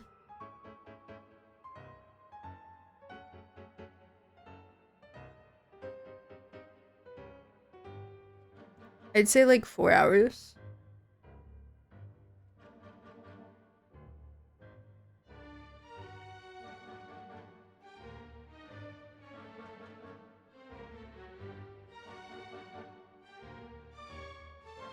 Difference between the regular version and the collected edition, but the regular came out in 4.4. Interesting. Okay. Okay. Chapter 7. Gyotan in his later years. No one can know the root of the cause. You have plenty of time. Okay. Good. No one can know the root of the root cause of every incident in the world. Humans are neither wise enough to predict the future, nor able to stop unfortunate accidents from occurring. It's a shame. There's nothing more to say. Alain Guillotin in response to a question about his early years from Nellie Cochran, the chief editor of the Steambird. After retiring from the Fontaine Research Institute, Guillotin declined all invitations from the Palais Marmonia and civic organizations from the court of Fontaine. Instead, he withdrew to the Barlow region countryside, living in near total isolation from society, notwithstanding, even prior to this, the reclusive old man who had never formed any deep connections with others. If he were to take Madame Nellie at her word, then Elaine was, at heart, a lonely shut-in, always burdened by a profound sense of insecurity. It was for this reason that he maintained a detached attitude towards others, as if, by pretending to be perceptive, ooh, I'm losing it, he could hide the keen sensitivity of his spirit. He could not ease his own pain, nor share it with anyone. All he could do was enclose it like a pearl within the shell of his heart, shaping and polishing it with his very flesh and blood. Of course, Guillotin's students would not accept such claims, dismissing them as attention-seeking nonsense and nothing more than a smear on their master's reputation. This was the main reason why Rogier Coates, the third director of the Fontaine Research Institute, filed a lawsuit against the Steambird. He never employed any servants to attend to his daily needs. There were rumors that in his youth he had created a mechanical device capable of independent thought, and he used it to assist him in his work with Marianne Guillotin at the Phantom. As a result, he had no need for servants. He only needed to create more of the same device. However, such claims were clearly at odds with the facts. Personal effects of Guillotin left behind after his death include nothing of this nature, and so-called mechanical devices capable of independent thought are entirely inconsistent with the ideas expressed in his manuscripts. As he wrote in Hierarchical Calculating Machines and Intelligence, the real question isn't whether machines can think, but whether humans can. No, humans cannot think. We have every reason to believe that whatever contraptions Guillotin crafted in his workshop in his later years were deliberately destroyed long ago. After all, it's hardly uncommon for an engineer to discard their designs.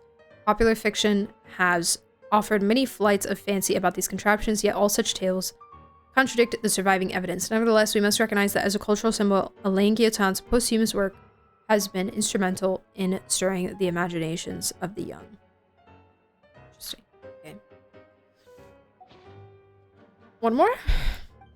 One more. The history of the decline and fall of Remuria.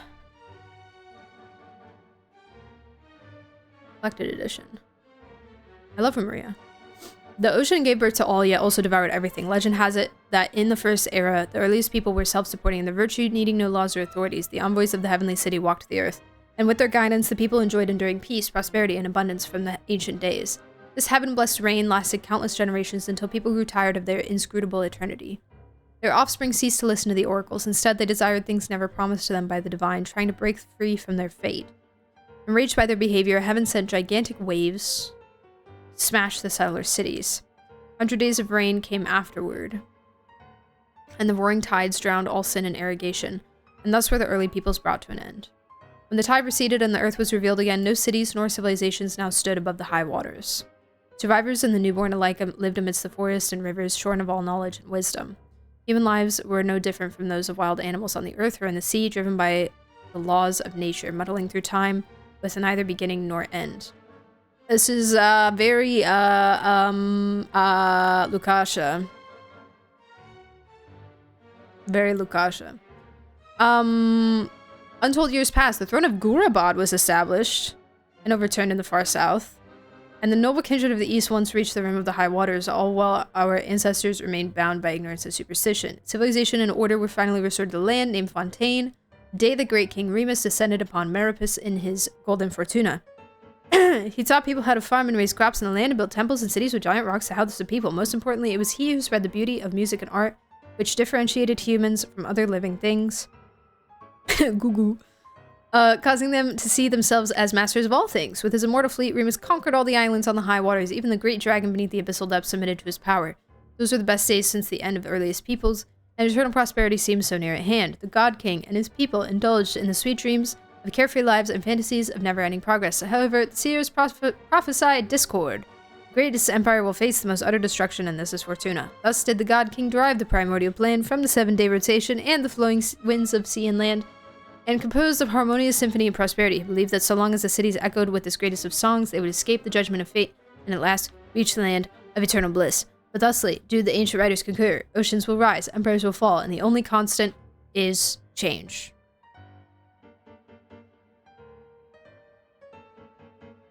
Would Nivi have been born by this time? That's a great question. Tavat historians? Check. I don't think so. I think this would have been much earlier then. Because this is before, I think, Fontaine, kind of as we know it, is established, essentially. Right?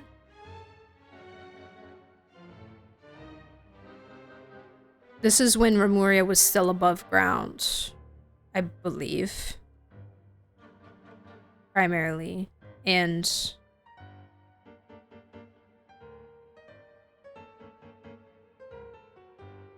Remus was kind of ruling it all.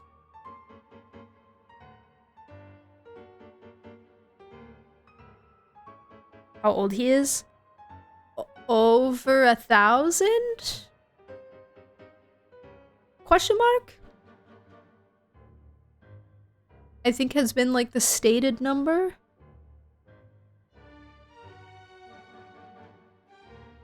I think that's what Furina said in that one lantern, right? She said he's over 1,000. He was appointed as Eodex 500 years ago.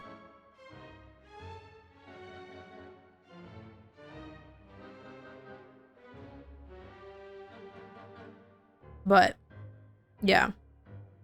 Yeah. Unsure. Unsure, so many mysteries. Page 2. Greatness and glory unto Remuria. I feel like I've read this before. This is the collected edition as well, so this might have also existed. Because I was really into Remurian stuff. He's made Eodex after Full Solar became the Archon. Yeah.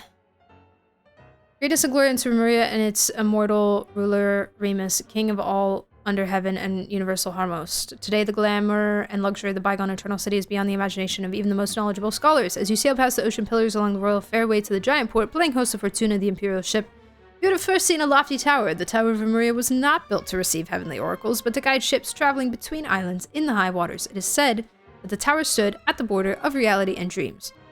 Even if sailors were to be lured into slumber by sirens, they could follow the sound of the bell to break through the mist and find their way to Remuria. Taking along the royal fairway leading to Makamos, where the brave Remurian warriors lived. The grand temples and arenas were built with giant carved rocks to commemorate the city's glory and victory. The solid and towering walls are decorated with glaze and gold. Bronze and marble statues arrayed by the land, and gold, spices, and specialties from the world over piled up in markets. Venus had several thousands of years old? Oh, my bad. My bad. His past life as Hydra Dragon Sovereign? Maybe. Traveling through Makamos, you would arrive at Capitolium, the center of Remuria, overflowing with delightful aromas and beautiful melodies. It was a paradise for artists, where only the most outstanding intellectuals and musicians were allowed. Even among them, however, only a small fraction enjoyed the privilege of serving the God King. Here, all the theaters and palaces were established in shapes most harmonious, their beams and domes adorned with the most sumptuous and intricate carvings, and centered on a golden palace of towering copper pillars. The king, resting peacefully at the heart of the palace, listened closely to every melody and every note coming from every corner of the empire. Upon hearing any discord, the God King would correct it immediately with a pluck of his strings, bringing perfection to the symphony of his empire. He's playing heavenly principles. Humans in their naivete once believed that the reign of the King Remus and his eternal city would surpass time and fate to last thousands of years, just like the giant rocks comprising the ringed ritual sites. Until that day, when the earth collapsed all at once, the tall tower was uprooted and drowned in the titanic waves alongside the great hall of pillars. Until that day when the royal fairways and temples were reduced to ruins, and the city, along with its residents, warriors, intellectuals, nobles, and even the golden palace, as glamorous as the shining sun, fell into a chasm of eternal darkness. That was the moment when the absurdity of their eternity finally dawned on them. Glory to our noble navigator, the ruler of rivers and seas, and the queen of all waters. May she defend the law, and may her reign be long. May peace be upon all the realms of Fontaine and all the people under the heavens. When the royal city collapsed, the great powers shattered, and the people above the high water were perched on the precipice of barbarism and annihilation. It was our noble queen who has settled the conflicts between the tribes. Around the flowing springs, we established cities anew and started a world guided by laws that has endured to this day. The tragedy of Remuria occurred merely a century ago, but its history has already become concealed in legends and superstitions. This does partly come down to the fatal catastrophe that destroyed it. So ruthless and swift was the disaster that all the researchers and literature capable of passing down said knowledge, now sleep. Passing down said knowledge, now sleep beneath the waters with the Eternal City. Another key reason is the purposeful distortions created by the mysterious researchers who claim to be descendants of Remuria. My job is to extract and reproduce the true essential shape of this magnificent ancient civilization with the universal rationality of history. In certain folklore that exists today, even the greatest of ancient scholars have been painted as soul-stealing magisters who would trap mortal spirits within specially made magical golems, binding them into service. To be sure, the Remurians did make such terrifying golems, which to this day may be found ruined out in the wild, but this may only be blamed upon the moral degeneration that came upon them in Remuria's latter days. Its people had forsaken their noble duties and embraced hedonism and debauchery, accepting the violence they inflicted on others, and thus they were also violently destroyed. Just as ancient writers concur, oceans will rise, empires will fall, and the only constant is change. I remember when we did Amphorius, and we learned about the like golems there, that reminded me so much of Remuria. With like Nikador's whole story line and stuff, and when we met like Nias and everything. I was like, I've heard this before. Okay, we did it. We did it. We read everything, guys. How long have we been reading for? Like an hour? Okay, should I go break now? Probably. It's been 5 hours. And then I can, because if this is the last one, I'm assuming it'll send me into something else. 30 minutes? Really? Oh my gosh. Okay. Regardless. Thank you for your patience. We continue. That'll teach you to use a toaster. What was I supposed to use instead? What did the universe want from me, huh? Most of the experimental devices proposed by the Lilia Crucis Ordo are built based on the simple and basic logical structure of a tree model. My broken air fryer.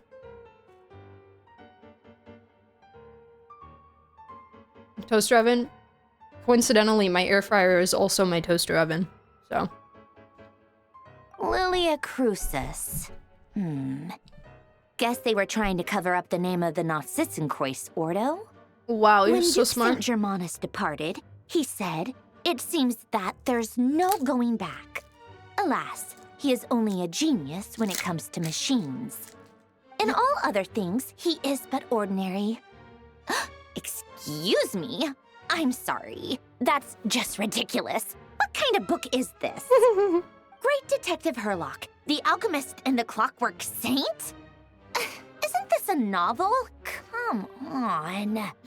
Still, the author swears that they knew Renee well. Whatever. I guess it's not beyond the realms of possibility that Renee would say nonsense like that on occasion. Memory, wishes, souls, and persona. Frankly, this sounds more like occultism, but if Albedo vouches for it, I suppose there must be some alchemical basis to these techniques. The way Alain Guillotin saw it, the world was comprised of machines. The universe needed machines, and thus his technologies were created. That's why I was born. Oh. René, his full name was René de Petrichor, if I recall correctly. Sounds like he and the town must be intricately connected. That place was also the source of most of our information regarding Remurian civilization. Seems like some of his projects were based on their technology.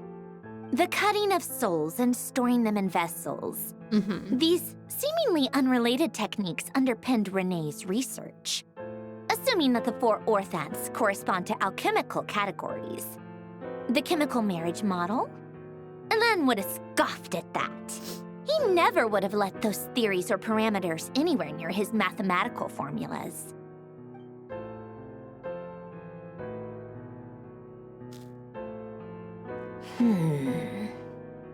There it what is. was Alain's view on René? I know he mentioned the name, albeit very rarely. Oh, now I remember. Alain's old notes are here too. They mentioned René once. René seemed most out of sorts when he spoke to me. A lack of sweet foods has dulled his mind, I should think. Either way, his words are not to be believed. René needs his sugar. Yep, that sounds like Alain. My My subordinates actually did a half-decent job digging out all these materials. Makes a change. Good for them. Some of Alain's old files are completely consistent with these records. He must have gotten them from the Tower of Gestalt. I never knew he got his hands on Renee's records that early. He may have kept them, but he never even attempted to use them. Didn't believe a word they said. Come to think of it, Renee's world formula was filled with calculations of constants. That shows he believed that the fate of the world to be predetermined. As for Alain... it's been too long. I forget what he said. What would he have said? A guy like him, fervent believer in machines, but not headstrong enough. The world can be changed. It is worth persevering. Yes, that's how he used to think at least. He created that procedure to save this world. Yet the scale of the world's fate proved too enormous. The result was beyond his ability to calculate. He died having never seen the outcome. And there I was, left behind in the ashes of his dreams. Did you really never take a close look at Renee's research? Or did you read it but deem his philosophy incompatible with your model? The very thought of trying to incorporate his ideas probably made you feel sick to the stomach. Well, don't worry, because there's a whole new category of lunatic in town. Next to Dottore, every other madman looks sane. You once asked me what I wished for. Should have asked him instead. He's the one pining for things you'd sooner die than witness.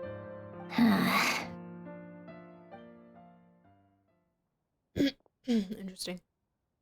Even the tiniest variable can make big waves in the present. Now then, allow me to put these incompatible fragments together in your stead. First, establish and verify the existence of the Great Circle. Absolute nihil on one end, absolute reality on the other. Now, search between these two extremes. Then, the construction criteria. I'm solvent. Welcome to chat. I do not use loop bar for variables. No. The sparks of civilization shall run out unless we consider introducing variables from outside the system. Nowadays, I just buy in game. Input variables. Traverse the world, space-time, and civilization. Then extract the essential nodes from the records to determine which variables they point to. I also don't buy Primo Gems straight up a lot. So, most of the money that I'm spending is Welkin and Battle Pass.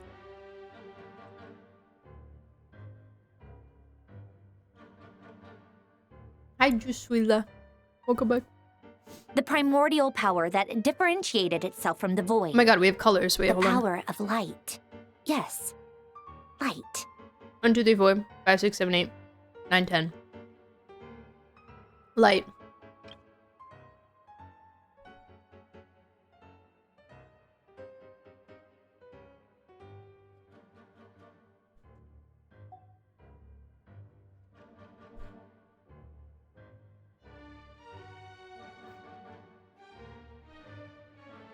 There's big circles and little circles. White, black, or gray, purple. Purple and pink. This is A and Yaimiko, by the way. Purple and pink next to each other. Red being a big one. Blue being a biggish one. Orange and yellow. White being huge. The statue and Easy Breeze. Oh, you're so right. I thought it looked familiar. Yeah. Yeah, you are so correct. Get a picture of this.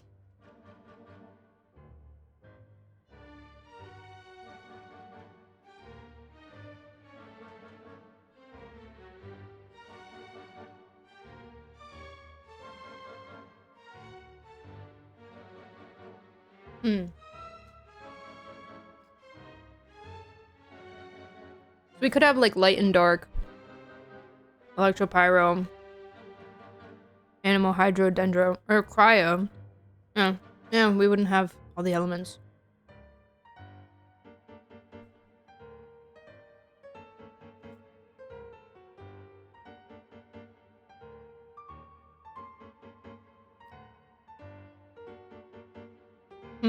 Interesting.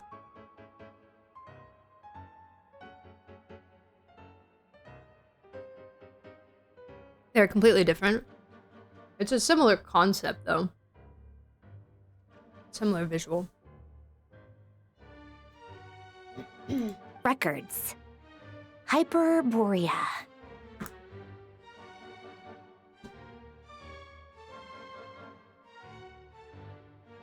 Light, dark, Kuvaki, and then the 7 elements. It's just hard because I don't know where... If we labeled this one as either cryo or animo, then where's the other one? And then we just have... Like that, yes, the amount would... The numbers would line up. But either pink... We have pink and orange. You know? I don't know. Light. The primordial power that differentiated itself from the void. Hyperborea. This is horrendously complicated. After all that, I'm still missing a few variables. I need to think this through again. How do you think it looks, Polonia? Like the frenzied scrawlings of a madwoman? Fine, We'll put it on the keep it fridge. to yourself. It's not like you can talk anyway. I'll assume you gave it a passing grade. You should have made him able to talk. I jest.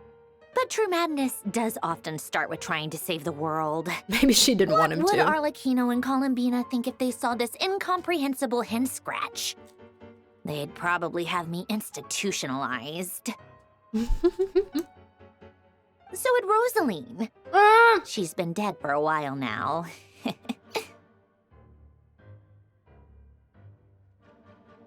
Aww. When I close my eyes and think back, I can still see her face. And that enormous dress she used to wear. Such a bizarre choice. What possessed her? Oh, and the clack-clack of those heels used to drive me insane.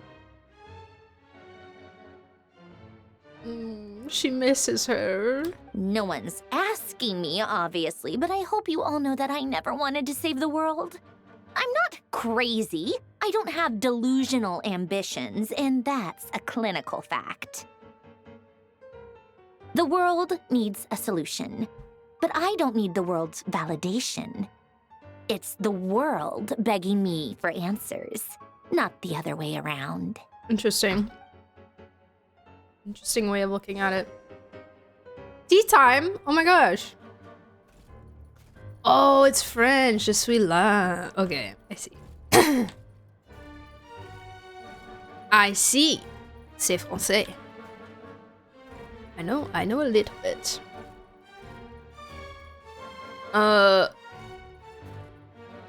Tea time is over here.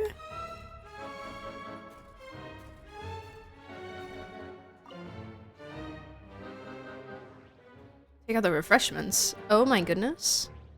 For tea. Oh, I'm so good. That tea looks so good.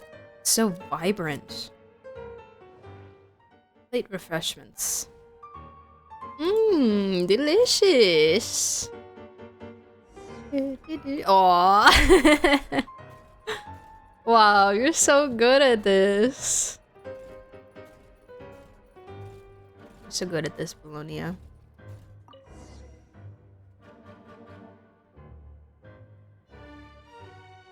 Contrast between Sandra being a mechanical construct and just how deeply emotional of a person she is. Yeah.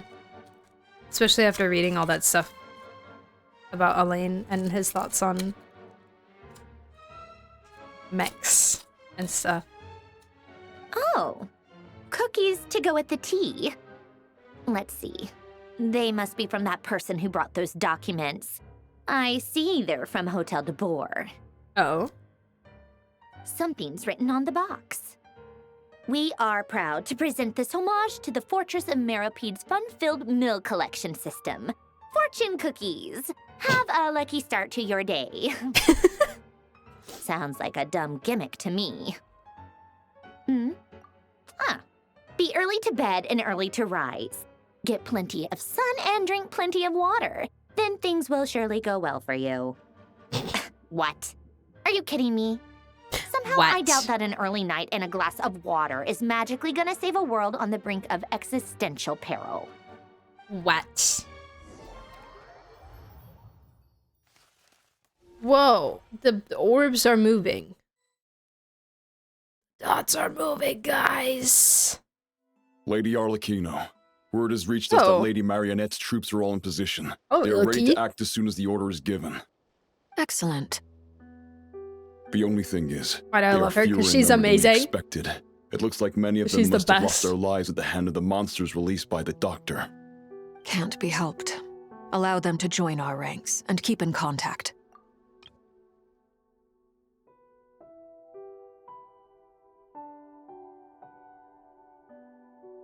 Okay. As you wish.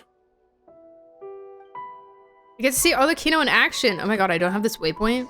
Oh, that's embarrassing. Meet up with child?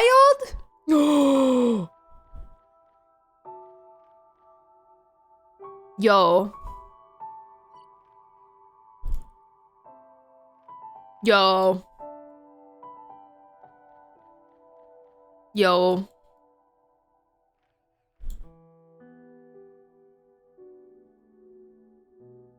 Can I see? Can I? Oh, I can see one over there. Oh, I can see that one too. Yo, child? Child Tartaglia Ajax? Where the freak is he? I don't see him. I want to get this waypoint. Can I get this? In special story time mode? No! It's been a while, Arlecchino. You look well. Oh my god!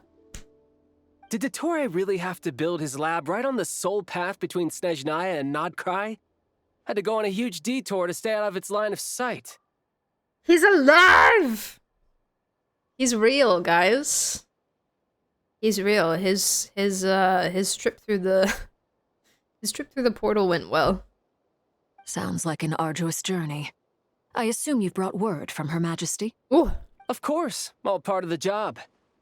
He looks so silly. The Tsaritsa has authorized Fatui Internal Affairs to review Dottore's case.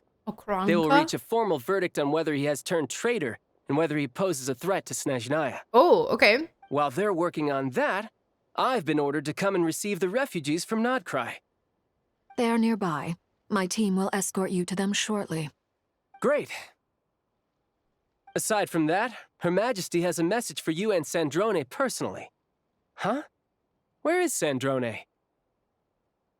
I can't believe he's back. She stayed behind to work since I was making the trip anyway. It seemed sensible to have one person on standby at base while the other came out to meet you. All right, guess that's just how she rolls. In that case, tell her that the Tsaritsa's decree this time is pretty awesome sounding. I think she'll like this one. Still, I wonder what... Wait, what's that? He's so silly. It's pretty awesome Did sounding. One of our troops turn into a monster? What the freak? Take him out. Ooh.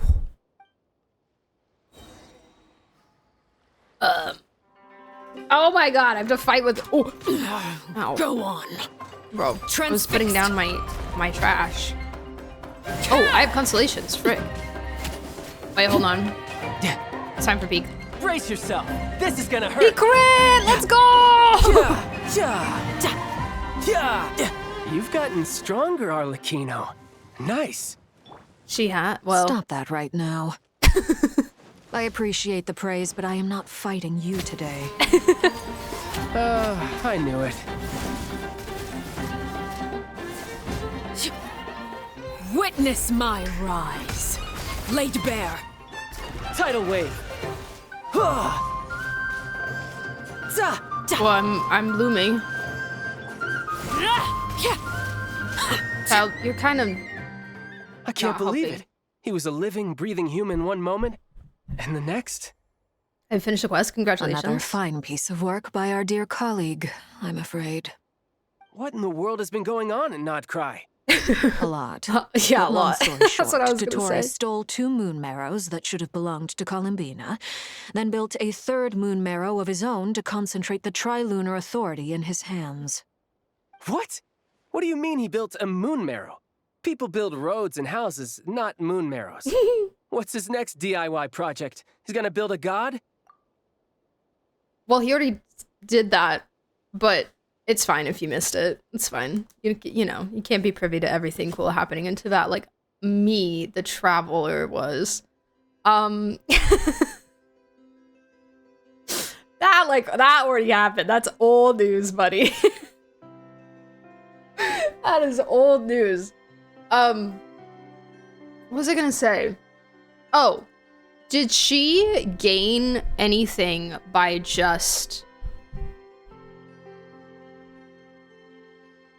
taking the moon marrow? Even though she doesn't have it anymore, does she still have whatever it gave her?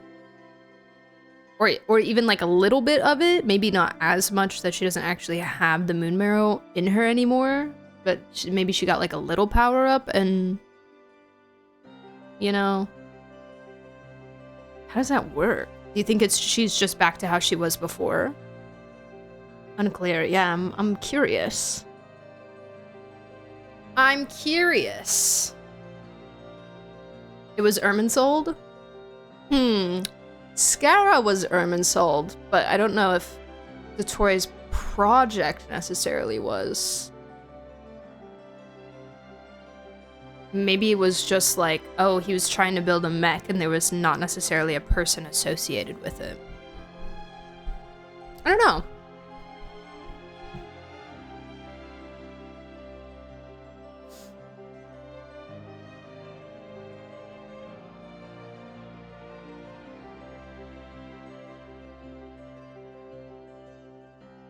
Knowledge about her power, how her powers work better? Yeah, potentially.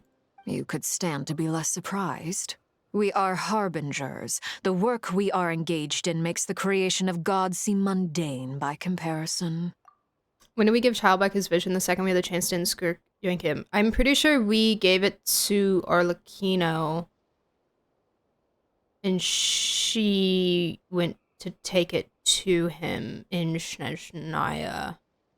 Like 90% sure that's what happened. At the end of Fontaine,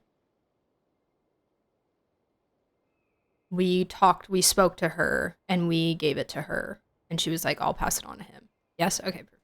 I tell everyone who asks that you once crossed swords with Rex Lapis while serving as a key supporter for Rosaline's plan. Sorry. But right now, you're acting like a common adventurer. Thanks for speaking up for me. Those two really took me for a ride back then. Then again, surely no common adventurer would manage to get tangled up with them the way I did. That's gotta count in my favor, right? It almost sounds like you wish to repeat the experience. I might have to lower my opinion of you. No. I'll stop talking. Please, go on. I love when she bullies him. Dottore is currently still experimenting with his newfound power in ways that continue to corrode the outside world. Yeah, I wonder, is he like choosing where these is simply a consequence of these energy fields are going, or are they just kind of happening? Move. That radiant beast was once a subordinate of Sandrone's. I suspect he was only allowed to live so that he could become an experimental subject. Also, those of us who fought Dottore have been afflicted with a curse. As such, I cannot leave Nodcry. This is so much worse than I thought. No wonder Her Majesty's decree is so extreme. While these exceptional circumstances persist, the Harbingers are hereby authorized to use unilateral executive powers. Should Dottore pose a threat, Arlecchino and Sandrone are permitted to eliminate him. Let's go! My thanks to Her Majesty. I will pass these good tidings on to Sandrone. Good tidings. Her Majesty has also declared that she will refrain from launching an attack on the now evacuated Nodcry due to the presence of unretrieved research material. They got the go-ahead, guys. A wise decision. By the way, it's time to nuke how's my him. old partner doing? I'm assuming they're with you? Partner? You mean the Traveler? I'm afraid I have bad news. He was captured after our failed assault into Torre's lab. His whereabouts are currently unknown. Is he using his outside head voice to talk in his inside head? Wait, who? Child? What do you mean? What? Why? Wait. Since when does Dottore have a bone to pick with him? Bro, I'm a descender. Chill. Jill, stop assuming I'm not all that, okay? Crimson Flame, thank you so much for the follow, by the way. Welcome in.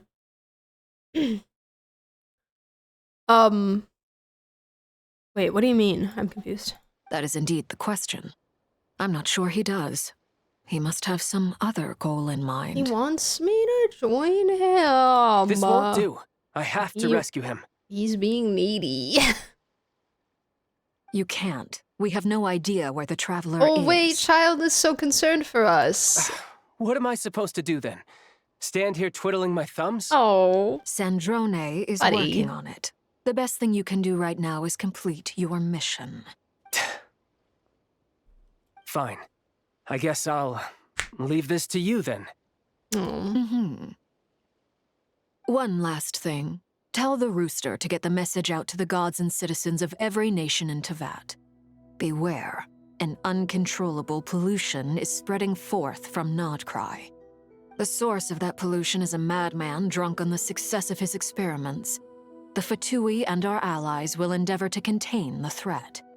However, he's talking in the same... if Nodcry falls, things are likely to escalate. Well, yeah. He's talking in the same tone in his head as he does when he speaks to people. When was he talking in his head?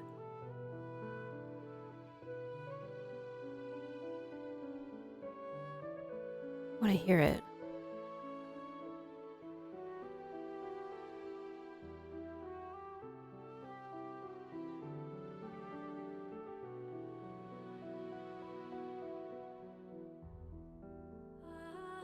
I can't find it. Considering Dottore is one of our own, all Fatui stationed in Nodcry consider it our duty to stay excuse and you, fight that's my him mod. to the bitter end.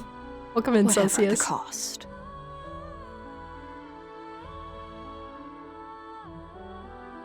Hey, don't be too pessimistic. If it comes to it, I'm sure Her Majesty won't stand by and do nothing. I hope you're right.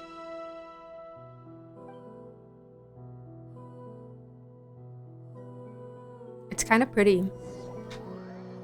Ball.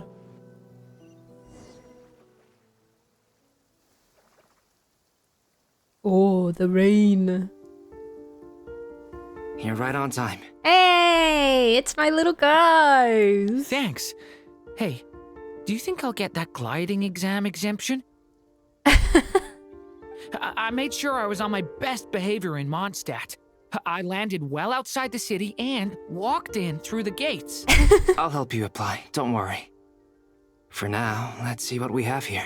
Bro, the gliding exam is not that hard. They even nerfed it, okay? What are the Doctor's energy fields even made from? The usual attract and repel principles that govern Kuvaki don't seem to apply to them. They are very mysterious, but ultimately, they appear to be comprised of energies from the three realms. Look at Albedo's face. His little face.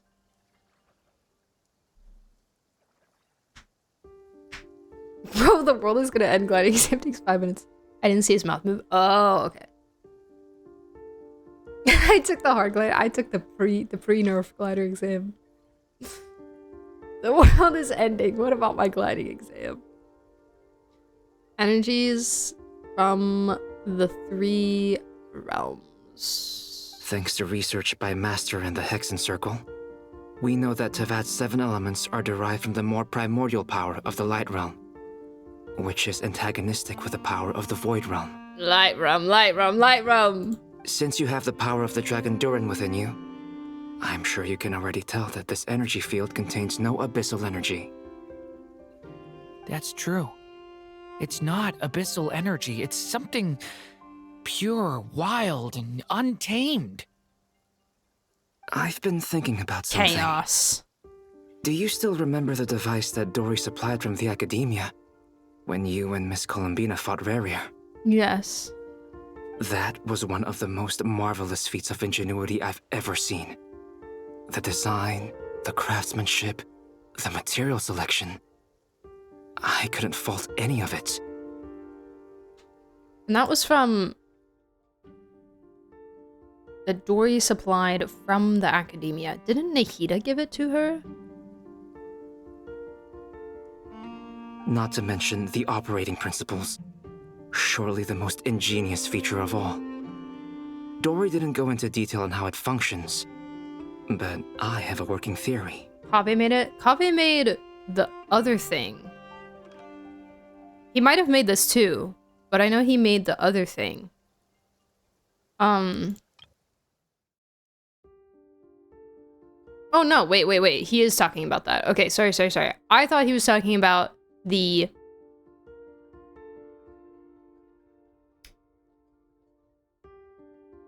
little flower thing that saved Nefer. I did not clock this sentence at all. Little pendant, yeah. The little 4-pointed flower thing. The clue was that Miss Columbina was somehow able to use the pyro energy that you provided. Which that was from despite the Alice. fact that, okay, as a moon goddess, yes, the other thing she Kaveh should made. only be able to use light realm energy in principle. Yeah.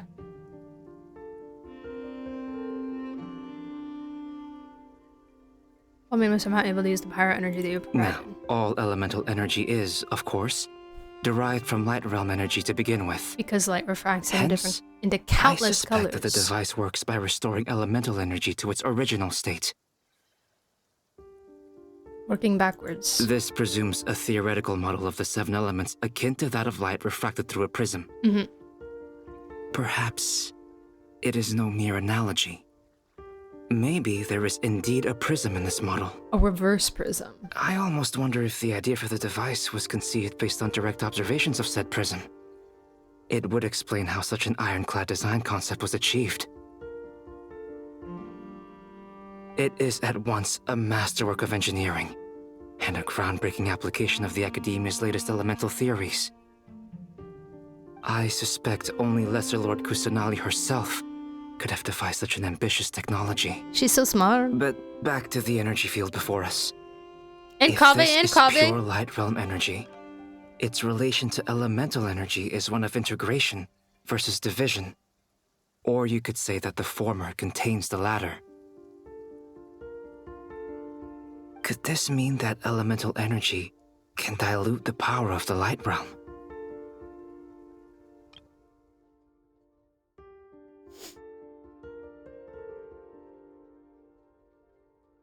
Okay. Should we give it a try? We should. Wow. It's so cool. Ha! It works! He made a crack. Clear signs of disruption were detected at the periphery of the energy field. This indicates that elemental energy can disturb or even negate the field. Now you try. All right, here goes. Ooh. It's working! Me trying to make my parametric transformer go faster. Switch to abyssal energy and attack again. Parametric transformer is actually just light realm energy. Ah! No surprises there. Abyssal power drains the energy field to a significantly greater extent. I now feel confident in asserting that the energy field is indeed pure light realm energy, and that elemental energy can dilute it. Okay, but tell me, go into excessive detail of why abyssal power is stronger. But the energy field is huge. How much elemental energy will it take to neutralize it? We don't have to neutralize it completely. We can try other approaches. That's all for theory. Would you like to continue watching? So you knew I was here. Yay! Woo! Best cast member. Huh? When did you get here? Woo! A while ago. But Albedo sounded like he was working on his thesis defense back there. Back in Sumeru. You can end a person's whole career by interrupting them mid-speech. Very thoughtful of you. I'm truly touched. Could I ask you to lend me a hand? With what? Yeah, the electro crystals do help with the transformer, but oftentimes I'm too lazy to teleport, so I just hit it. A little test. Try using Anima to unleash a concentrated assault with circular blades, with the goal of breaking through at a singular point. Oh. Wow, that was pretty good. Nice! This time it tore through the field. Tremendous. This is a major breakthrough. Should we go through? We probably shouldn't risk having mutually antagonistic energies in such close proximity. Durin, you stay here and watch the entrance. No! Hat Guy and I will go in to investigate. You're leaving him out. Sounds sensible to me. Keep your eyes peeled, Durin. Don't worry, I got this. You two be careful in there. Just give me the signal if you need help and I'll dive right in. What do you mean, signal? It's based on a new alchemical concoction I developed last month. When 2 bottles of it are smashed on the ground together, they emit a blinding burst of light. If it comes to that, remember to shield your eyes with your hat. Glad I asked. Thanks for the heads up. Oh, you need a gliding license to go into the hallway. I see. Okay. My bad. My bad. Hey, I've got Cinnabar Spindle. And Tula as well. Heck yeah. Oh, I'm not allowed to look at my characters. Me. That's fine. Bye. Too slow. I can't talk to you. Okay. All right. Let's go.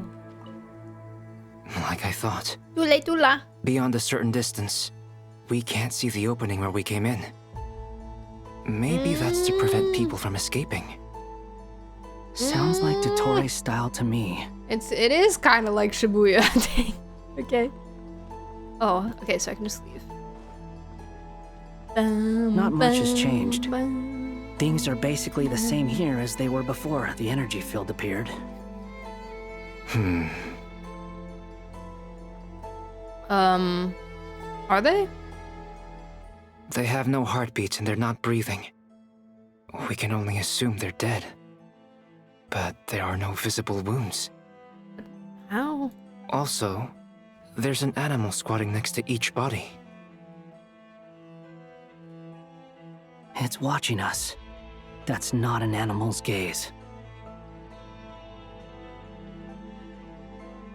What are you trying to tell us? Doesn't seem eager to talk. I guess maybe it's just an animal after all.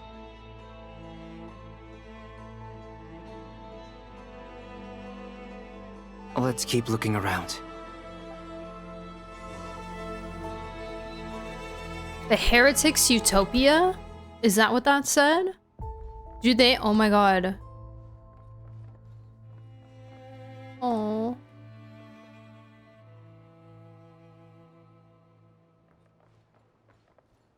Are they the people?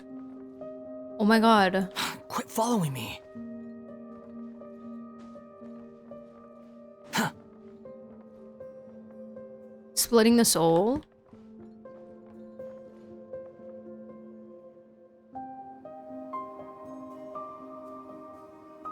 Splitting the soul from the body?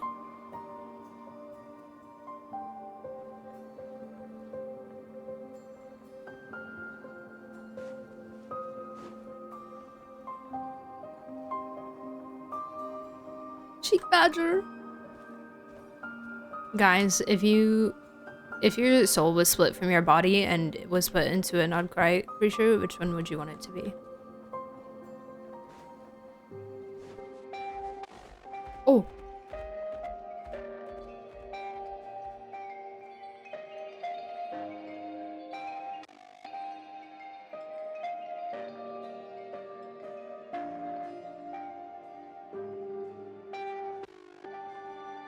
Oh my god, this is so Amori. This is so Amori.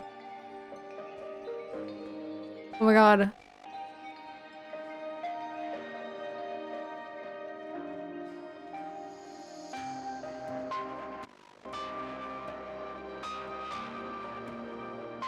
Hey. How far can I? Okay.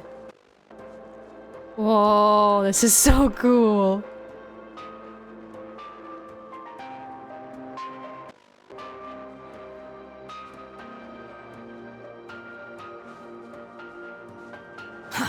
Too slow.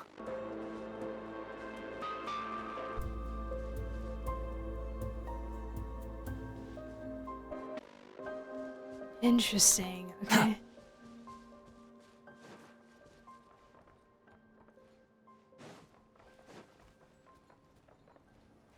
What does it want me to? Oh, it wants me to go over here. Okay. On my way. On my way. Same Brigitte. situation everywhere. A puffin. Not a living soul in sight. The Rhyhorn deers. Just countless bodies. I like the little lizard guy. Watch over He's them. cool. Well, I think we can safely rule out the possibility that they're all pets. Is skirting around the topic your way of showing consideration for other people's feelings? Just being cautious. I don't doubt that you can handle the truth. They are the people! They are them!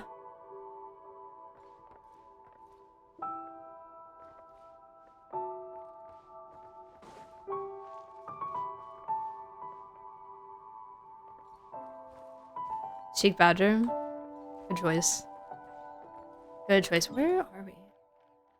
Oh? I see. Okay. Nothing passage was already cursed. Yeah. Yeah, it's spooky, man. Okay. Careful. I went here before I was supposed to, but this just reminds me of one specific part in Amori with like the music getting all glitchy and stuff. I can't really say what it is. Please. Oh! Help us. Please. Over there. I hear a voice. I heard a voice. Oh, up. Squall and Fury.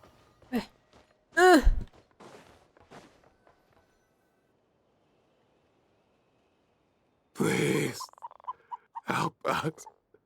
Please. What happened here? I don't know. Suddenly, everyone collapsed. Then my line of sight got lower. I still have some of my senses left. I gotta get out of here.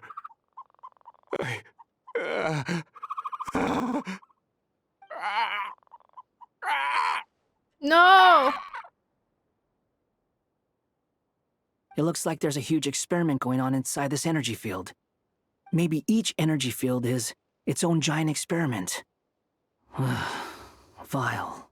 He's swapping human minds with those of animals. Even without the other circumstances, this would be an extremely radical experiment. Those people may have lost their sense of selves, but they are not fully animals either. If they were, they would have left.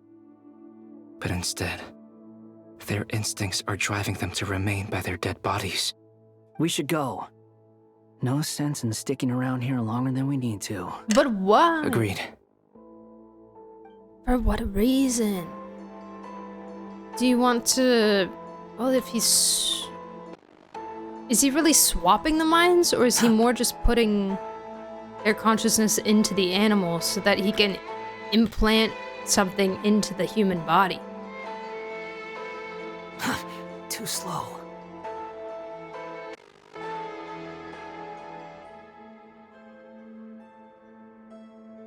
You know? The wind rises.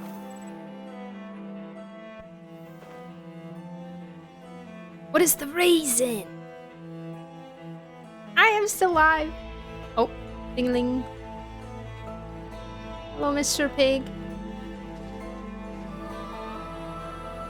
Alright, so we're leaving. Hey, Ree, thank you so much for the tier 1 sub. Ah, you're back. I appreciate Everything it. Okay? We saw some things that take a strong stomach. Otherwise, we're fine. We should share our findings with the others. Hey, yo, so, like, people are turning into animals, and we don't really know what to do about that? Why does she have so many candles everywhere? Is that usually like that? Who is it? Miss Nefer, it's me, Albedo. Let me cook. He's going to cook he's going to cook them and eat them as a last meal before he truly becomes a god. Oh, right, because when you ascend to godhood, like, you know, you just can't enjoy food the same. That's messed up, what the heck? Do you really think that a maniac with a god syndrome needs a reason?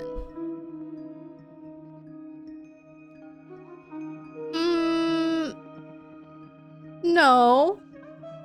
But I think that with the way that Dottore is speaking, he's had reasoning for doing things. Whether or not it makes sense is another story. And the reason may just be he wanted to see what would happen if he unleashed these fields of energy around. That may just be it. That it's purely just an experiment for experiment's sake, but... We found a way to break through the energy fields. With enough control, it's possible to tear them open using elemental energy. Yeah, it was pretty easy, honestly. We managed to take a look inside. Dottore is carrying out his cruel experiments on an immense scale. Any residents who have failed to evacuate in time will likely meet a grisly end. Sounds like he's living down to our expectations. I see what you did there. Might I ask how things are proceeding on your end? I'm just about to get started. I'll be in touch once I have a result. Understood. Stay safe. Oh, is she doing the seance to find me? Using the picture? Well, Nefer, I'll link up with you once my tasks are complete. What makes you think I'd need you to do that? I'll need it. And considering the way you approach certain matters, I think you'll be better off with me present.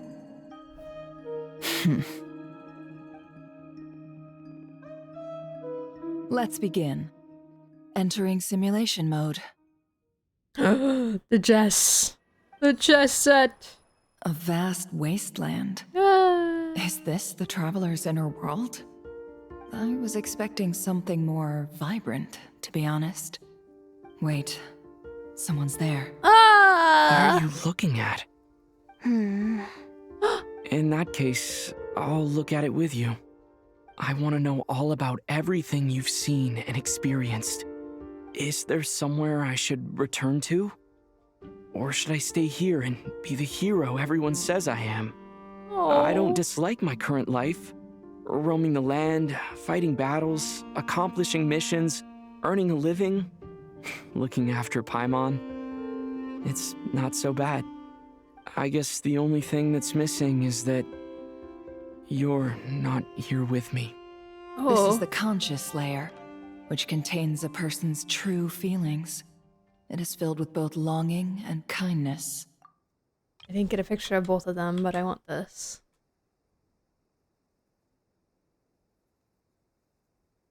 I suppose anyone who lives long enough ends up wishing for someone who can't be there. Maybe it's the only way we can feel truly alive.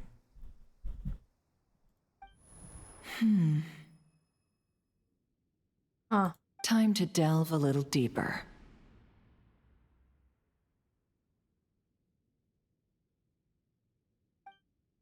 She's raiding my brain. Okay, we just hit a save point, guys. Nasha Town is hardly the optimal choice for a place to live, but it has character and a reasonable population density. What are you trying to say? Oh, don't be nervous. I was just thinking where might make a good starting point for your journey. Perhaps I should send you further afield. Conria, perhaps. Conria ceased to exist long ago. Once again, you fail to understand the possibilities that the Tri-Lune creates. Anything that has existed in the past, I can now recreate. Wait, but Lumine though. You simply do not wish to see that happen. That might be because you miss your sibling. I feel like you guys need to talk about that and figure out who's gonna do it, because... But this is not for me to judge. I don't think two people should be trying to do that at the same time. Miss your sibling and fear getting answers that you are not ready to learn, but this is not for me to judge. If we are to collaborate, we need to maintain an amicable relationship.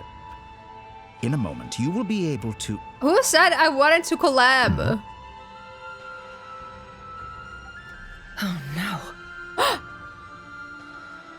He sees her. What are you... Whoa! Did you just karate chop me? What are you gonna do? Don't move. Ooh. Something unwanted has crept into... That was Nicole! Oh? Gone as quickly as it came. That was Nicole!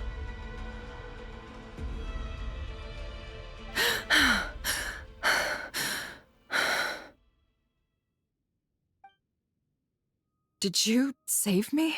If I hadn't had the connection, Dottore might have caught you from the other side and destroyed you. W, Nicole. This was a good idea, but once is plenty.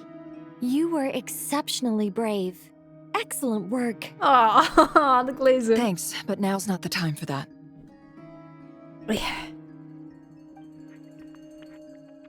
Ba-ba-dum.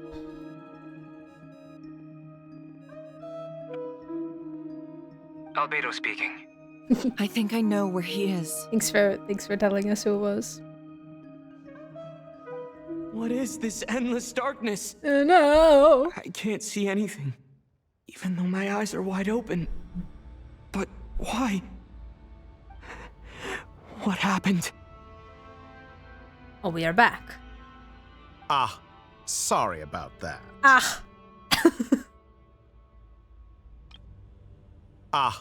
Sorry about that. But he looks so cute here. Look at him. Look at his little face. Oh my god. I take it you didn't notice. Just now, a friend of yours took a little peek into your mind. Ah. That's how I hear Dairo when he sends a... Ah. Could it be Nefer? How did she do it? Did she use something as a medium to connect to me? Yeah, cute little picture of you. Do you think she's aware of your current circumstances? Oh dear. Have I stunned you into silence? I only wanted to slow down your time a little so I could stop your intruder in her tracks. It would have been nice to capture the spy. I must say, I'm finding the ability to adjust the flow of time rather intriguing. The moment you closed your eyes, time seemed to grow impossibly viscous, didn't it? Did it? A whole month passed before you opened your eyes again. What? But only for you. What? No one else was affected. I dare say this is something only a god can achieve. Point taken. You've proven once again that you have god-tier power. Bro's like, I don't care. Oh, you misunderstand. This wasn't about proving a point. Once again. I was testing things out. I find I learn best by doing. And I have to admit, time is not the easiest dimension to control. I only wanted to make you sleep for a short while, but it ended up lasting a whole month. Clearly some finesse is required to wield the authority over time as I wish. I hope you're not angry with me. It was only a month's discrepancy, nothing too serious. Had I been off by a year, a decade, or even a century, dang, that would have been quite a different story. Bro messed up. You could have frozen me for millions of years. So much for collaboration. He missed so many finger jumps. I know. Much sincerity. Where's my return event? Millions of years? To what end? I wonder if you don't understand humans all that well. They are very pragmatic creatures who understand only that which they can perceive with their senses. If I had you sit here for a week, I imagine people might sympathize. But if I left you here for 100, 1,000, or 10,000 years, the sheer size of that number would cause it to lose all meaning to them. They would not have the capacity to comprehend your suffering, and thus they could not empathize. I see. Interesting. This is very interesting. This is very interesting.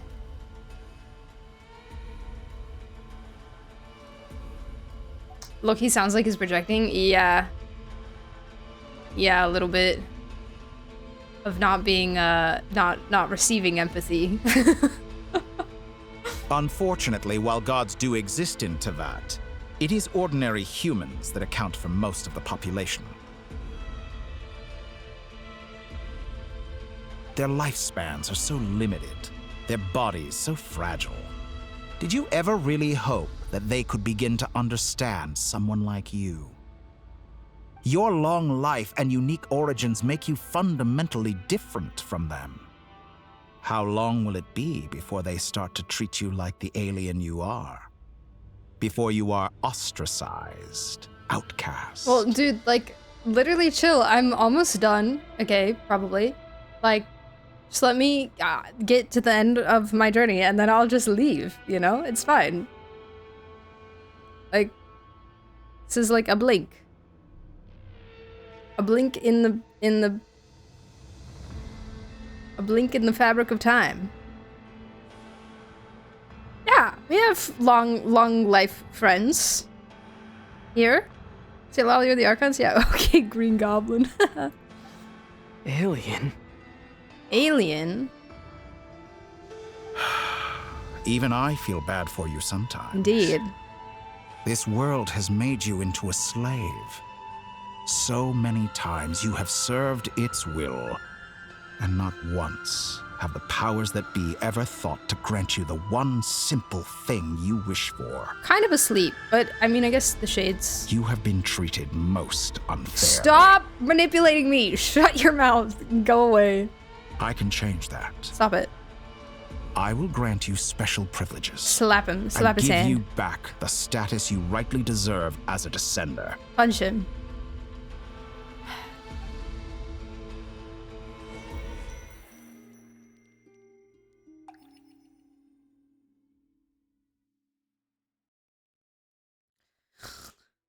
I've entered the past 3 times at this point, but I still have so many questions. For instance, beyond each point being further back in time than the last, what determines the specific locations at which I can make entry? I enjoy the way this quest is structured, going back and forth. So far, so much. The common thread linking all 3 scenarios is that the Traveler has been present. I did say it was like Whiplash earlier, but I think that's like, it makes it engaging. Bro wants me either so bad. But it's more than that. True. I know I sensed something familiar around him. What was it? I'll keep this question in mind as I carry on.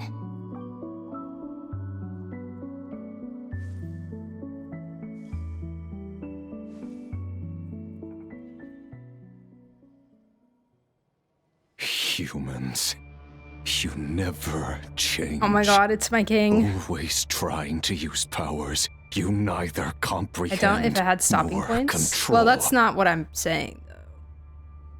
That was my point though. My what I said I liked was how it's going back and forth between different scenes. If it had stopping points, it would be better. Even better. But what I like about it is how it's jumping back and forth from scene to scene, because I also think that the way that they're structuring it with the themes of each scene is lining up so well. Like we had the separation of like the human's consciousness into the animals right after all the or after all of the narcissistic stuff and like that kind of thing. It's all, the themes are piecing together quite well. But yeah, little stopping points would be nice. I just wonder how they could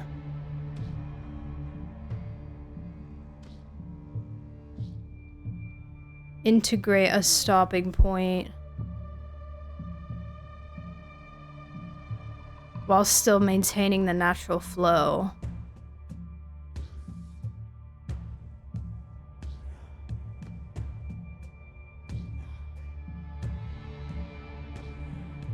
They would just have to do like in the Wander and Albedo section, they would have to make that not a domain and just make it a place where you could leave. I actually didn't try to leave there. Could you leave and pause there?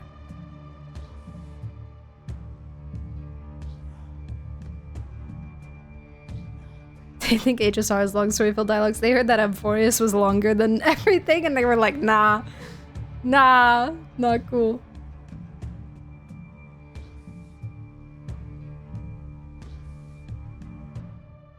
It didn't make me distracted with the new map. Yeah, running places.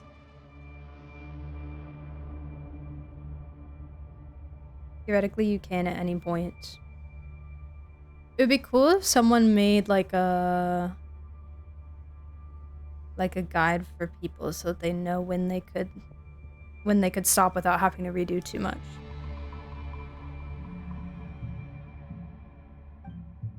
This looks like Star Sand Shoal. Was this before Remuria regained his physical form? Like right after this happens, you can stop, you know? So you can kind of know what your checkpoints are. This round's not gonna go your way. The cannon. That's At least, right. At least they warned us, I guess. And I sensed an abnormal Kuvaki fluctuation coming from Nasha Town. And right after that, came an ominous power emanating from Star Sand Shoal. My body was once torn into countless the saving pieces screen, yeah.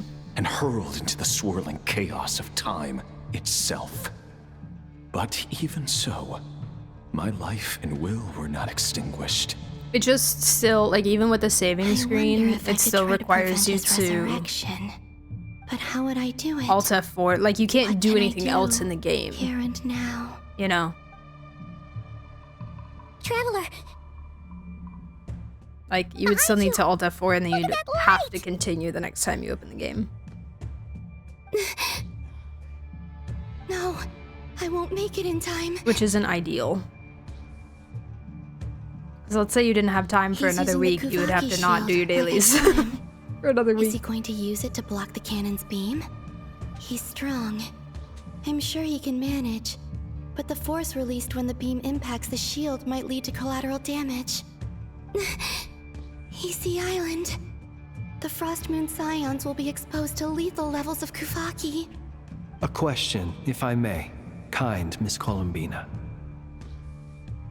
When the cannon's Kuvaki beam was deflected earlier, I saw several bolts of energy streak toward Hisi Island, only to be blocked. Did you also have a hand in that? This was another one of Arnold's theories. In the thing Maybe with that the really was me after all. the Columbina time thing, he said that he thought the shield was her. But I don't know if I have enough power left.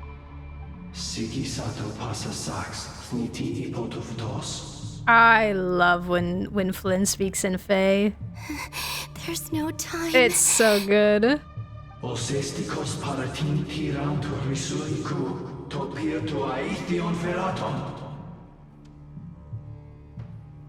have to make it. Oh, Frost Moon. Oh, great land. Oh, slumbering moonlight of Nodcry. If you can hear me, if you can sense my call, then please, heed me once more!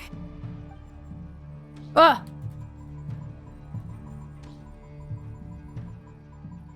Pew!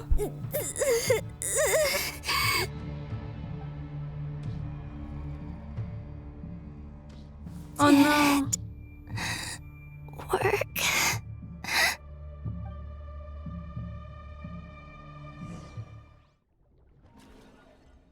You can fully leave the quest and then come back to the saving point. Hey, wake up. But if there's like dialogue after Hey, did you hear me? the saving loading screen, how do you I said wake up now. how do you leave? Also, Misidia, Good welcome morning, to chat. Sandrone. Greetings. It's 3 in the afternoon, actually. And could you kindly not use my quarters as your personal nap room next time? Just Fontanian furniture. But I feel so safe here. And your coffee, right?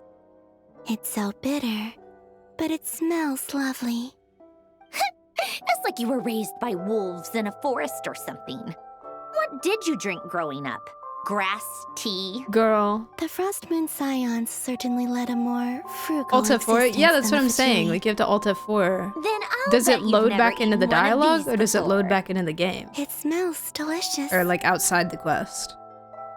That's because it's a Fontanian recipe. I had a little free time today, so I made a Jealous. batch. Rosaline will be here shortly, but if you really can't wait, Aw. I guess you can go ahead and... Hey, at least let me finish before you start eating. Did the Frost Moon Scions not teach you basic table manners? Or did the rules not apply to you because you're the high and mighty moon goddess? These are so tasty. Of course they are. I made them. I was worried they might contain traces of machine oil. What? Oh, got him. You know, there's something I've always wanted to ask you. Why did you leave your old home and join the Fatui? It loads into the game outside the quest. I left the quest when Arlecchino showed up, then I could do other things. The next day, I can decide to hop back in. It brought me back there, no repeating for me. When you leave, at whatever point, you will have like a worldly thing in the world, you interact, and you return to the quest. Right after the ending screen, I quit right away. It didn't make me repeat the dialogue that much. Yeah, I'm mostly just wondering about the difference between leaving during a spot where you're walking around as a character and Alt F4ing within a dialogue and reopening the game. You know? But it sounds like it's kind of the same thing either way. But usually when you Alt F4 during a dialogue, you have to go through the dialogue again. So what you guys are saying is that it's different now?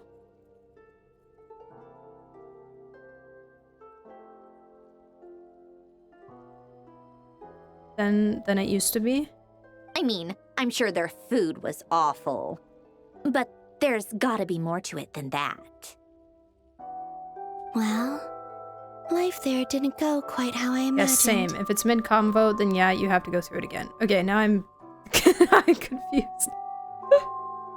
Now I'm confused! You guys are saying different things. What do you mean? Does it... Okay. I have the domain thingy even in dialogue. So, okay.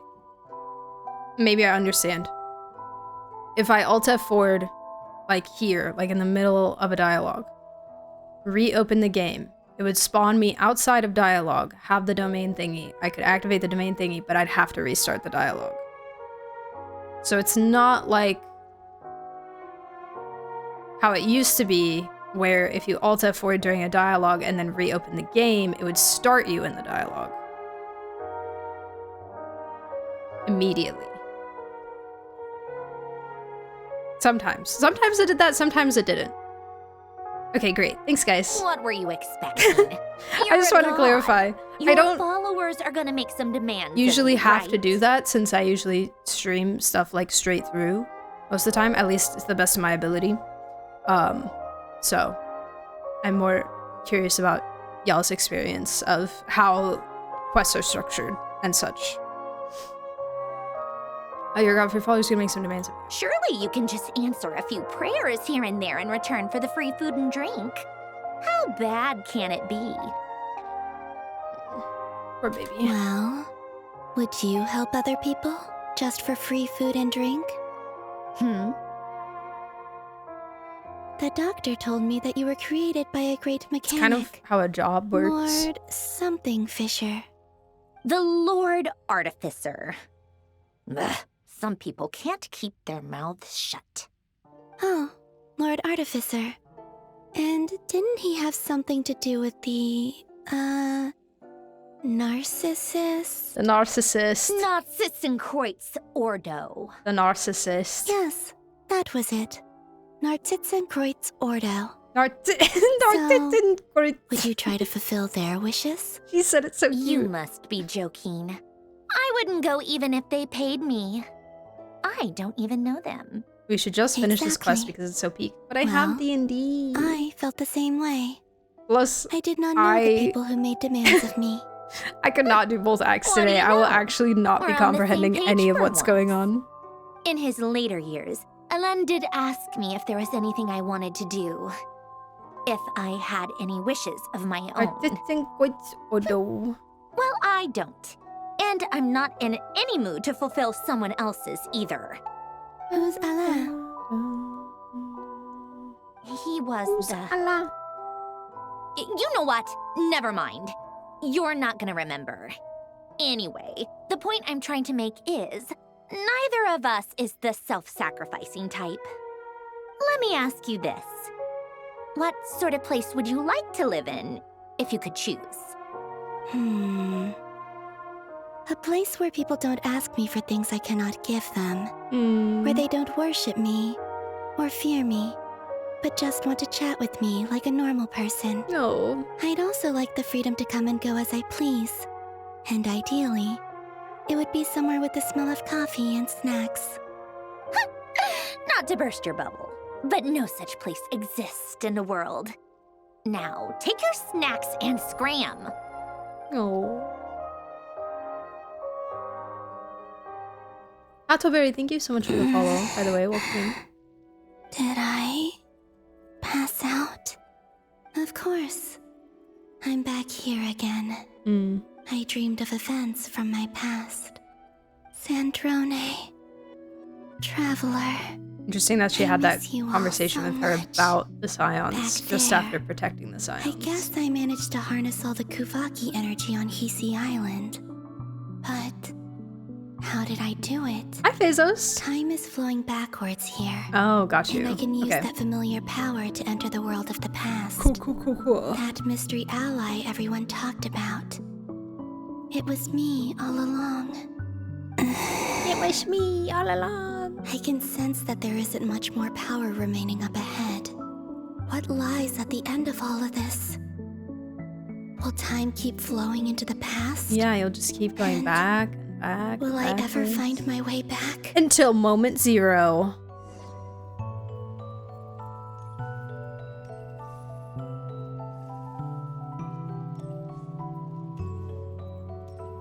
I love the splooshing around on this water. And the sand underneath, it's so pretty.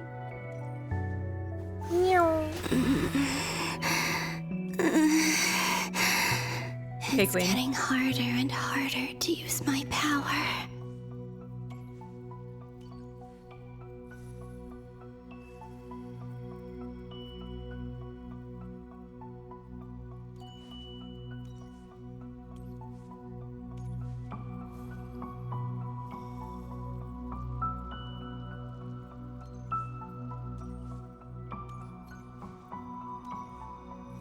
Hold on. Oh wait, I'm trying to get pictures of Bina.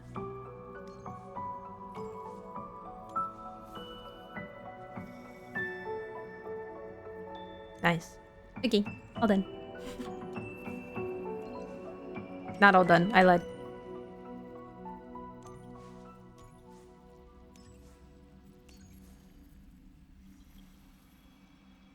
Alright. Should have joined earlier because this quest line is really good. It is! It is! I'm enjoying it. I like how they're structuring it. The going back and forth. I'm no match for the abyss in this state. Whoa! I need to avoid the contaminated fragments.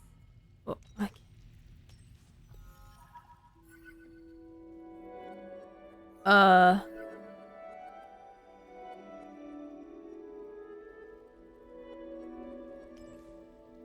You okay?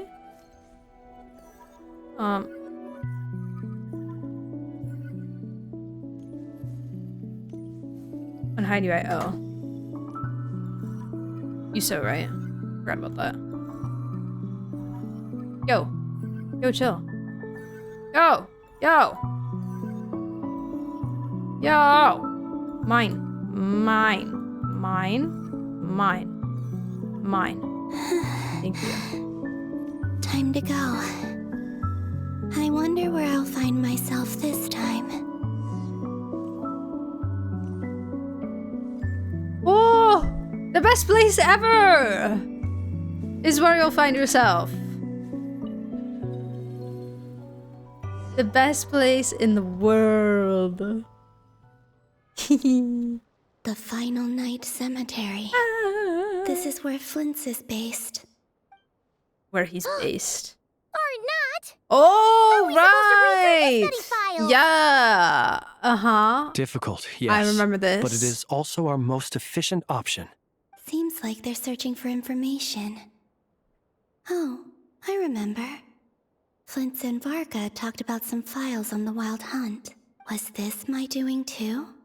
To expose the true intentions of this Remuria, we need to dive into Nodcry's history. Are my actions changing the past? Or are they simply completing a process? Is all of this inevitable? Or am I the one making these decisions? Careful, Queen. If You'll spiral too far. Help them now, will it change how things turn out? Hope we don't land on our heads then. They're my friends. I can't not help them.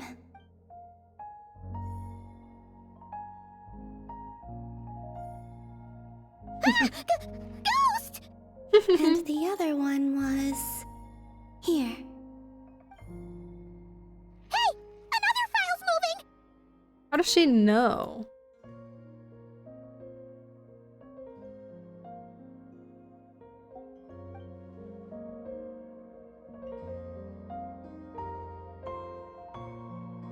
Yeah, I was convinced they were Nicole as well. I was convinced. Cyrene and her closing the causality loop, yeah. Especially with all the memory stuff. Everyone but Arnold. I gotta give him the credit.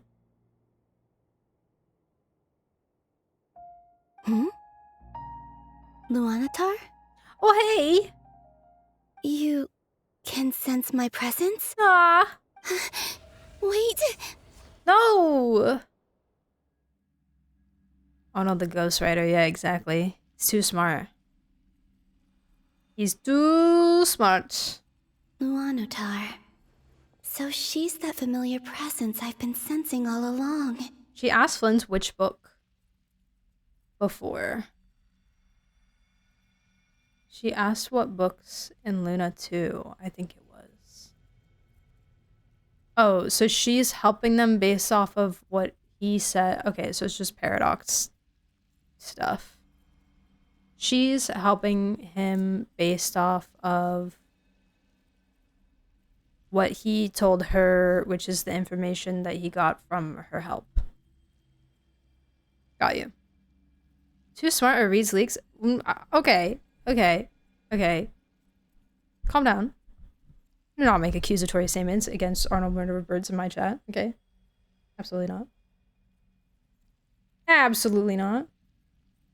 She's always been by the Traveler's side. That explains why the Traveler has been there each time I've entered the past. But why Luanatar?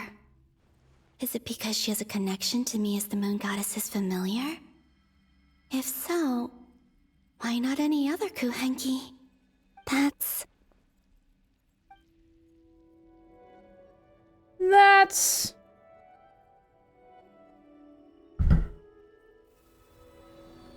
Ah, she's so pretty. She does her little ta-da every time.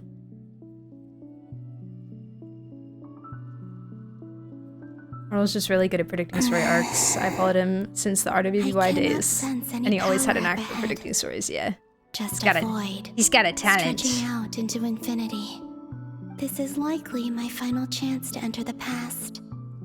It's now or never. I have to find a way back.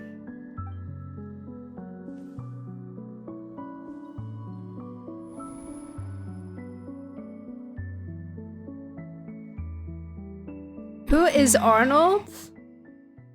Easy Island? How far back in time is this? Does he have an underscore in his username?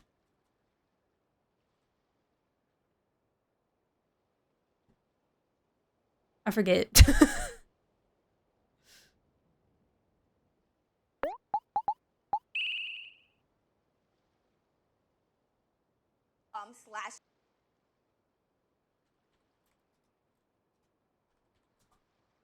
I'm a fake fan. He does not. Okay. There you go. There you go. Highly recommend. Highly recommend. I love Arnold so much. He is a super cool guy and is very well knowledged on the lore and has some really interesting things to say about it often. And yeah, as another lore appreciator, who could not even barely hold a candle to everything that he knows, but simply just as someone who appreciates the lore and the story, I have a lot of respect for the amount of passion that he puts into his content relating to the story and stuff. So yeah, definitely check him out if you guys don't know him. I recently found out that quite a lot of Genshin content creators on YouTube read leaks and talk about them as theories, but they are mysteriously word to word same as leaks. Well, I think an important thing to think about is sometimes you hear things, but if you don't know that they're true, then you just shouldn't say them. Or you should, make it clear that you don't know that it's true. But at the same time, it's usually kind of just better to not, put that kind of stuff out there, because you don't know. You don't know that. And it's not worth really to, to put it out into the void. I think, yeah, genuine love for stories, yeah. I think if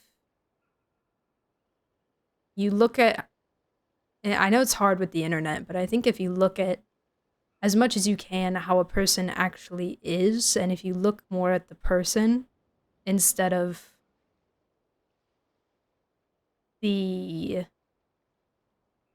what the internet wants you to think people are, you start to recognize a lot more of the genuineness from the people themselves. And, that helps. That helps. But, yeah. That's all. Just finished watching Arnold's reaction to Act 8 earlier today, and he's cooked up some new stuff. Ooh, okay. I'll have to watch after. I will have to do that after I finish it. Alright. Where's Luanatar? Let's continue. I can't sense her presence this time.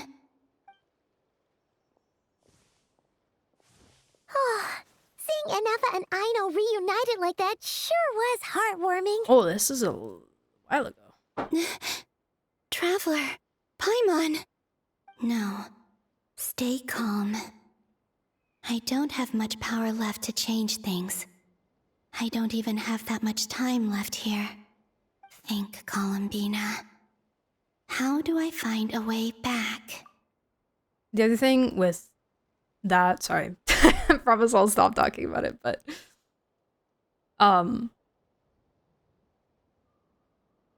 like obviously that may be true that some people do that, but I think with Arnold specifically, he does a lot of this stuff like way too early for it to be like way before leaks would have come out, and also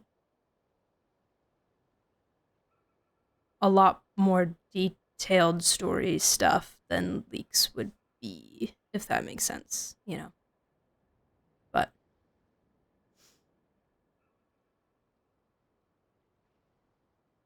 there was another CC who predicted the story almost 100% accurately. Who predicted the story almost 100% accurately. He released his vid right after last patch, way before the earliest leaks come out. So that's definitely possible. Some people are smart. Yeah, this is true. Yeah, and again, not to say that some people don't read the leaks and then make the theories, but as a person who has come across leaked story stuff before, obviously I don't look for it on purpose and I try to avoid it as best I can. But as a person who's come across leaked story stuff before, for any of you that have seen it, it's quite vague. Not vague, but there's not as much information as a lot of people tend to predict, you know? So you can really only do so if you're intentionally trying to read it to make it look like you're theorizing things correctly. There's not too much you can do, you know?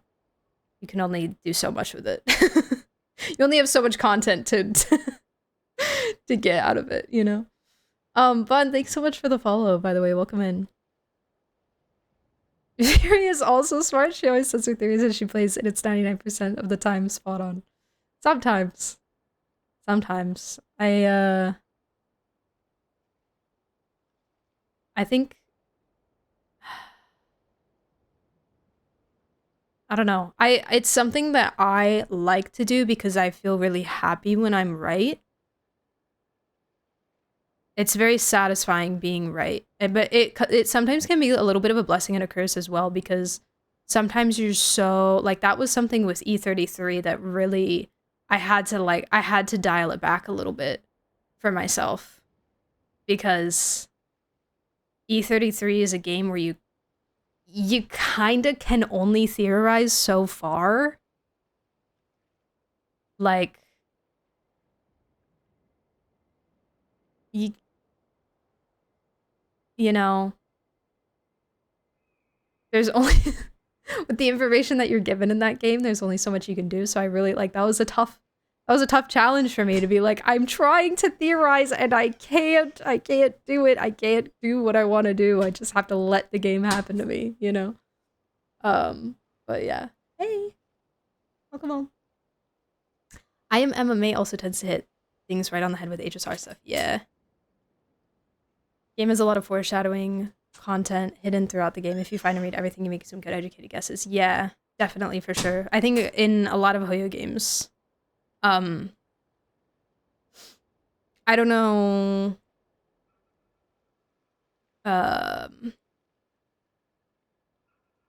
if sorry, I lost my train of thought. It's gone. I'm my brain is starting to lose steam. But yes, they do a lot of that, of hinting at little things and you know, alluding to little things, and if you really pay attention and analyze it, then you can. And some people don't like enjoying the story that way, and some people do like enjoying the story that way, so it's just, you know, it's different stuff. The voice acting from Bina, like the surprise and desperation, endeared her so much more to me in this quest, and is the reason why I most pulled for her, because before I liked her, but she was so apathetic / monotone, which I get is a character trait, but it did put me off, so emotion shining through this patch is so good. I agree. I'm hearing a lot more emotion in her voice as well, this quest. For certain things. Desperation is a good word for it, for sure. Lots of desperation. Trying to do the right thing and trying to do her best, you know? But yeah. So. Anyways, let's not waste any more time. A way back. To where? Do I go back to Moonprayer Night? Yeah, a lot of the story stuff in E33 is to the future linked to replay value as well. And if I return in my current state, what will become of me then? Dotori's actions that day proved that he'd been planning that for a long time. He had already seized the power of 2 moon marrows before capturing me. Even if I managed to get back, how can I fight against him when he wields the Tri-Lune authority? I can't. If I go back like this, I'll be playing right into his hands. I have to find some way of rivaling the power he has usurped. Wait. Time flowing backwards. The Tri-Lune authority. Does that mean? I think I know what the final destination of this lunar reflection might be. The actual moons! Yes! I know what I must do. you are gonna, like, but she's only gone back in time to, like, very recent events in Nod Cry. But is this insinuating that if she stays here long enough and she keeps going back in time long enough, like, she could be here perpetually, she could be here forever, she can probably get back to when the moons were still intact, potentially. and the goddesses. Oh my god, she could meet the OGs. No. Speaking of homes, we must already be close to where the Frost Moon Scions live. The vibe here feels different, just like the scenery. But how do I communicate my plan to my friends? How long is that gonna take her, though? Should I write it down here? I don't even know how much time has passed. No. Someone else will see it. This far in the quest. A few hours? I need something with a close connection to me. Something I can use as a medium to tell them what's happened to me in here.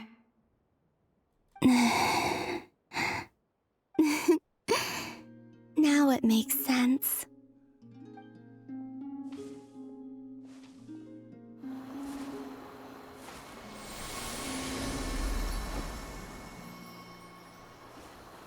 Oh, a flower.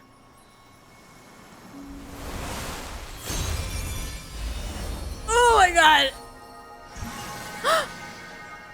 She gave us a kiss!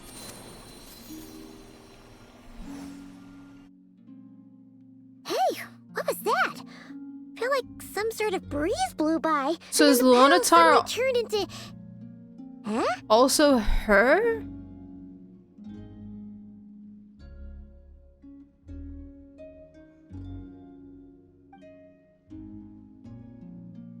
It was I who brought Luonatar into being. I gave up a piece of my own soul to create her. Oh.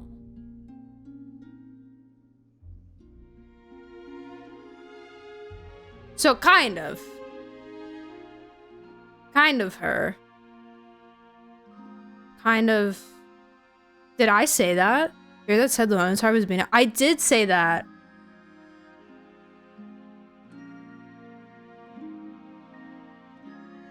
I think I also said it was Nicole, though, too.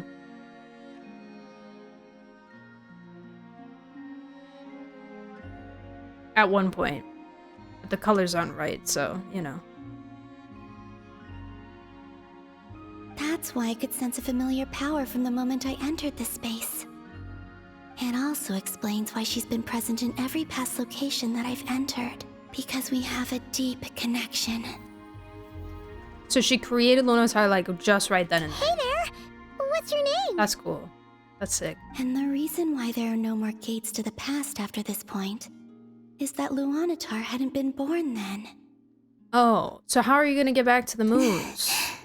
No wonder I sensed the trace of a blessing when we first met. But I still didn't recognize the soul hidden within you. Back then, I was just a little lost dove. I had yet to become Columbina Hyposelenia. So Luonatar is kind of acting as like a tether for her ability to travel in time and memories. I'm still kind of confused about the memory thing though, because some of it was like, at first she was like, oh, it's her memories. And I was like, oh, maybe it's the Traveler's memories. I think it is the Traveler's memory. I don't really know. Ooh, when Luonatar gave us a kiss on the head, did we like make the connection with the brain, with the memories? Ah! Go on. Go on. Or did I miss now. something? We've got stuff to do. Best you find someone else to hang out with.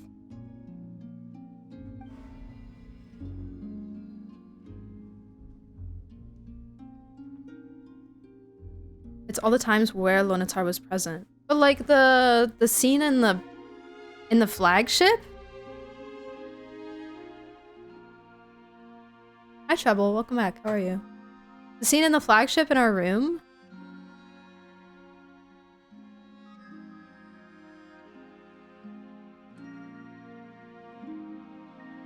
When was Luonatar there? Anyone else an OG Columbina lover since 2.7? I would say I'm an OG Columbina liker.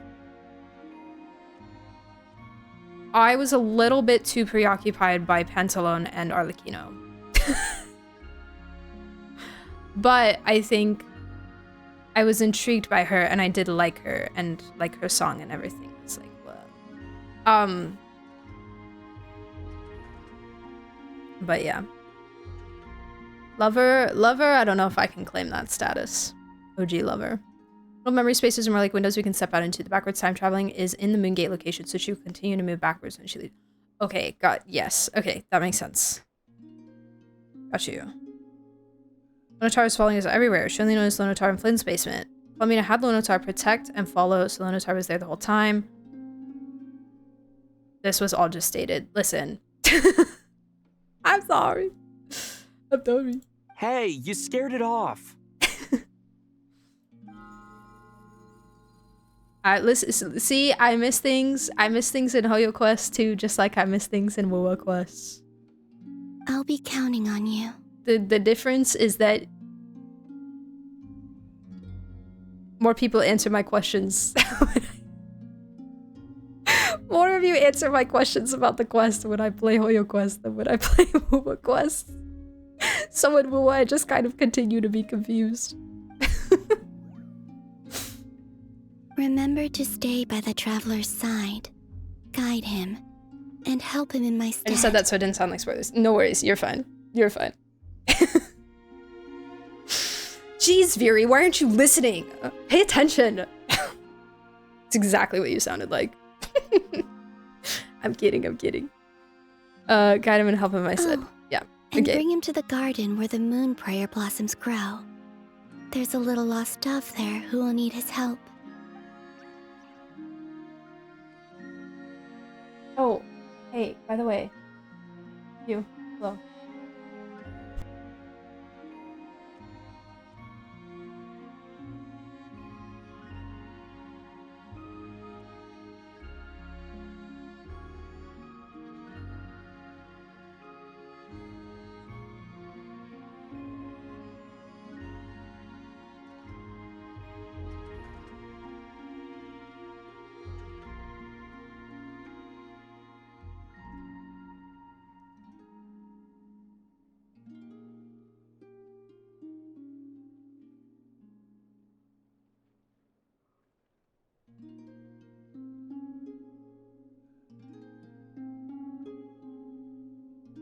Genshin player reading challenge, I did not read those lore books for 30 minutes straight for nothing, okay?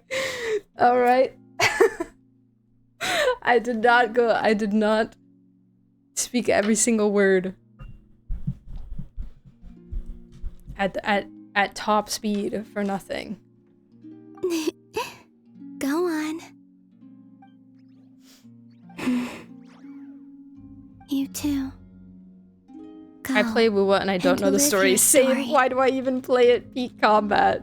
Story of my life. Mine must go in a different direction.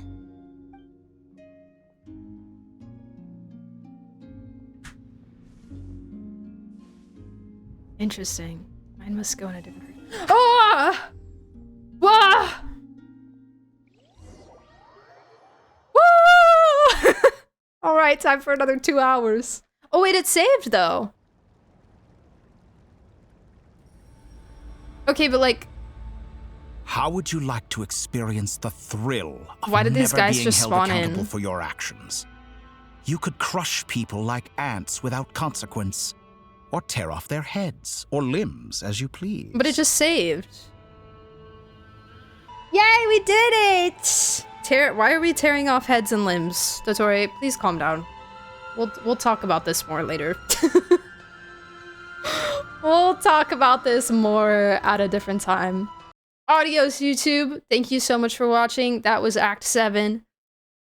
Cut right at the ending scene. We will continue back up with Act 8 on another day, or for you guys in another video. So keep an eye out for that. I will have them out as soon as I possibly can. I hope you enjoyed both the questing and the yapping. And again, if you want to join us here on Twitch, we would absolutely love to have you. My username is viridian_dawn. And I like the story a lot. It's really cool. So if you like this story too, you should come talk about it with us on Twitch. Okay? Okay. All right. Okay. Bye, YouTube. Have a good day. Bye. See you.